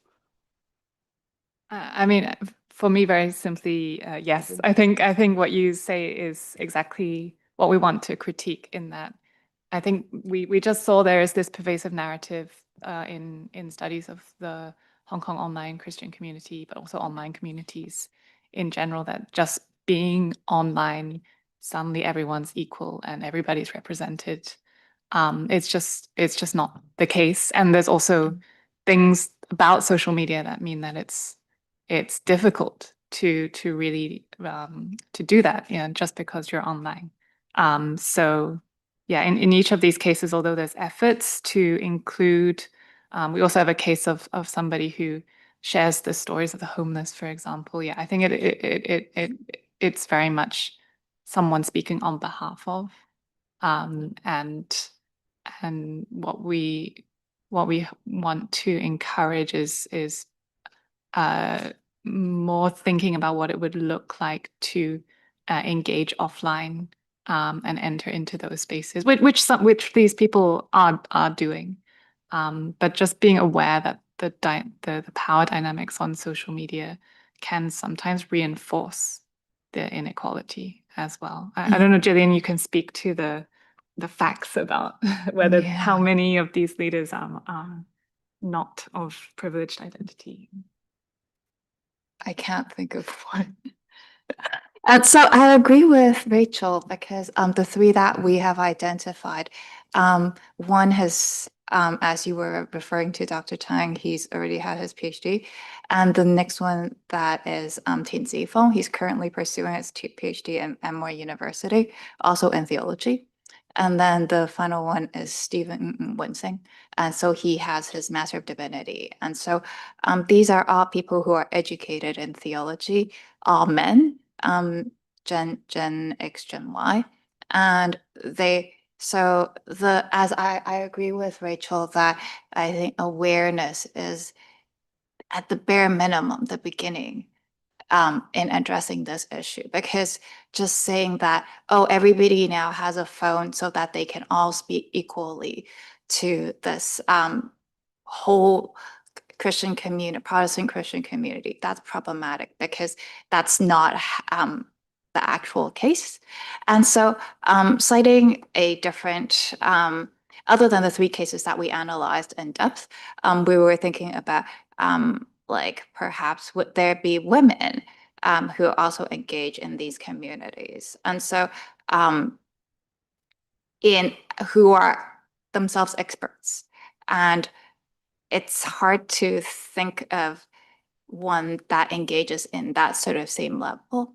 And so as I cited, not in this presentation, but in the paper that we wrote together, there is a couple. So Professor Cherry Chen, who's a historian in the China Graduate School of Theology. And so she writes, but specifically for news outlets.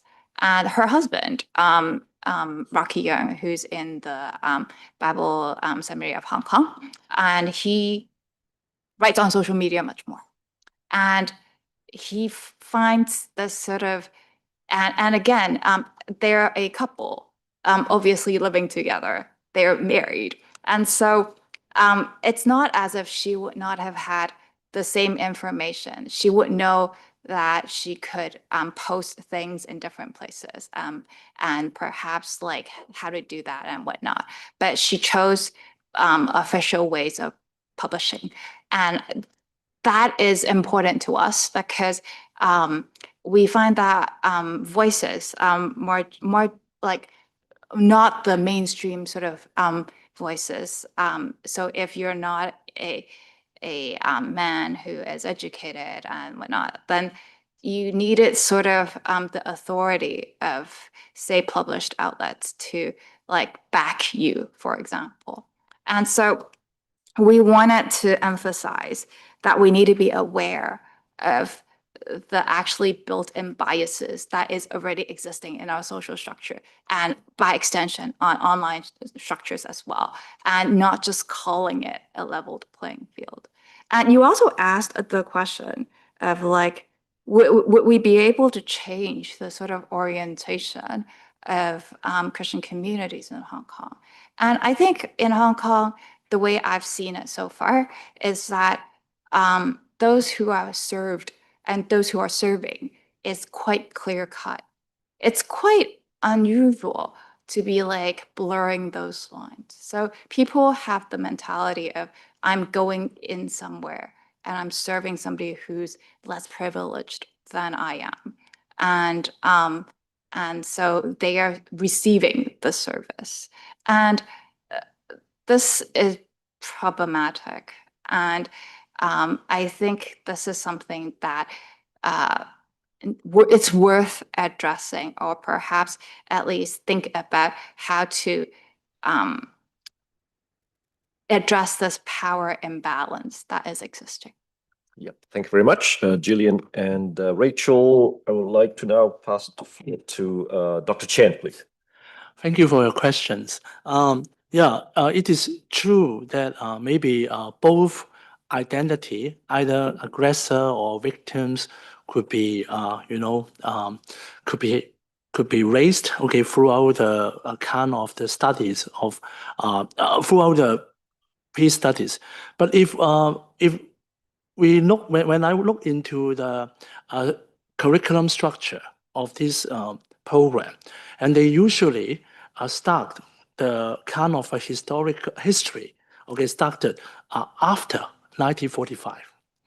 So it would be a kind of a clear-cut point that after 1945, of course, the teachers can definitely explain a bit more before, during what happened in the Second World War.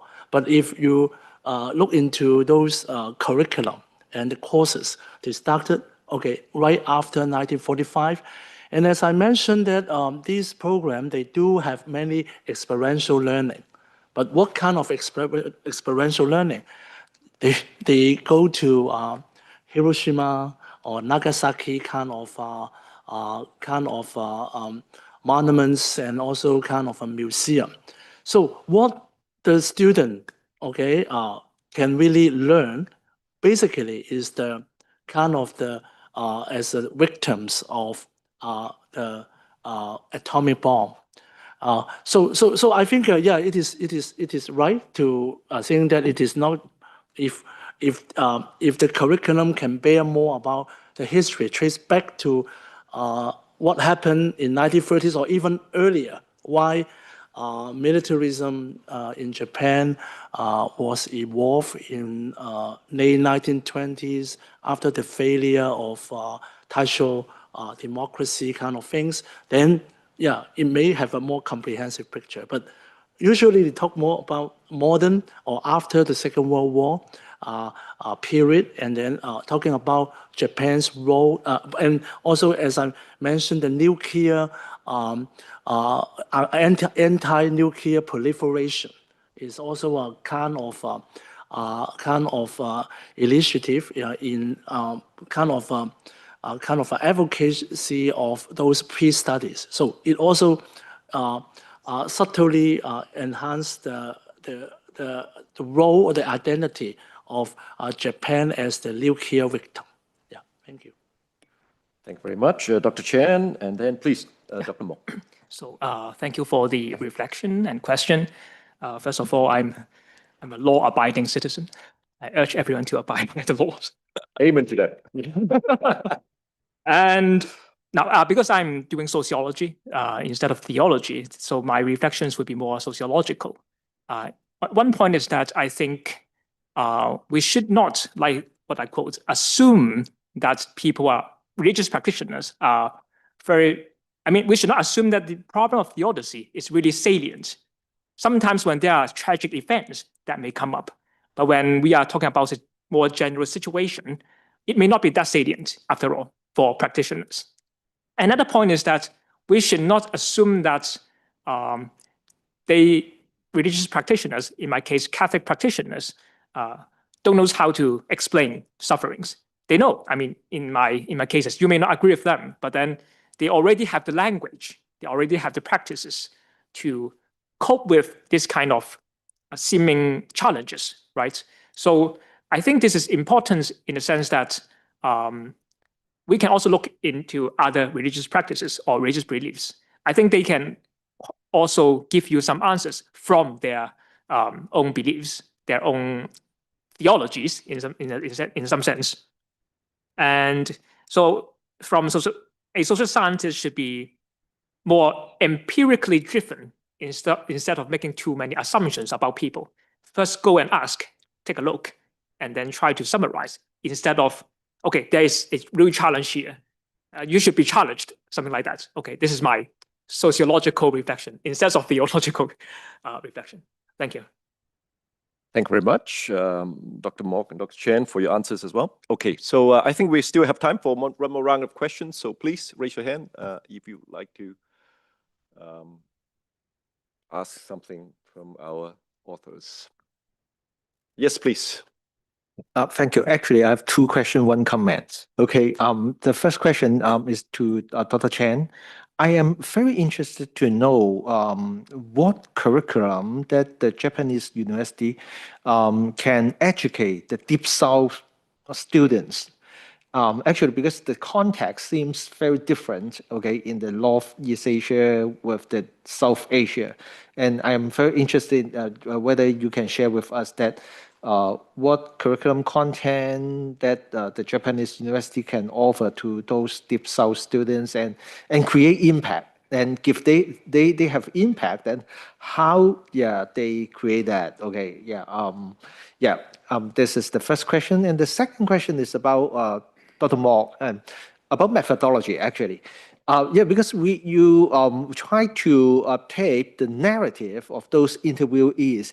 And one question always in my mind is that when you ask those questions, then whether those interviewees just answer you some social desirable or public desirable answers rather than their real experience or the real efforts, okay, to cope with that situation. Because you know that I'm also researching on Chinese Christianity, and some problems for my research is that some real answer actually you cannot report in your research paper because your interviewees ask you, okay, please don't report those things. So I would like to know that how in your research decide and how you can avoid that kind of social desirable, public desirable answers. And then finally, for the comment for Gillian and Rachel, I would suggest you that to go to one website that is called Reorder Church. I don't know whether you have research on that. Actually, on the Reorder Church, they have one female KOL. And she does not have a very high qualification, but quite vocal. And actually, her outreach, I think, is much broader than Michael Tan. Because from Michael Tan's website, you would see maybe only 1 like or 2 likes. Okay, but for the other church, this has several hundreds or even over thousands, and so maybe it's a good comparison, especially how those unprivileged KOLs they can make known, okay, within the Christian community. Okay, thank you. Yep, thank you. Further questions? I see Levi, but if there are others, I would try to give preference to others first, but if not, then yes, please.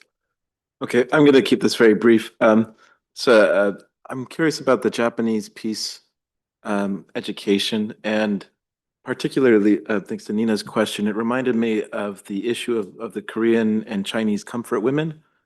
So I wonder, within the context of Japanese perceiving themselves, articulating themselves contemporarily as victims, do these conversations about the Japanese government's failure to ever acknowledge this tragedy or the biological experimentations, does that ever come up into the conversation?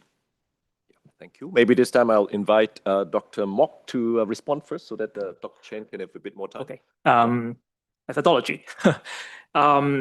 So I'm thinking of a way to put it in a very simple way to answer this question, but there's no simple way to answer this question because interviews as a method are always challenged on this ground. Like, how do you know that you are looking into the real, quote unquote, real stuffs, whether they are honest or not?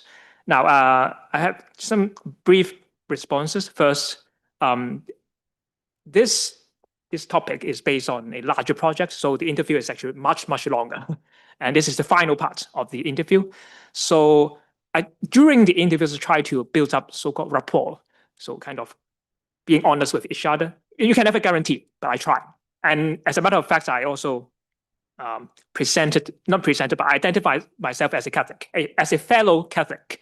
And at one point, actually, one cleric said to me, he was glad that I was doing this because I could tell the story to the other people. So I somehow believe that at least some of the interviewers were quite honest. But then you can never rule out there are some masking or some kind of trying to present themselves in a favorable ways. But I think for this question, that they do not have to pretend, right? Because it's more like, I'm not going to judge them if they say, I'm really suffering and I don't know why. There's not, I don't see that there is a desirable answer in a social way, because like, this is quite, after all, it's quite personal, and then it's not about bravery or whether you're compromising or no, it's really about what you think about your faith. So I guess that is another point that I can respond to. And I also have some archival materials to try to triangulate, but I didn't present here because like for the sake of time.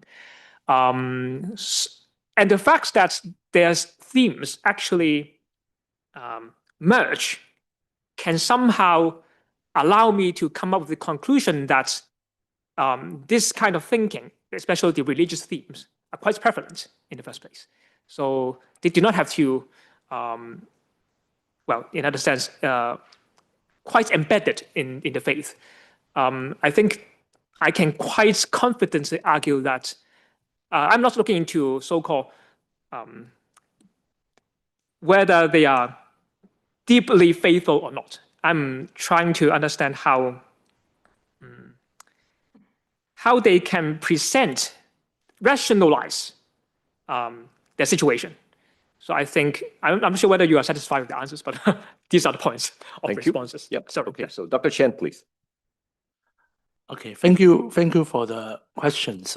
Maybe I first talk about, well, there's still a lot of historical issues to be resolved in related to Japan, like Comfort Women, 731 Biological Experimental Lab, and even the Yasukuni Shrine visit. So there are still a number of issues in relation to the World War II legacy. But I think that would be, I would say that would be categorized as a kind of more on the Japanese rightist political kind of consideration. So I think it is better to, I would say, separate from this kind of political issue from the peace studies program themselves.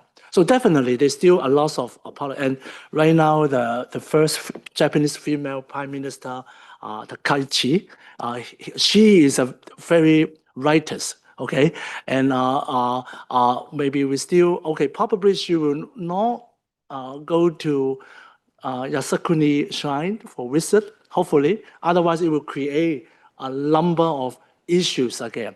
So I think, it is. I think that is true. That from this kind of political rightist political gesture, definitely will affect the images of Japan, particularly from Chinese or Korean points of view. Okay, but I think it should be separated from the peace studies itself. And then for another questions about the content and the impact. Frankly speaking, the impact, I should do another research, okay, to see whether the impact of the international student on the peace studies, okay. So I think it is a kind of a good proposal. Maybe I can work with other colleagues in Japan to do so. And for the curriculum content, in fact, if you really look into the most updated, okay, the current around 30-some peace studies program, I'm talking about the postgraduate, okay, program. And then it is basically, they do share very similar modules, such as Introduction to Peace Studies, such as international relations, blah, blah, blah, human rights, ethics, global justice kind of things. But I think I would like to address one, maybe a very, as I mentioned, that why Japan is a special place for peace studies because of the atomic bomb in Hiroshima and Nagasaki. So particularly for in Japan, those peace study students may be able to visit those places to reflect from what they observe. So I think that would be some uniqueness of Japanese peace studies. Thank you. Thank you very much, Dr. Chen, and I enjoy very much the conversation, especially about this potential problem or even a real problem of peace studies becoming a kind of tool for the national strategy of achieving, this what we call in German Opferkonkurrenz, this competition of victimhood.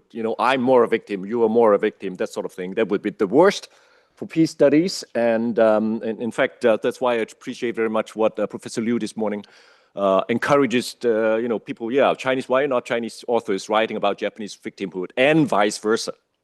And in this case, I think there have been quite a lot of Japanese scholars who have done that already. People like Ienaga Saburo, who has been writing a lot, published a lot on Japanese war crimes. And I remember also quite well as a research student visiting a particular, I think it's a Edo Tokyo Museum, talking about indiscriminate bombing of Tokyo. So bombing of Tokyo by American B-29s. And how it frames the exhibit is very interesting. It says that, well, of course, those bombing caused a lot of incendiary fires and so on. But it states, if I remember right, that incendiary bombs could cause large damages in big cities with wooden structures had already been proven by Japanese armies when they bombed Chongqing.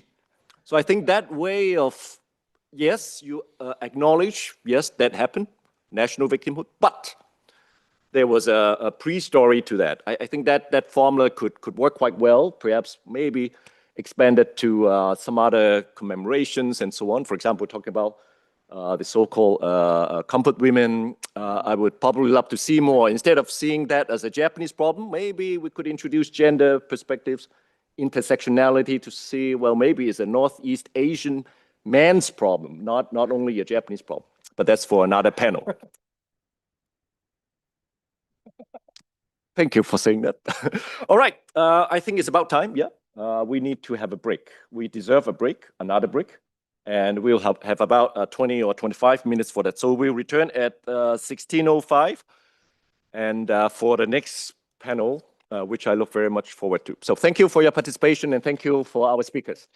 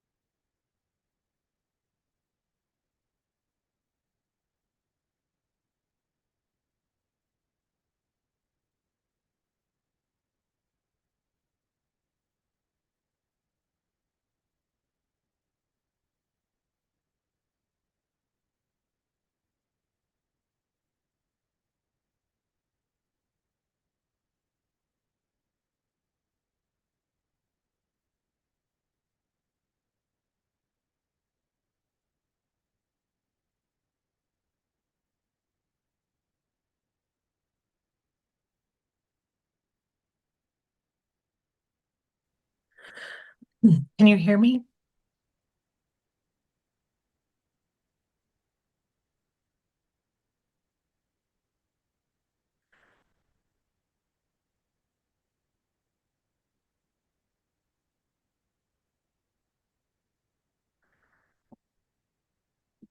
I don't know if anyone can hear me.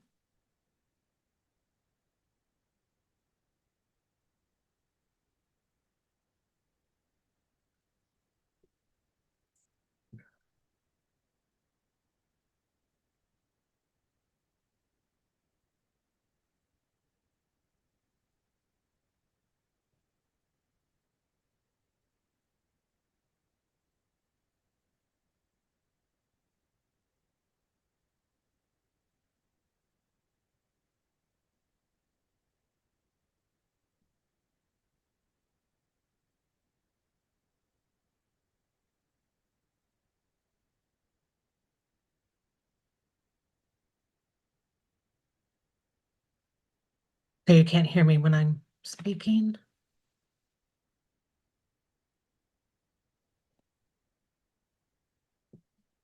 Yes, I'm speaking now. Yes, I can hear you. Can you hear me? Oh, Um, can you hear me? a little bit, a little bit. Maybe Okay. you can speak a little bit louder. Sure. Is that better? Yeah.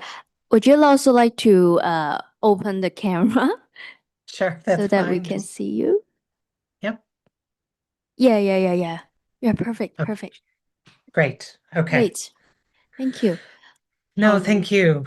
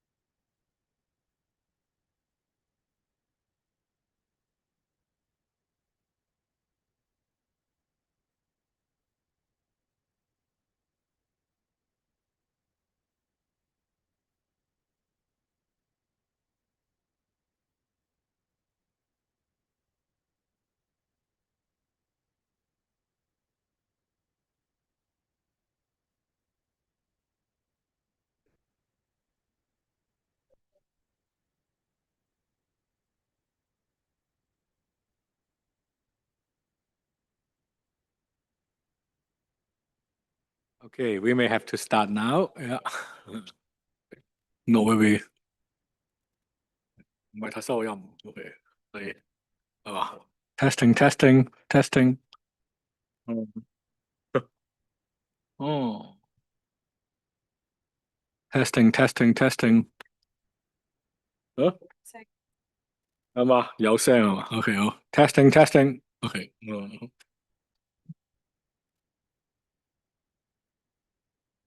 Can they hear you? Hope so. Hopefully. I think you need to do this. Push it up. But there's no sound bar here. It's weird here. Not very good. Testing? Okay. 有牌嘅位。嗯。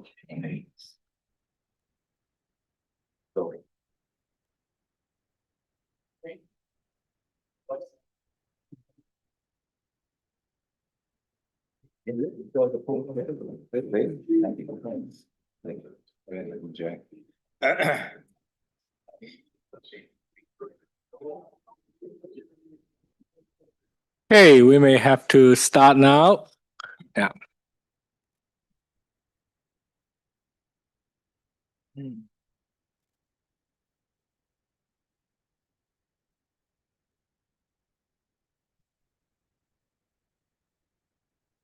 Okay, good afternoon, everyone. So time flies. So here comes to the session 3 of Today Meaningful Conference.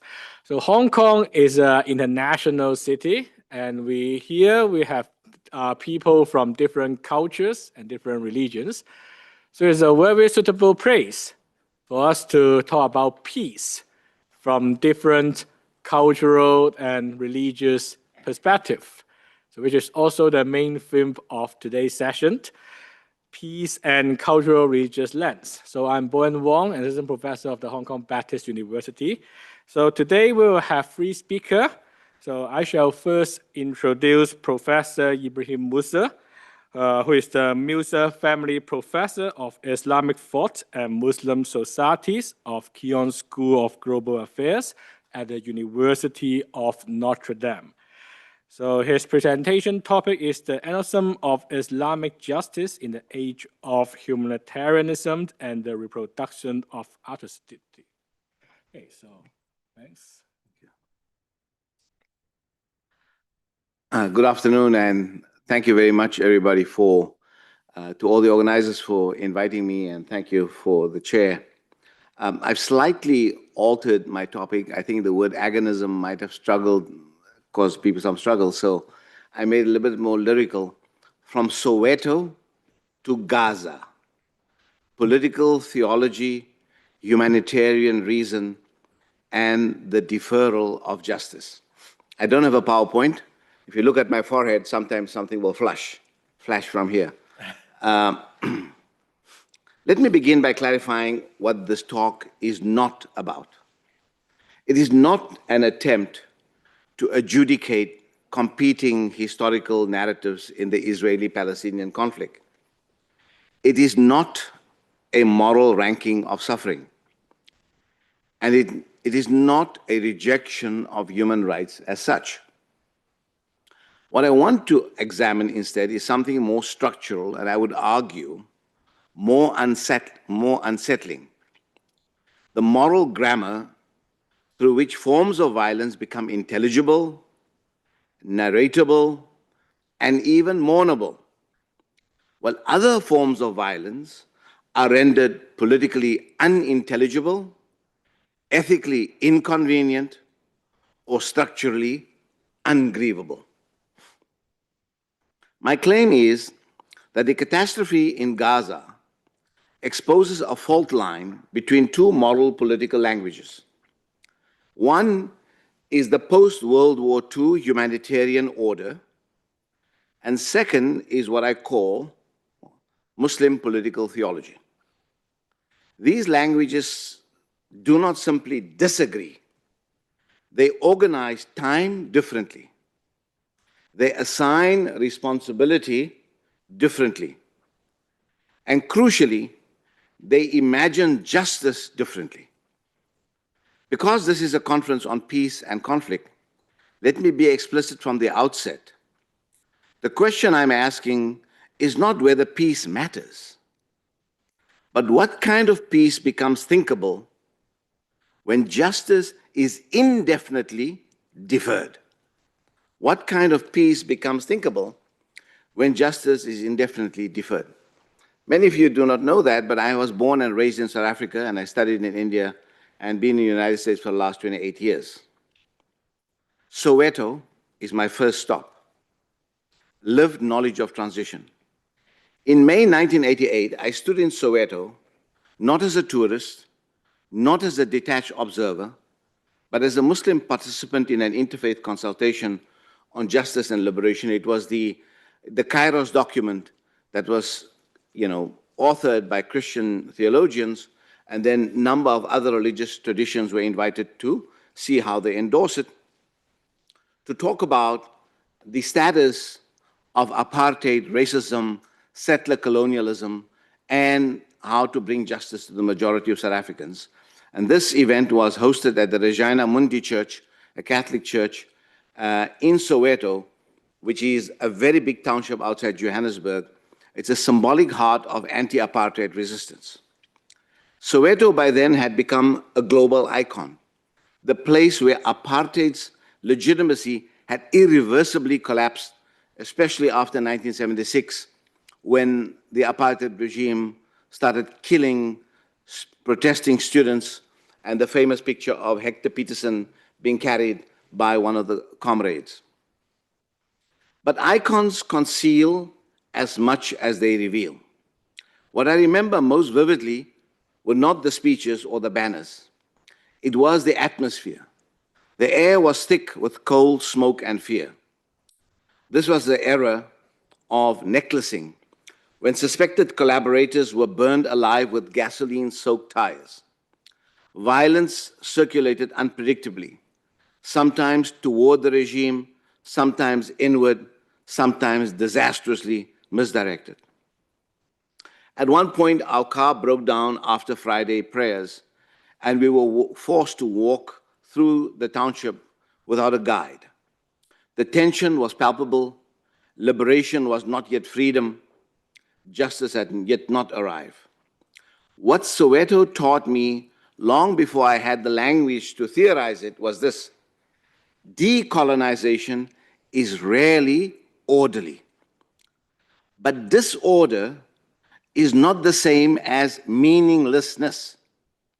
Violence in moments of transition is not proof that justice is illegitimate.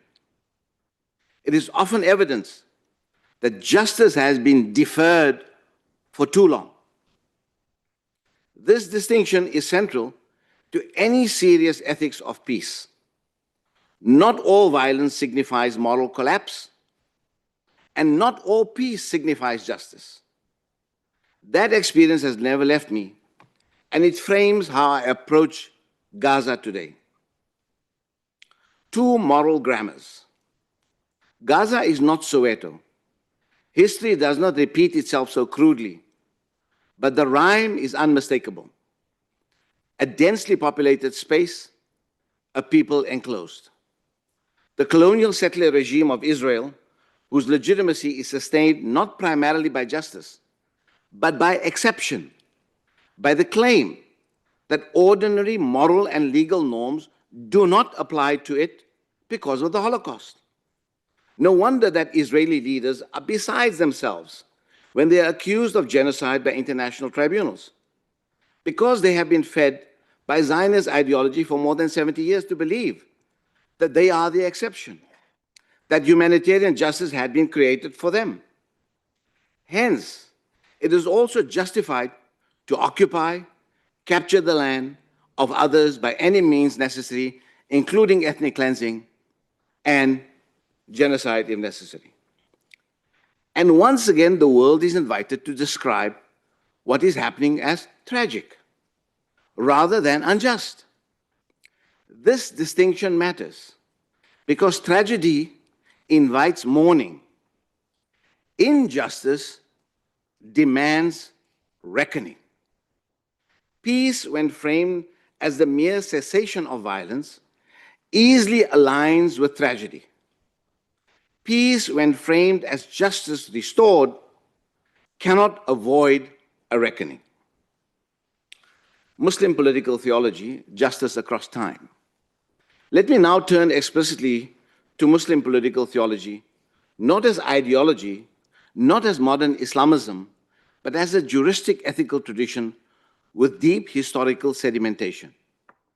At its core, Muslim political theology holds two horizons simultaneously: justice in history, accountability beyond history. This dual horizon matters because it gives political action its gravity. Justice, in Arabic known as adl, in this tradition is not aspirational. It is obligatory. Power, siyasa, is never self-legitimating. It is always suspect, always provisional, always judged by its relation to justice. And reconciliation, sulh, is not theater. Classical Muslim jurists insist that it requires restitution, redress, and the empowerment of the wronged. Forgiveness may be morally elevated, but it cannot be coerced, and it cannot substitute for justice. This is not a rejection of peace. It is a refusal of peace that stabilizes injustice. This theology is born not in sovereignty, but in vulnerability. It emerges from Mecca, where the early Muslims faced persecution, marginalization, moral endurance. It extends through Medina, the place where the Prophet Muhammad undertook his migration, where the fragile work of building a just polity under conditions of scarcity and threat took place. And it reaches even further back in the Muslim tradition to the Israelites enslaved under Pharaoh, to a divine promise articulated in the Quran with remarkable clarity. We will to bestow our grace upon those who are oppressed in the land and make them leaders and heirs. Justice is not merely social repair, it is moral reversal. There is a prophetic tradition that states, God restrains through political authority what the Quran alone does not restrain. This statement is frequently misunderstood. It is not a sanctification of power. It is a warning about power. Restraint is permitted only in service of justice. Freedom is the default. Constraint is the exception. When political authority abandons justice, it does not become neutral. It becomes criminal. From the perspective of conflict thesis, this means that stability without justice is not morally neutral. It is an extension of violence by other means. From the perspective of conflict thesis, this means that stability without justice is not morally neutral. It is an extension of violence by other means. This principle, developed extensively in the Islamic juristic literature, is critical for understanding why Muslim political theology cannot accept indefinite deferral of justice in the name of stability. Justice delayed is not neutral, it is compounded injustice. The humanitarian order, justice after evil. Now contrast this with the dominant humanitarian grammar. I encountered its most sophisticated institutional form in South Africa's Truth and Reconciliation Commission. The Truth and Reconciliation Commission was rightly celebrated for avoiding civil war and allowing truth to be spoken. But it also performed a more troubling operation. It converted justice into a spectacle of reconciliation. Confession became absolution. Reconciliation became closure. And restitution, the material repair of land, property, bodily harm, and stolen futures, these were all deferred. And 50% of South Africa today is unemployed, and violence is high, and no restitution has taken place.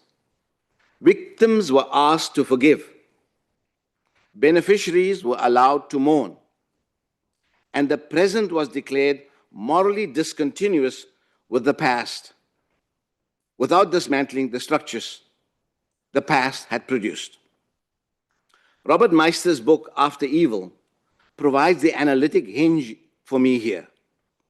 Human rights discourse, he argues, emerges after catastrophe, not to rectify its material consequences, but to manage its moral afterlife. This is all a management process.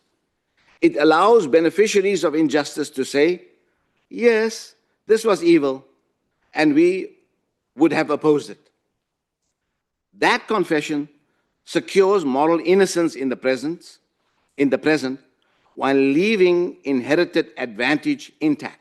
In other words, the last 300 years of colonization and the ill-gained wealth that was earned in the Western powers from the global South, that remains intact. All the distribution and all the injustice created remains intact. It cannot be changed. And memory replaces redistribution. Witnessing replaces accountability. And the signature effect is always the same. Now is never the time. For peace practitioners, this is decisive. A peace that requires permanent patience from the injured is not reconciliation. It is moral exhaustion. The constitutive exception. This structure requires an exception. Carl Schmitt is famous for creating the state of exception. Agamben talks about the state of exception. In the post-war moral order, the Holocaust becomes paradigmatic evil. The murdered Jew becomes the paradigmatic victim. And Israel's political theological parent, which is not only America, but it is Euro-America, became the new victims after centuries of colonization and extraction economies. After 9/11, the US's position became that of Israel. Anti-Americanism was equated with anti-Semitism. Criticizing Euro-America's political actions is ranked as another form of anti-Semitism. And Israel's survival becomes the constitutive moral limit of humanitarian reason. This is not merely historical, it is structural. Within this logic, Palestinian victimhood is not simply denied, it is rendered structurally unintelligible. Palestinian victimhood is not only denied, it is unintelligible. It is not intelligible that there can be a Palestinian victim. Recognizing Palestinian victimhood would fracture the moral economy that secures the beneficiary's innocence. This is how mass killing can proceed alongside humanitarian language. So you can push in as much food as you want into Gaza, but continue killing. How genocide can be narrated as self-defense. How suffering can be managed without interrupting its fundamental cause. Geopolitically, this is what exemption looks like. This is what exception looks like. Power shielded by memory, violence justified by history.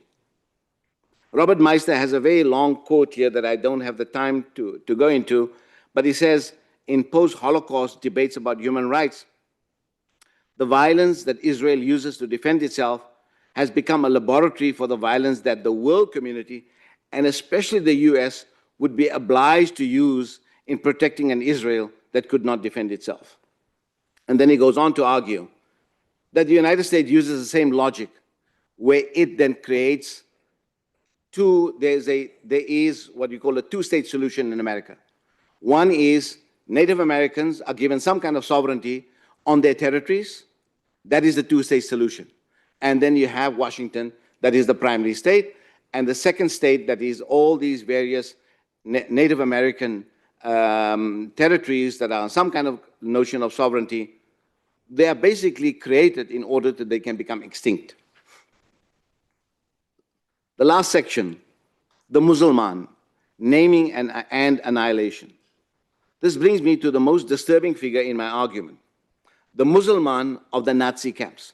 There was a category of Jews that Primo Levi described as a Muslimana in the Nazi camps in Auschwitz as the living dead, those Jews stripped of initiative, hope, and interior life. But the critical question is not only what they were, it is why they were called Muslims. These are Jews that have become so psychologically disabled that they were called Muslims. This is not a sociological claim about Islam. It is a theological claim about Europe. For centuries, European theology and philosophy had already degraded Islam into a symbol of submission without dignity, obedience without interiority, life emptied of transition. You only have to read people like Rosenzweig to understand this. Obedience without interiority, life emptied of transcendence. Islam became the semantic reservoir for imagining a human being beyond redemption. Thus, when Jews in the camps were reduced to bare life, Muslim was the name available for that condition. Naming here is not descriptive. It is performative. It authorizes indifference.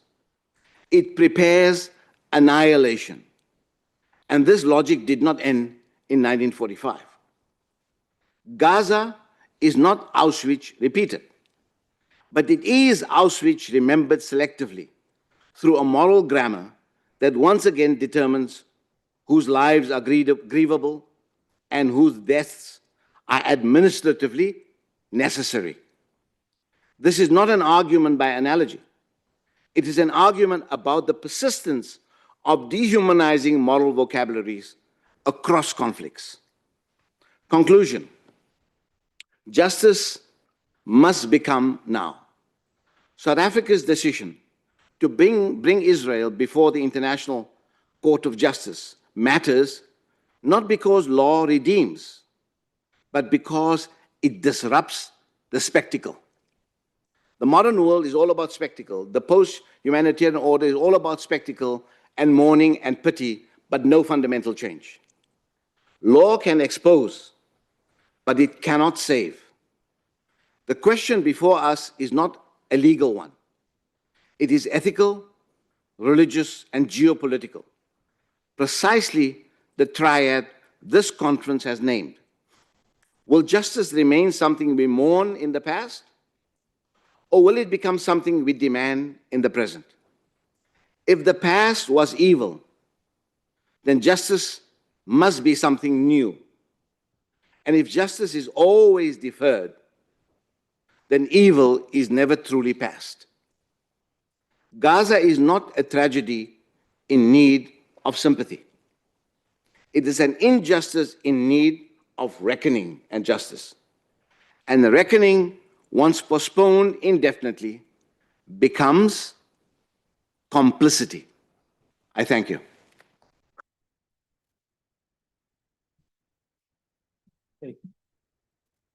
Thanks, Professor Musa, for your very timely evaluation to the situation of the world now, and also the comment on the Islamic justice. Okay, so then we have the next presentation from Professor Wai Lun Kok, Professor of the Academy of Chinese History, Religion and Philosophy, and Associate Vice President in Curriculum and Pedagogies, and Director of General Education of Hong Kong Baptist University. His presentation will be about Is Forgiveness Impossible? A dialogue between Derrida, Confucianism, and Christian faith. Thank you, Professor Wong. After I listened to Professor Musa's presentation, actually, I think we share the similar sentiment that the incapableness of the political institutions, and I would like to explore whether we have some alternative way, to build peace and justice. Okay. Maybe because I'm a Christian theologian, so I'm still okay to talk about forgiveness. Okay, and then but I think that that kind of discussion of forgiveness, especially start with Derrida, can show that actually, we would like to have some kind of breakthrough to the political difficulty that of the international politics. Okay, so actually, my presentation, begins by framing the central research question, that is forgiveness possible beyond the realm of power politics? This inquiry emerged from Jacques Derrida's provocative claim that forgiveness only exists where the unforgivable resides, making it an aporia, a paradoxical possibility of the impossible. The studies situate this question within comparative theology and ethics, engaging Derrida's critique alongside Christian narrative theology and Confucian thought, particularly Daijian's moral philosophy, a Confucian philosopher in 16th century China. The aim is to explore forgiveness not as a meme political instrument, but a lived relational practice grounded in narrative and communal life. This approach challenges dominant paradigms that reduce forgiveness to transactional or therapeutic functions, often co-opted by sovereign powers for reconciliation process. By jeopardizing Derrida's radical purity of forgiveness with Christian and Confucian traditions, the research seeks to uncover resources for understanding forgiveness as an ongoing, non-sovereign practice. The introduction also clarified the academic nature of the presentation, emphasizing its relevancy to ethics, political theology, and intercultural dialogue. It set the stage for a systematic exploration of three dimensions, that is, Derrida's philosophical critique, Christian narrative theologies emphasize on being forgiven, and Confucian ethics, a relational framework through Xu, that is forgiveness. This paper invites reflection on whether forgiveness, though seemingly impossible under conditions of power, can become possible through relational and communal practice that transcends hemogonic structures and as a kind of open-ended search for meaning.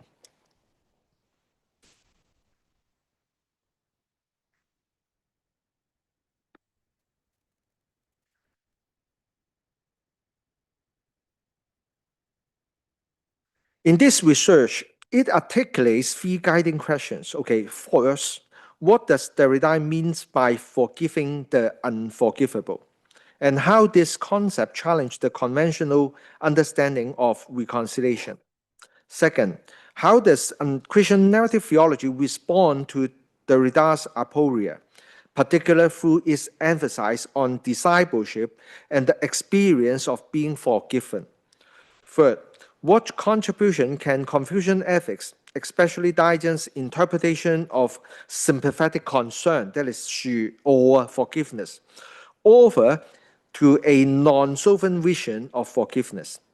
These questions are pursued through a comparative and narrative lens, drawing on primary texts. The research also seeks to contribute ongoing debates in political theology by challenging the instrumentalization of forgiveness in state-led reconciliation process. That is such as the Reconciliation and Truth Commission. By foregrounding relationality, narrative identity, and communal ethics, the studies propose an alternative paradigm where forgiveness is not finalized or coerced, but remains an open-ended dynamic practice. So first, Derrida's paradox and critique of power. Derrida's philosophy of forgiveness revolves around a fundamental paradox. Forgiveness is meaningful only when it addresses the unforgivable. If an offense is easily forgivable, forgiveness loses its radical character and becomes a mean social convention. Derrida insists that pure forgiveness must be unconditional, without expectation of repentance, restitution, or reconciliation. It should have no finality, utility, or intelligibility. What he calls, that is, quote, a madness of the impossible. This radical purity distinguishes forgiveness from conditional forms that impose requirements that thus retain power over the wrongdoer. Derrida's aporia challenged pragmatic approaches that instrumentalize forgiveness for therapeutic or political ends. He critiques the tendency to domesticate forgiveness within frameworks of justice, negotiation, or social harmony, arguing that such practice compromises its unconditional nature. By framing forgiveness as an event that exists calculation, Derrida situated it outside the economy of exchange, resisting its reduction to a performative art or contractual obligation. This conceptualization raises profound ethical and political questions. Can society afford such purity in post-conflict concepts? Is forgiveness without condition feasible or desirable in real-world scenario? Derrida acknowledges this tension, but maintains that the dream of unconditional forgiveness serves as a critical counterpoint to its politicized form. His vision invites us to rethink forgiveness not as a tool for stability, but as an ethical gesture that disrupts power structure and opens space for genuine transformation.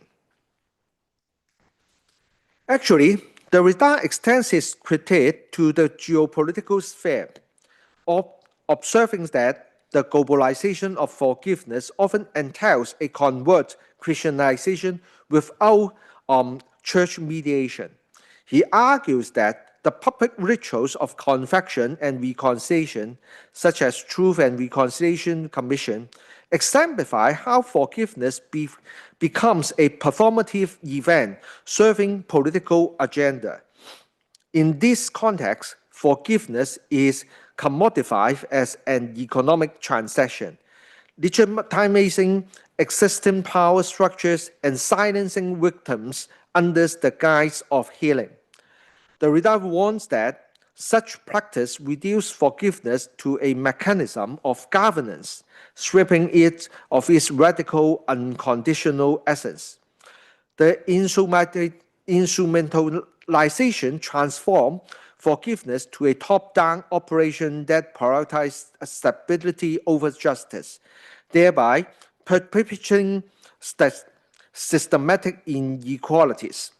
The imposition of Christian divided notion of forgiveness on non-Christian cultures further complicates the picture, raising concerns about cultural hegemony and ethical imperialism. Derrida's analysis underscored the need to disentangle forgiveness from sovereign power and institution coercion. He called for forgiveness without power, unconditional yet non-sovereign, challenges to emergent alternative modalities of reconciliation that receive appropriation by political economy. This critique resonates in contemporary debates on transitional justice, where the tension between moral ideals and pragmatic necessities remains unresolved. By exposing the risks of politicized forgiveness, Derrida invites a reorientation towards practice that honor the singularity of the victim and the irreducible of the ethical responsibility. So now we come to whether Christian narrative theology can offer an alternative. Christian theology approached forgiveness not as abstract in principle, but as a narrative reality embodied in life, death, and resurrection of Jesus Christ. The biblical story situates forgiveness within God's salvific actions, where reconciliation is initiated by divine grace rather than human merit. Theologian Stanley Hauerwas emphasized that actually discipleship begins with the recognition that we are forgiving, reversing the common focus on forgiving others. This narrative reorientation shaped Christian identity, fostering humility and openness to transformation. In the Bible, the story of Zacchaeus in Luke 19, chapter 19, exemplify this dynamic. A tax collector, socially despised and morally compromised, experienced unconditional acceptance from Jesus.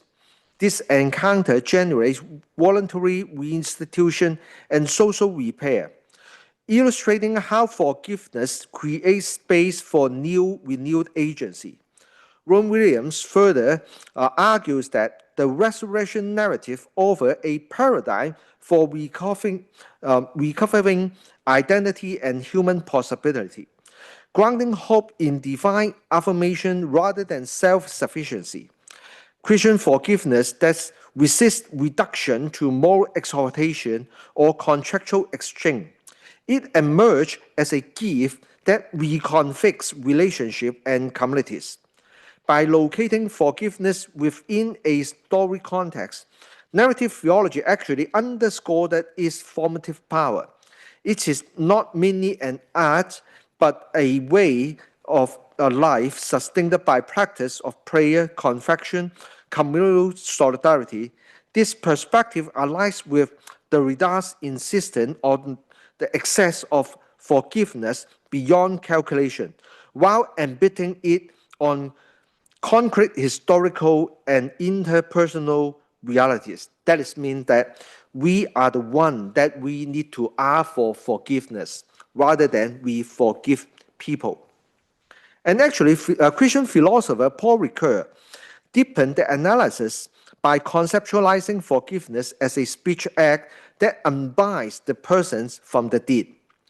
This performative dimension enables a reconfiguration of identity, restoring the offender's capacity for action and promise. Ricoeur acknowledges that the bilateral nature of forgiveness, its correlation between request and grain, yet insists on its asymmetry, which prevents it from collapsing into mean reciprocity. By separating the agent from the act, forgiveness interrupts the determinism of guilt and opens a future-oriented horizon. This process entails a profound ethical rigor. To regard the guilty person as capable of something other than their offense recurs situation that this faculty within the social nature of human being, arguing that forgiveness and promising resting on the experience of plurality and relationality. These practices are inherently political, not in the sense of sovereign power, but as modes of coexistence that sustain our communal life.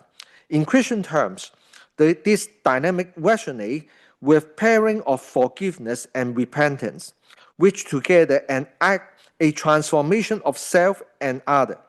Ricoeur's account complements Derrida's aporia by grounding the possibility of forgiveness in human agency without reducing it to calculation. It also converges with narrative theology's emphasis storied identity, highlighted how forgiveness reorients the narrative art of our life from closure to openness.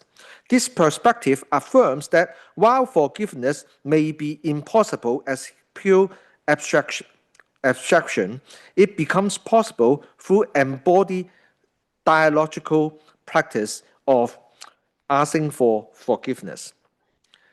Then we come to Confucian ethics. Actually, Dai Zhen, an influential Confucian scholar of Qing dynasty, organizing a penetrating critique of Qingzhu New Confucianism in Song dynasty, which he viewed as morally oppressive due to its rigid emphasis on principle, that is Li, over emotion, Qing. Dai argues that authentic moral realization cannot be achieved by extinguished desire or emotion. Rather, it must integrate our emotion and desire, even our anger, as vital force for ethical life. He reinterprets principle as emotion that does not go astray, thereby grounding morality in the shared, effective life of humanities. This approach dismantles the hierarchical structures that weaponize the principle to enforce compliance, advocating instead for empathetical engagement and mutual understanding. Dai's emphasis on Qing and Yu, that is desire, restores the concreteness of moral experience, resisting abstraction and authoritarianism. His thought aligns with narrative ethics by situating moral agency within relational context rather than transcendental norms. By recognizing emotion and desire, Dai opened a space for forgiveness as a practice rooted in sympathetic concern rather than coercive obligation. This vision resonates with Derrida's call for forgiveness without sovereignty, as both perspectives reject the instrumentalization of ethics by power. Dai's critiques thus serve as a resource for imagining forgiveness as a dynamic context, for our life. And actually, so the Confucian concept of xu, that is forgiveness, often translated or sympathetic concern. Oh, sorry, yeah. This is the long quotation from Dai. Actually, you can see that how he would like to affirm that actually our desire, even, our emotion is at the ground base of our human being, so that we should recognize the desire and emotion, to become a kind of cultivation of our ethics and moral life, And actually, from Confucian concept of forgiveness, or sympathetic concern, occupies a central place in Dai Zhen's moral framework. Xu entails extrapolating from oneself to others, That is imaginatively placing oneself in another's position to cultivate empathy and reciprocity. This practice does not demand strict restitution or symmetrical exchange. Rather, it calls for a continuing reopening of self-understanding toward others. Actually, he would like to align himself with what Confucian teach in Annals. What do you not want done to yourself, do not do to the other. So this is another very long quote, from Thai. Actually, this is he tried to challenge, for those Confucian scholars with authoritarian power, to say that actually they would like to eliminate all the design is not a very good thing. And indeed, if one can step outside of themselves and also to treat others as himself like to be treated, then actually this is the way of a kind of the very good 君子, that is the gentleman, in Confucian way. So how he used xu, as a kind of concept, He tried to radicalize this teaching by integrating it with his critique of the oppressive moralism, presenting xu as a revolt against abstract principle and in return to relational ethics. For him, Xu acknowledged human finitude, offering forgiveness within the limits of our complexity, while aspiring to an ideal of unconditionality. Okay, so on the one hand, we recognize that we have a limit to forgive, okay, or to understand. But on the other hand, we try to step out of ourselves and then to reach to other situation and to understand other situation. And actually, this dual movement mirrors Paul Ricoeur's notion of forgiveness as a hopeful act that stretches finite horizon toward the infinite. By emphasizing shared emotion and desire, Xu fosters a communal life that resists sovereign domination and nurtures moral growth. In this sense, actually, Confucian ethics also converge with Christian narrative theology in affirming that forgiveness, though difficult and never finalized, remains possible through practice of empathy, dialogue, and mutual care, and ask for forgiveness. Together, this tradition actually challenged somehow Derrida's pessimism by demonstrating that the impossibility of forgiveness can be reimagined as an ongoing relational task and also a task started by the subject themselves. So, conclusion. This comparative analysis of Derrida, Christian narrative theology, and Confucian ethics yields several critical insights. First, Derrida's insistence on the unconditionality of forgiveness serves as a necessary critique of its politicalization, exploring the risks of coercion and commodification. Okay, second, Christian theology responds by embedding forgiveness within a story framework that emphasizes relational transformation and communal practice, thereby operationalizing the ideal without collapsing into pure abstraction and a kind of political economy. Third, Confucian thought through Daijian emphasized on emotion and Xu offer a non-Western resources for conceptualizing forgiveness as empathetic reciprocity rather than hierarchical imposition. These convergences suggest that forgiveness, while impossible as a sovereign act detached from context, becomes possible as an ongoing, non-finalized practice sustained by narrative and relational ethics. The implication extend to political theology, intercultural philosophy, and practical ethics, challenging models of transitional justice that prioritize stability over truth. By foregrounding the interplay between narrative identity, communal life, and empathetic engagement, the paper would like to contribute to a more nuanced understanding of forgiveness that resists both relativism and authoritarianism. It invites further research into concrete applications such as church communities, civil organizations, and intercultural dialogue platforms, where these theoretical insights can inform practice of reconciliation and peace building. Thank you. Okay, thanks, Professor Koch. Yeah. So Professor Koch and Professor Musa somehow offer two different approaches to the question of conflict, one from forgiveness and one from justice.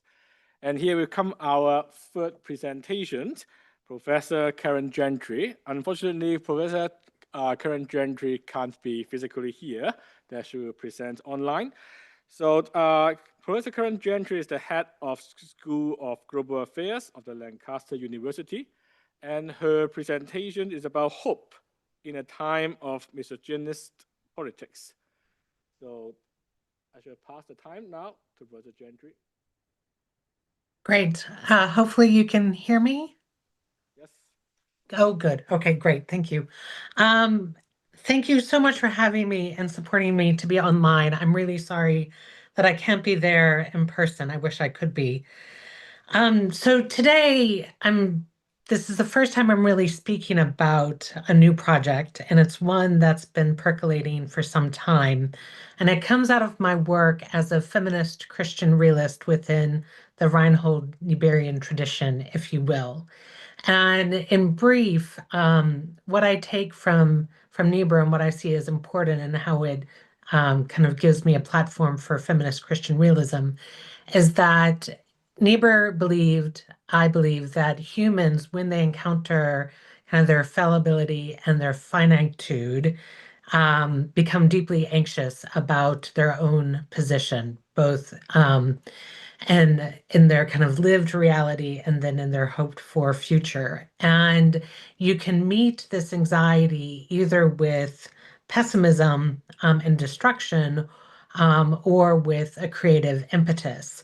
And I critique Niebuhr for his approach to creativity, which I see as rooted in kind of a very masculinist tradition. And what I'm trying to tease out in my own work is how we think about creativity in a more hopeful way, and in a way that brings peace and moves us away from what I see are power politics. And I think Niebuhr actually acquiesced a bit too much to power politics, and I can pick that back up in questions if people would like. And so the question I want to ask is, what does political hope look like during a time of misogyny? And that from a feminist perspective in international relations, current geopolitics, the rise of authoritarianism, a lean and maybe not so much a lean, but a quite a strong move towards fascism and the commitment of genocide can be seen as driven by misogyny. Earlier feminist work in international relations discusses how militarism, armament, and war are driven by masculinist principles. But here, within this feminist Christian realist framework, I argue that we're now looking at misogyny and operation, where an extreme commitment to a toxic form of masculinity and the abhorrence of anything associated with women and femininity justifies violence. And so, to reiterate, in this context, what does hope look like? So I thought it'd first be good to explain why I believe we're in a more misogynist time, if you will. I think we've moved away from a kind of patriarchal period where there was perhaps still a belief in masculinity, rationality, logic, and the need for power in a more kind of, if you will, chauvinist or honorable setting, and into one of misogyny where there is this need for and justification for violence. And in feminist work, misogyny has become quite not a contested, but quite a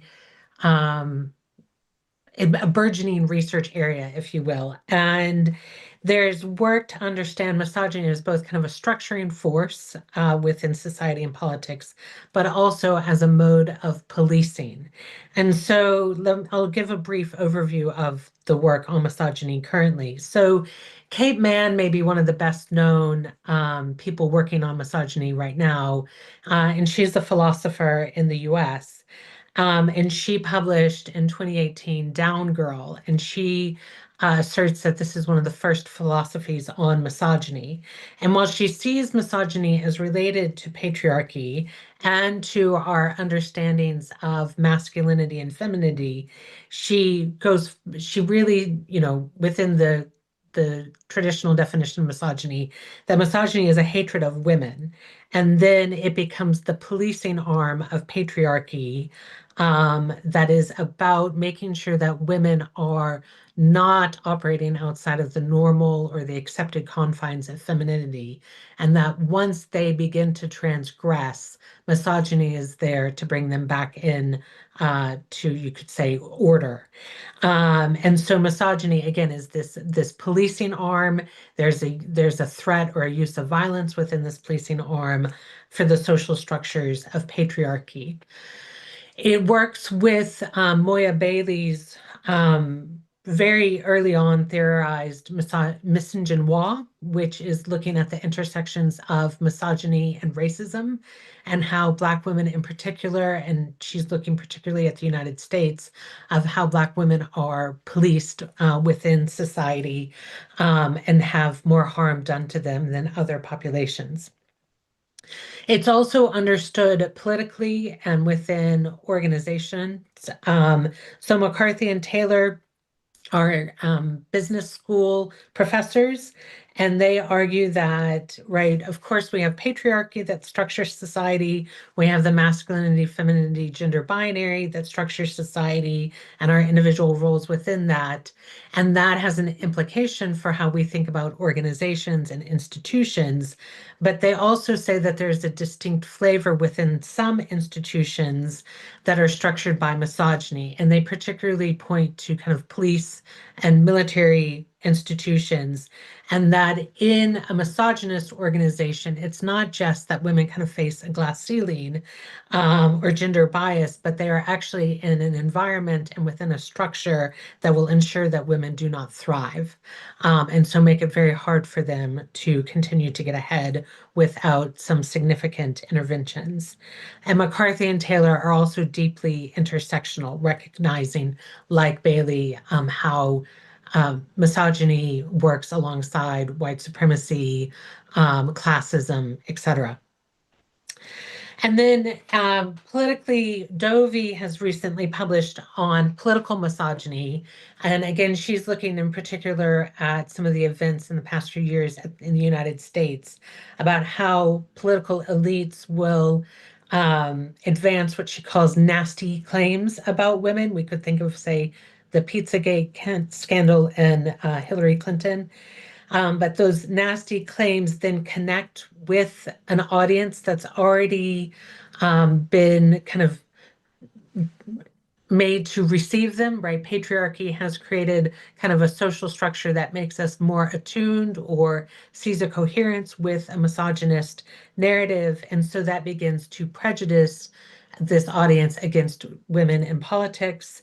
And then the audience accepts this as kind of as standard or as not, let's go with not bizarre, right? If we again go back to Clinton and the Pizzagate scandal and how well in some parts of the United States that was just accepted as, yeah, of course that must be happening. When if you really begin to pick it apart and tear it apart, you begin to see that there is no realistic claim.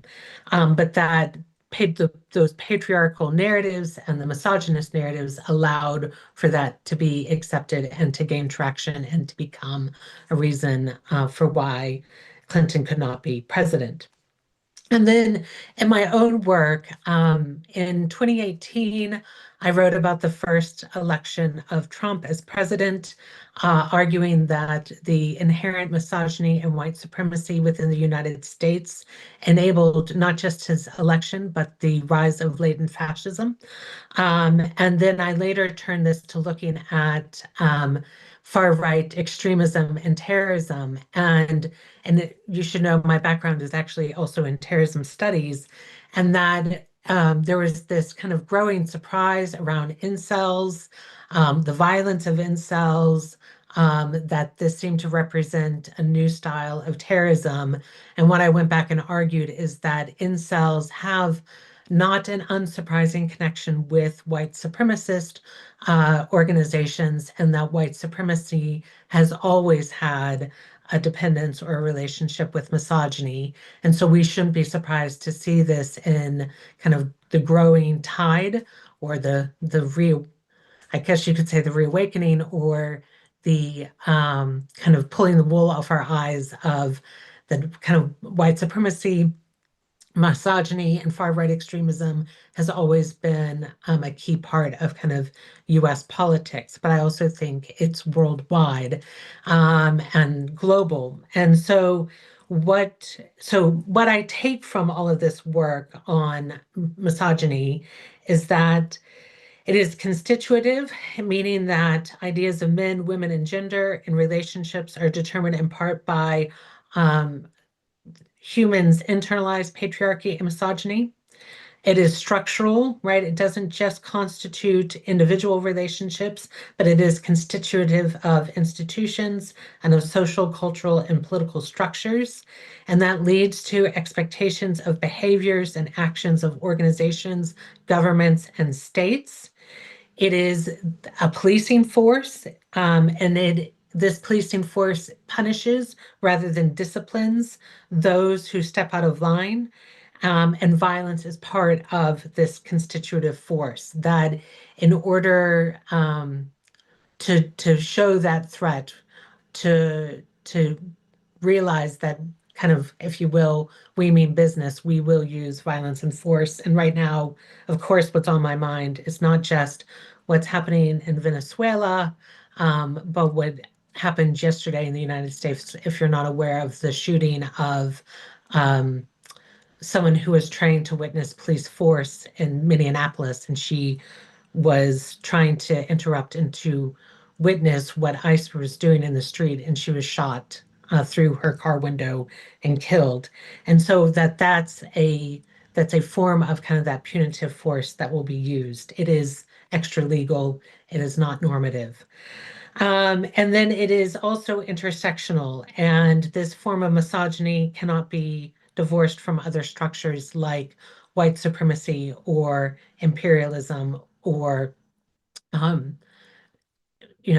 homophobia, et cetera, but that all of these things do work together to tell us how people should behave, but also what the priorities of states should be. And so if I look at this internationally, and I tie this back to international feminist international relations, I should say, we have people like Carol Cohn or Cynthia Enloe and Cynthia Weber who demonstrated the relationship between masculinity and IR. And again, I think where we are at this moment takes this even further, again, to a misogyny in IR. And so where Cohn or Enloe or Weber demonstrated that where we saw patriarchy and masculinity assert power through the threat of force and at times the use of force, but largely within the rules of Western warfare. And I say largely, I would say that there were definite times of deviation. The recent assertion of masculinity is something quite different. And I think it links a toxic masculinity with the identity of a toxic masculinist identity with war, with the use of kind of ungoverned violence and warfare. And it's a way of asserting nationalist and fascist politics instead of kind of a disciplining. It becomes punitive and debilitating, and it kind of maybe you could say singular in the purpose that it serves. And so how do we see it now? I mean, I've given a few examples, but and again, in my previous work, I've demonstrated how misogyny within the US worked in the first election of Trump. And I think that's fairly apparent. I think what we're seeing in this in Trump's second presidency, or even if you will, second term, is more of the fulfillment of that. And it isn't just President Trump's own behavior and actions and statements. It again is a realization of some part of American identity.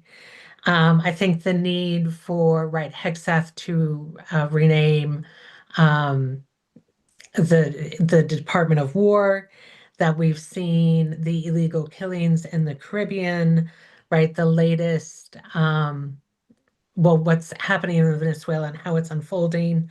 And then, of course, these claims on Greenland and what that means. And this real move away from understanding power politics within a global system, understanding global politics within a need for allies and still working together, even as we arm, or even as we might need to be on a particular war footing, that we're in a whole new space where this seems to be an assertion, again, of this identity of I can do what I want because I'm the most powerful, and because this is best what is seen as best for a particular state. And it's, again, I wouldn't say it's just in the US, it's also in Putin and the persona that he puts on, and that refusal to let go of kind of a Russian empire, and leading into the war in Ukraine. And it puts, I would say, the rest of the world into an impossible position, right? NATO trying to think of how it responds to Greenland. I've been fascinated as a resident of the United Kingdom, but clearly an American as well, of the UK security review over the past summer that has just really accepted we will be going to war. When will that be? And instead of really thinking about how we continue to work on and try to assert more of a peace footing. And so that in the past, I think it's what I'm trying to kind of puzzle through and tease out, and I'm clearly still working on it, is how have we, since in the past 5 years, moved from real strong cooperation during the pandemic, very strong collaboration during the pandemic, that we also were, in the West at least, seeing the rise of feminist foreign policy and this real commitment to, again, trying to work together and to bring the world closer together, and how that's just completely seemingly eroded in just a very short period of time. And I understand how we're seeing offensive action, right? And I agree that in some ways, right, the UK or NATO countries are already in some ways at war with Russia, even if it is not yet a physical war. But it's like we have forgotten our institutions and our other norms and other processes that are available to us. And so that really is where I want to lead into hope. So how do we make hope an action, right, and an action for peace? So that if within Christian theology, hope is a promise of what's to come, but it's also meant to become a disposition, right? If Christ has already come, and if we also agree that Christ is here with us, and that we are working towards the fulfillment of Christ and within peace, then hope becomes also a doing. And I see this as similar to bell hooks love as a doing. It is Martin Luther King Jr.'s "the arc of the moral universe is long, but it bends towards justice." And so how does kind of hope and justice come together for bringing peace? And so in relating this to politics, right, Worty, I think, simplifies it, right? It is the working towards a better future. And I guess that's where my tension is that it feels like in some cases, in international relations right now, we have lost the scope for working towards peace and working towards a better future. And that I have really continued to find a tension with, so how do we do hope? How do we do hope in the midst of power politics? And I saw an interview where people talked about what we've done in the past to bring hope. And so how do we learn those lessons? And someone talked about Jane Addams' work in the United States about caring for communities that were impoverished communities. And that made me think about and again, this is still so much a work in progress, but how do we use the institutions that we have? How do we continue to use the UN or our NGOs to work towards creating more of a response that engenders peace instead of a response that seems to just simply be accepting of war and of conflict? And so that's the hope that I want to bring. I feel at times it's that when we've begun to accept that war is now on the horizon and is a solution, that people see it as naive. And And I think, and so that's the tension I want to overcome is how do we not see this as naive, but actually a possibility and as a necessary possibility, because war will not serve anyone, or it will serve a few, but not the whole. And so how do we preserve a hope and a peace that serves more of the whole? So I'm interested in questions. I very much recognize it's it's an early work, and one that I'm hopefully going to be able to kind of continue to tease out over the next few years. So thank you.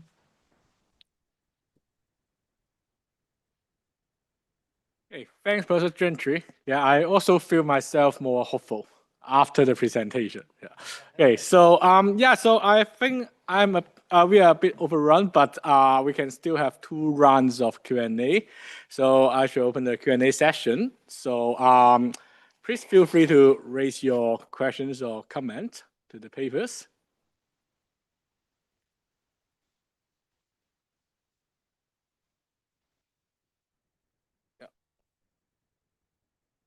Thank you so much for your presentation, professors.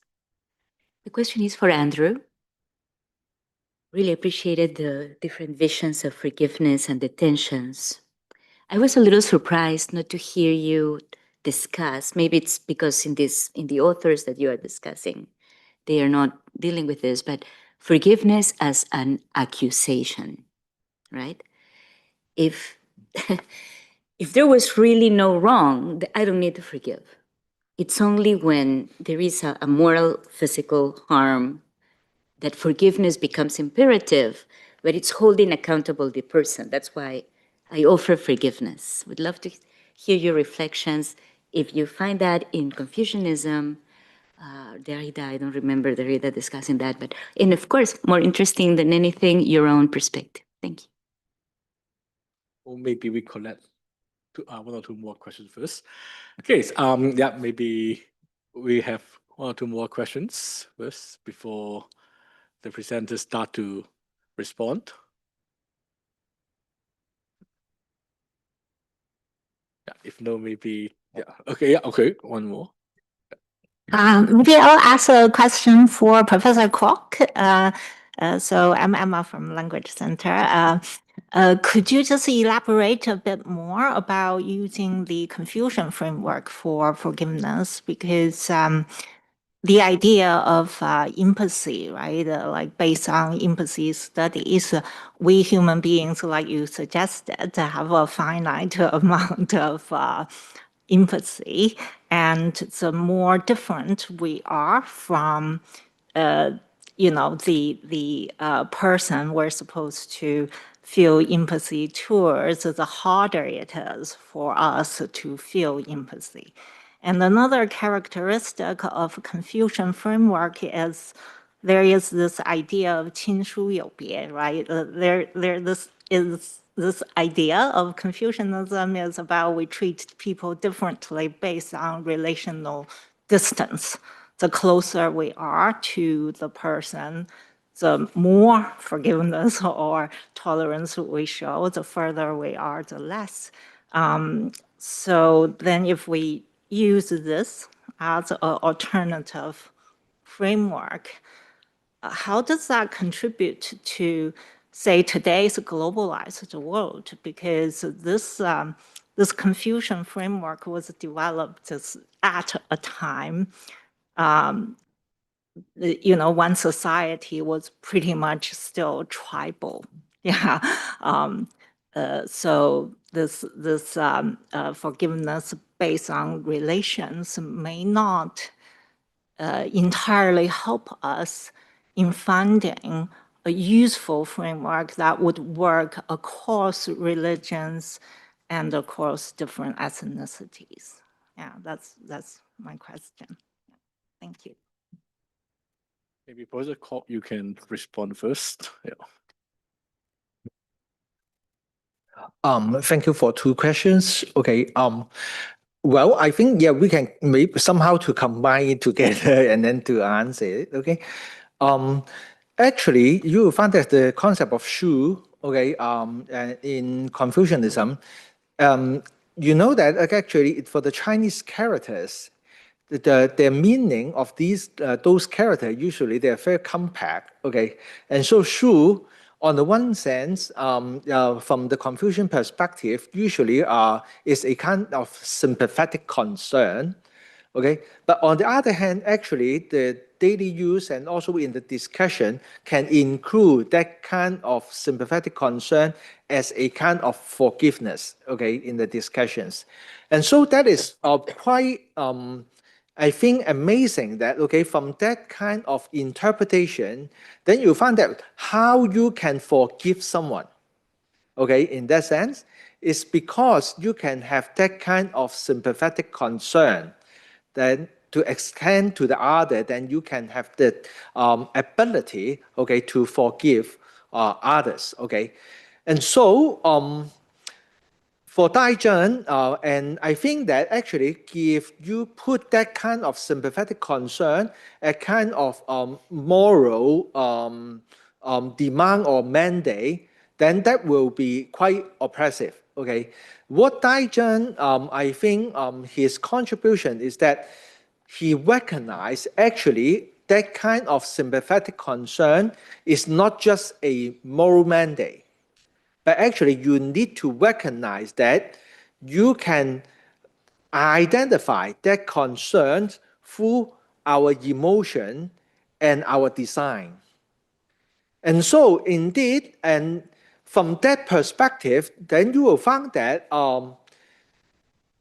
surprisingly, both Daijun and also and the narrative theology that I introduced in the paper, finally, the first thing for individual is to recognize that somehow you need to be forgiven. Because from your design, from your emotion, then you will find that you have needs, and then also you also find that you have some kind of difficulty, okay, to serve the people or to satisfy the people's emotion and desires, as what Amos you have talking about, okay, and so that actually you are not in a fully position, okay, to just demand others to do things, but you need to have a kind of sympathetic, okay, position or a kind of reflective position to ask for forgiveness and acceptance. And so I think that is very interesting things to start because when we talk about reconciliation and justice, and you will find that as in the last section, maybe victimizer to pretend that they become a kind of victims, okay? But I think what, Daijun and also the narrative theology I presented, they ask for a very radical, reflective subject, okay, to engage with that kind of forgiveness. Not that just a kind of institutional setting to set for reconciliation, but everyone, if you have that kind of reflective understanding of yourself and your relationship with others, then you'll find that actually you first need to be asked for forgiven rather than you ask someone to forgive you. If everyone can do that, or in a community, they can have that kind of understanding, that can be a better starting point, okay, to engage with the so-called reconciliation and also for building peace in this sense. And so then back to whether this is a very ancient thought or modern thought, I think, if we put this a kind of reflective understanding of yourself, then even that it is ancient, but still applicable in our modern time. I hope that my answer also can address Lina's concerns about, you have asked me. I don't know whether I can ask. Yeah, thanks. Yeah, Professor Musa would like to make a comment here too. Yeah. Thank you. My comment is a simple one. The way I understand Derrida, that he argues, like justice, the impossibility of justice. It's a kind of philosophical exercise for him on this idea that, it's a continuous signification and resignification of something, so it always changes and transforms and it's elusive, etc. In the same way about forgiveness.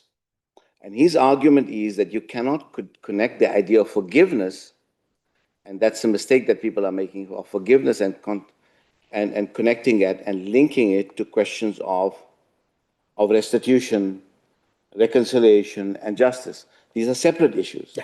It's when you connect those things that you create a problem. So for instance, I can forgive you for destroying my house, but I will require you to provide restitution to rebuild my house. Or I can forgive you for stealing my property and taking my land and using it for 50 years, but I can forgive you for that. That's the part I can forgive. You might not be able to, compensate me for 50 years, but you will have to return my land. So these are different issues. Connecting forgiveness to those kinds of issues, I think, kind of conflates issues that are necessarily separable. And I think this is precisely the issue in the international order today, that's the point I was trying to make, and how this current humanitarian order does not go to the question of justice. So for instance, we are all suffering of amnesia when we are saying that Greenland is going to be attacked or Venezuela was attacked. But in 2003, the United States and European allies invaded a sovereign country without any casus belli. Why are we surprised? Why are we surprised that it continues this trend? In fact, to crown everything, in the Trump 20-point plan for peace in Gaza, which remains elusive, the czar who is going to be appointed for that job of transforming Gaza is a war criminal called Tony Blair. How is it possible? So this idea of forgiveness, and we are conflating issues of international law, and this international order has been rigged in several ways in order to make it possible. So it's perfectly okay. It's perfectly okay to go into a sovereign country and kidnap a leader because you have extraordinary power to do so, right? So you kidnap. I mean, the whole world should be afraid because any one of us, any leader of any country can be kidnapped and brought and made a joke of international justice. So I think your point, I take it, about the question of forgiveness, and there's a Christian story to it. I mean, you could have talked about René Girard and others who talk about the question of sacrifice. But I think when we conflate the theological issues into the political realm, that's where we're going to, and we are not living in a Christian world entirely. There are different parts of the world who understand, this part of the world understands it through a different way. The Middle East, Africa, there are a whole variety of ways in which we understand justice. And the international system, in my view, is somewhat rigged in one direction. That's my comment. Thank you. I mean, just a very quick follow-up, to make use of the role of a moderator. So, I think the quick question here is that should forgiveness assume justice? That if I forgive someone, should it be a condition that should there be a condition that that person did something wrong, and then there's something to compensate for it, to compensate for its injustice, or even if they continue to do unjustly, should we still continue to forgive them? Would forgiveness become a kind of encouragement of wrongdoing in this case? Yeah. I think I answer Professor Wong's questions first. Okay, actually, what I presuppose is that actually if we can have that kind of reflective understandings of self from Confucian and Christian tradition, actually it has better chance that we can achieve justice through forgiveness. Otherwise, in many times forgiveness, I agree with that, Professor Musa. Actually, it's not only international setting, but even interpersonal setting. They are somehow quite meaningless. Yeah, because even I forgive those people, but they do not understand what they have done, and actually they will not remedy what they have done or hurt, okay, or damage. And so I think that actually that's why Confucian self-understanding, reflective self-understanding, and Christians' doctrine of being forgiven is so important when we talk about peace building. Yeah, because if those engaging parties always they just pay victims and try to seize the opportunities to use their force to compensate you now, because you can see that Russia, United States, Israel, they all say that they are victims rather than victimizers. And so I think if we would like to connect forgiveness with justice, that kind of reflective self-understanding is very crucial. And for Professor Musa's question, I totally agree with you that Derrida's critique about the configuration in the international setting. But as a scholar, I would like to found that in the international level or in the state level, the real politics somehow make that kind of forgiveness and reconciliation impossible. But I would like to ask that whether we can have some other ways to start that possibility. And so I found that actually, the Confucian reflective self-understanding is important and very fundamental. If we would like to continue to ask for that kind of just and also a kind of good relational life. I mean, there's a hand there. Yeah, thank you. Yeah, and there's a hand. Hi, I'm Heidi Park. I'm from Seoul, Ewha Women's University. I think I have a question for Dr. Musa and also to Dr. Gentry. And I tried to formulate this question very hard, but I don't think it's finalized. So let me try. I think, Dr. Musa, your presentation was really provocative and really thought-provoking. I recently at AAR, I listened to this group of theologians who were talking about theology after Gaza. And in that presentation, they were formulating this idea, or they're observing this idea that Zionism has become sort of the ideology of neoliberalism at this point, and it sort of spreads everywhere. It pops up in every culture. I know very tangibly how it has spread in South Korea, for example. But it seems like it's not just there, but it's in Europe, and I probably, the exceptionalism that is behind Zionism has been claimed in many political and economic realms and have spread out. So, listening to that, and I am, as I'm listening to you, the moral vocabulary that you're talking about, how the Muslim became unintelligible and treated differently in our moral imagination. That's really grabbing my mind. And I'm thinking, yes, decolonization process is a messy process and it creates all kinds of things. I'm in a country that has gone through that.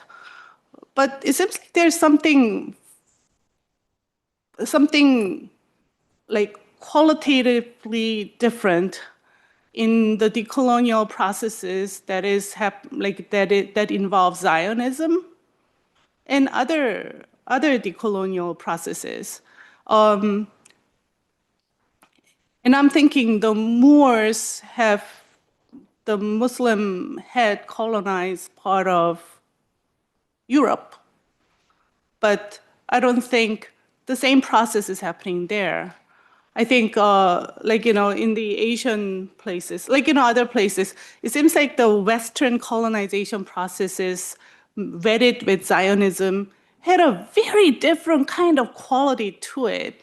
And I was wondering, and these days, what this theology after Gaza people were claiming is that the Zionism at this point, vetted with neoliberalism, has created a very different dynamic as well. So those are sort of my random thoughts at this point, and I was wondering if you can say anything about that. So that's one question. And the question that I have for Dr. Gentry, thank you so much. The genealogy of misogyny is very, very helpful in my conceptualization.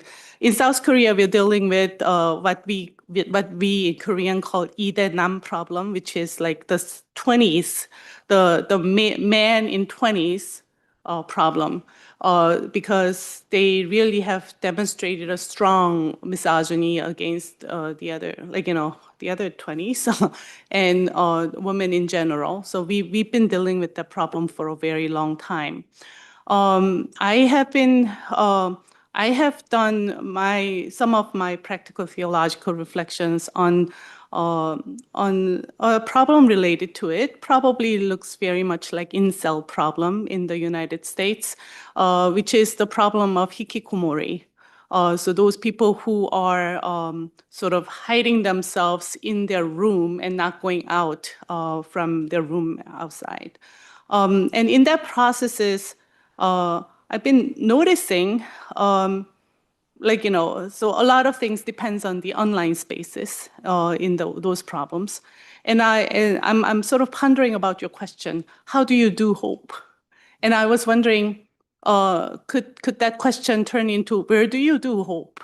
Do spaces matter? And I just wondered what you are observing on that matter. So thank you. I mean, before the presenters respond, maybe I can ask for the last round of Q&A. Oh, one more question. Yeah, go ahead. Yeah, tit for tat, and then T's for T's and eye for eye. Everybody would end up becoming blind in this world. That's Muhammad Gandhi. So I think in Judaism and Islamic theology, we don't really have this idea of the scapegoat or the innocent playing the role of atonement in the position of the wicked to pay the price to offset the atonement. Ibrahim traditions, Abrahamic, Isaac and Jacob, brothers, they wrong one another. Someone's got to pay the price, and normally it's mutually hurt, other than one side. Every coin has two sides. And I mean, according to Soren Kierkegaard, the Danish theologian, who always argued that back in his age, 19th century, he says, he noticed something from this gospel parable.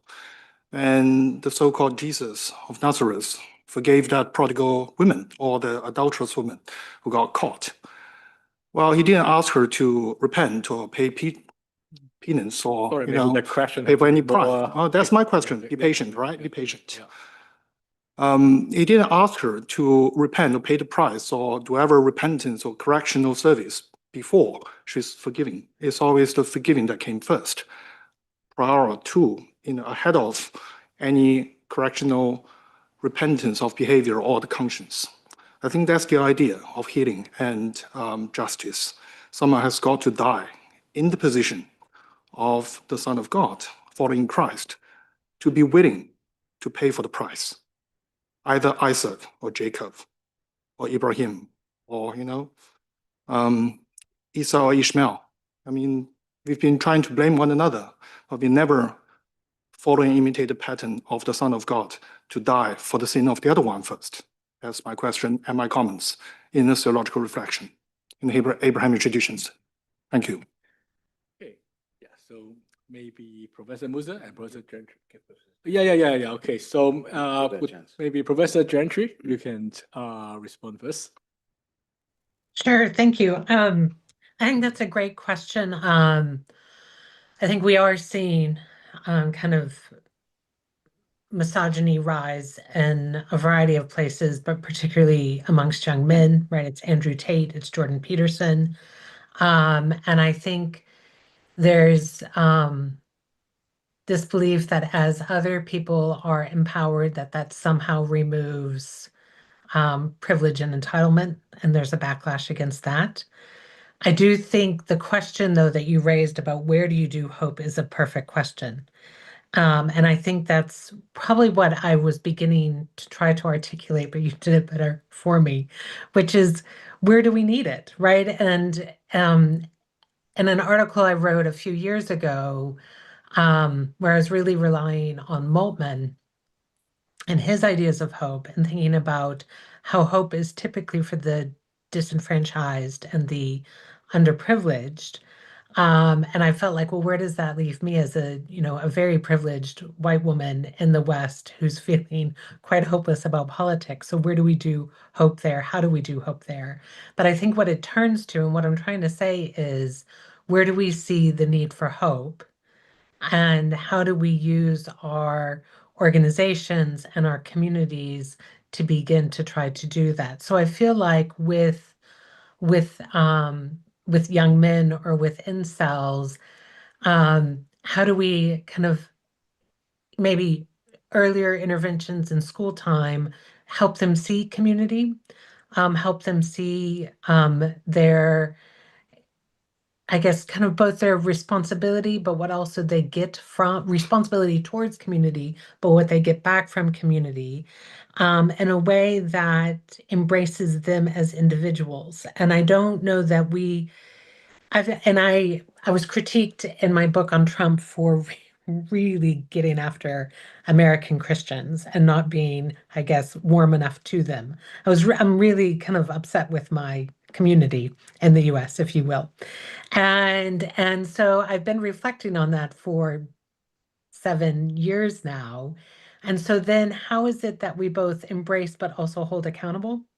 How do we help people see that they're valued and part of a community while also saying some of this is unacceptable? And so how do we do that with love? And how do we do that with generosity and compassion and grace? And I think that in those type of situations, that's what we need to see done.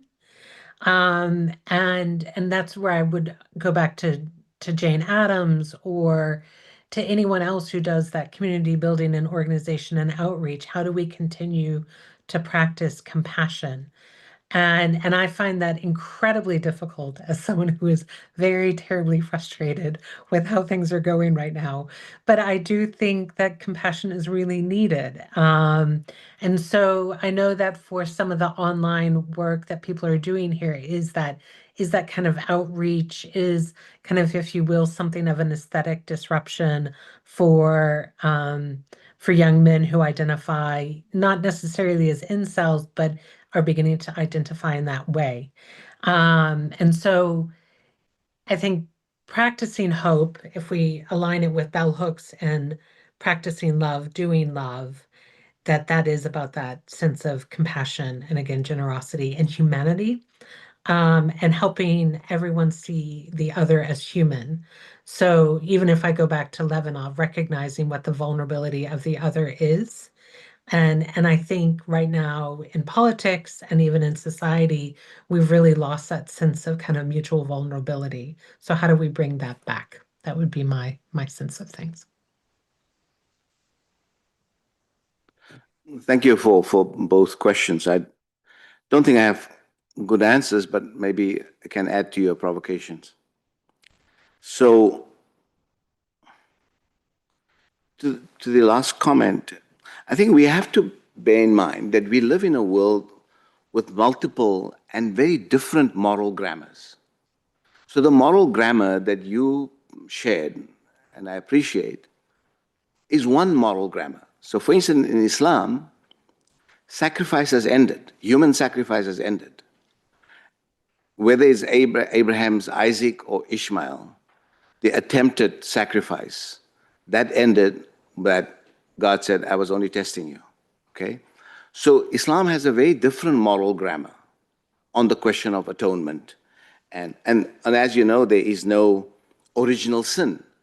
In Christianity, because there's an act of original sin, it's an elaborate kind of drama and dramaturgy and story of how human beings end. So I think that's the key question we need to grasp, that in a world with multiple cultures, with multiple power centers, a single narrative of how we run the global order is not going to work. We're going to have more breakdown, more confusion, and more disruption. And therefore, we need to come to the table with the multiplicity of languages, not the singularity of languages. So that would be my one response. As I said, in Islam, the idea of people who repent. So if you repent to God, then repentance involves that you must do self-correction and you must do disclosure. Where did you put the ill-gained wealth that you had? What did you hurt? How many people did you what? You need to confess that, okay? So there's a certain kind of confession required. So you need to repent, do good works, and confess the wrongs that you had done. I mean, though Islam doesn't have an elaborate confession as Christianity, but you need to say, I stole your money and I did this, or what are the wrongs that you've done with it. Now, come to Professor from South Korea's question. I didn't know you were the AAR. I would have hopefully, you were the AAR this year. I missed you. The question is that's an interesting observation that you had at the American Academy of Religion and the panel that you attended about equating Zionism as kind of part of the neoliberal. Yes, indeed, Zionism has completely bought into the neoliberal argument precisely because it's also based on a particular notion of capitalism, right? And that idea of capitalism enables certain possibilities, and therefore its very intimate connection to two centers of power, Europe and North America, right? So that is there. But I think one of the things that we will be remiss to understand is that Jews suffered under Christianity and in Europe for centuries. That Jewish suffering created Zionism as a way of longing for the end of the suffering. Now, Edward Said, a friend of mine, many years told me, Ibrahim, don't criticize Zionism because Zionism has many multiple meanings for Jews, okay? One is this political Zionism, the other was cultural Zionism, of how Jews have to come together to show the unity in the face of brutality and suffering. So I think it would be absolutely wrong to deny that there was Jewish suffering and terrible Jewish suffering. Europe's problem is that it didn't deal with this problem. It dealt with it in two ways, genocide and expulsion, and exported the problem of the Jews onto the Arabs and took Arab territory and then created this narrative. So in 1922, a man by the name of Leopold Weiss, who became Muhammad Assad, who is the father of the anthropologist Talal Assad. Talal Assad, most of you know, very few people know that his father was Leopold Weiss, a Jew converted to Islam, meets Chaim Weizmann in Jerusalem. Chaim Weizmann becomes the first president of Israel, but this is 1922. And Weizmann and Muhammad Assad tells Weizmann, you're going to build a state here or bring Jews here. What about the Arabs? And Weizmann says, very upset by the question of this 22-year-old, Muhammad Assad, because he was born in 1900 and he was 22 years old. He was the correspondent for the Frankfurt newspaper the Allgemeine Zeitung. So he was a reporter for that paper, and he talks to Weizmann. Then Weizmann's answer is that within a certain amount of time, the Arabs will not be a problem any longer. He writes it. You can find this in Muhammad Assad's book, The Road to Mecca.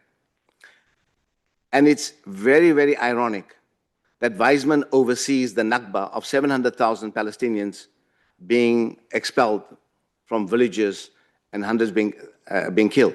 Very ironic. Assad, you raised the question of Muslims in Spain. So Assad said, if you're saying, because Weizmann says, we belong here, this is our land. So he said, by that logic, the Muslims should claim Spain because they were ruling there for 500 years. It doesn't work like that. It doesn't work like that. So the whole claim and the entire fable of Zionism, that Jews are entitled to that land, is an absolute fable. It's an absolute fable that has been concocted. But Palestinians have made the fundamental forgiveness and have agreed to share the land. The only people who don't want to share the land are the Zionists. The two-state solution that people are looking for is going to end up like the two-state solution in the United States. Create certain kinds of spaces for Native Americans and hoping that they will dissipate and disappear. You know, there are places and territories in North America, Native Indian territories that only got electricity this year. Only this year. So the whole idea is to wish for their extinction, okay? And there's all kinds of other things. So I think this is the terrible idea that we are talking about the two-state solution. And this thing has been debated. But Palestinians have agreed that they have to share the land. They don't want Jews to disappear. Ismail Farouki, a leading writer, a Palestinian writer, has said they should go nowhere else. They should stay there. Okay? Arafat and others who made Oslo, they also agreed to stay there. But they bought into this ridiculous idea of a two-state solution. And that's not going to work, because that means perpetual war, perpetual strife. They will have to work it out as two people who are going to share the land. That is on the agenda. But there's only one party that doesn't want that. The other party is too weak to ask for anything else. So they have to share the land. And that is the compromise Palestinians have to make. So the issues are complicated, but one cannot undermine Jewish suffering and Jewish fear. The Holocaust has put, a fear of their extinction into them.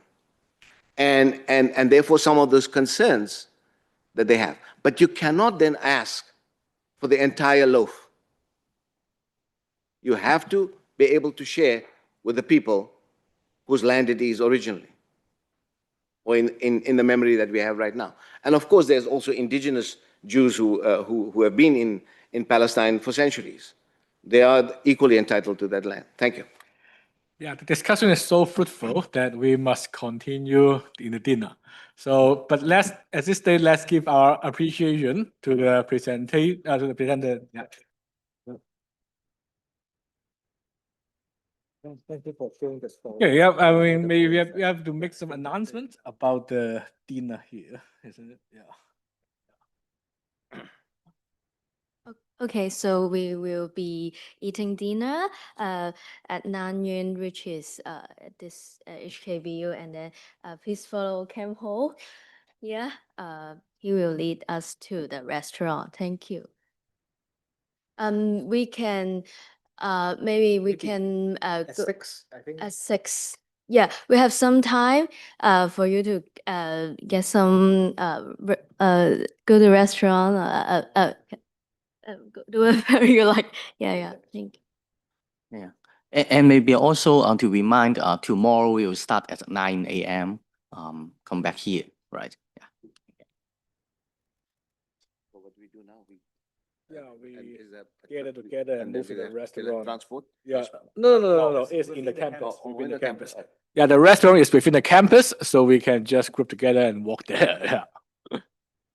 Thank you. Thank you so Good. much. Yeah, thank you. Yeah, learn a lot. Yeah. Yeah, sorry Yeah, for we need to learn more. sorry for cutting the thing short. Yeah, because I think the final speech is very fruitful. Yeah, but yeah.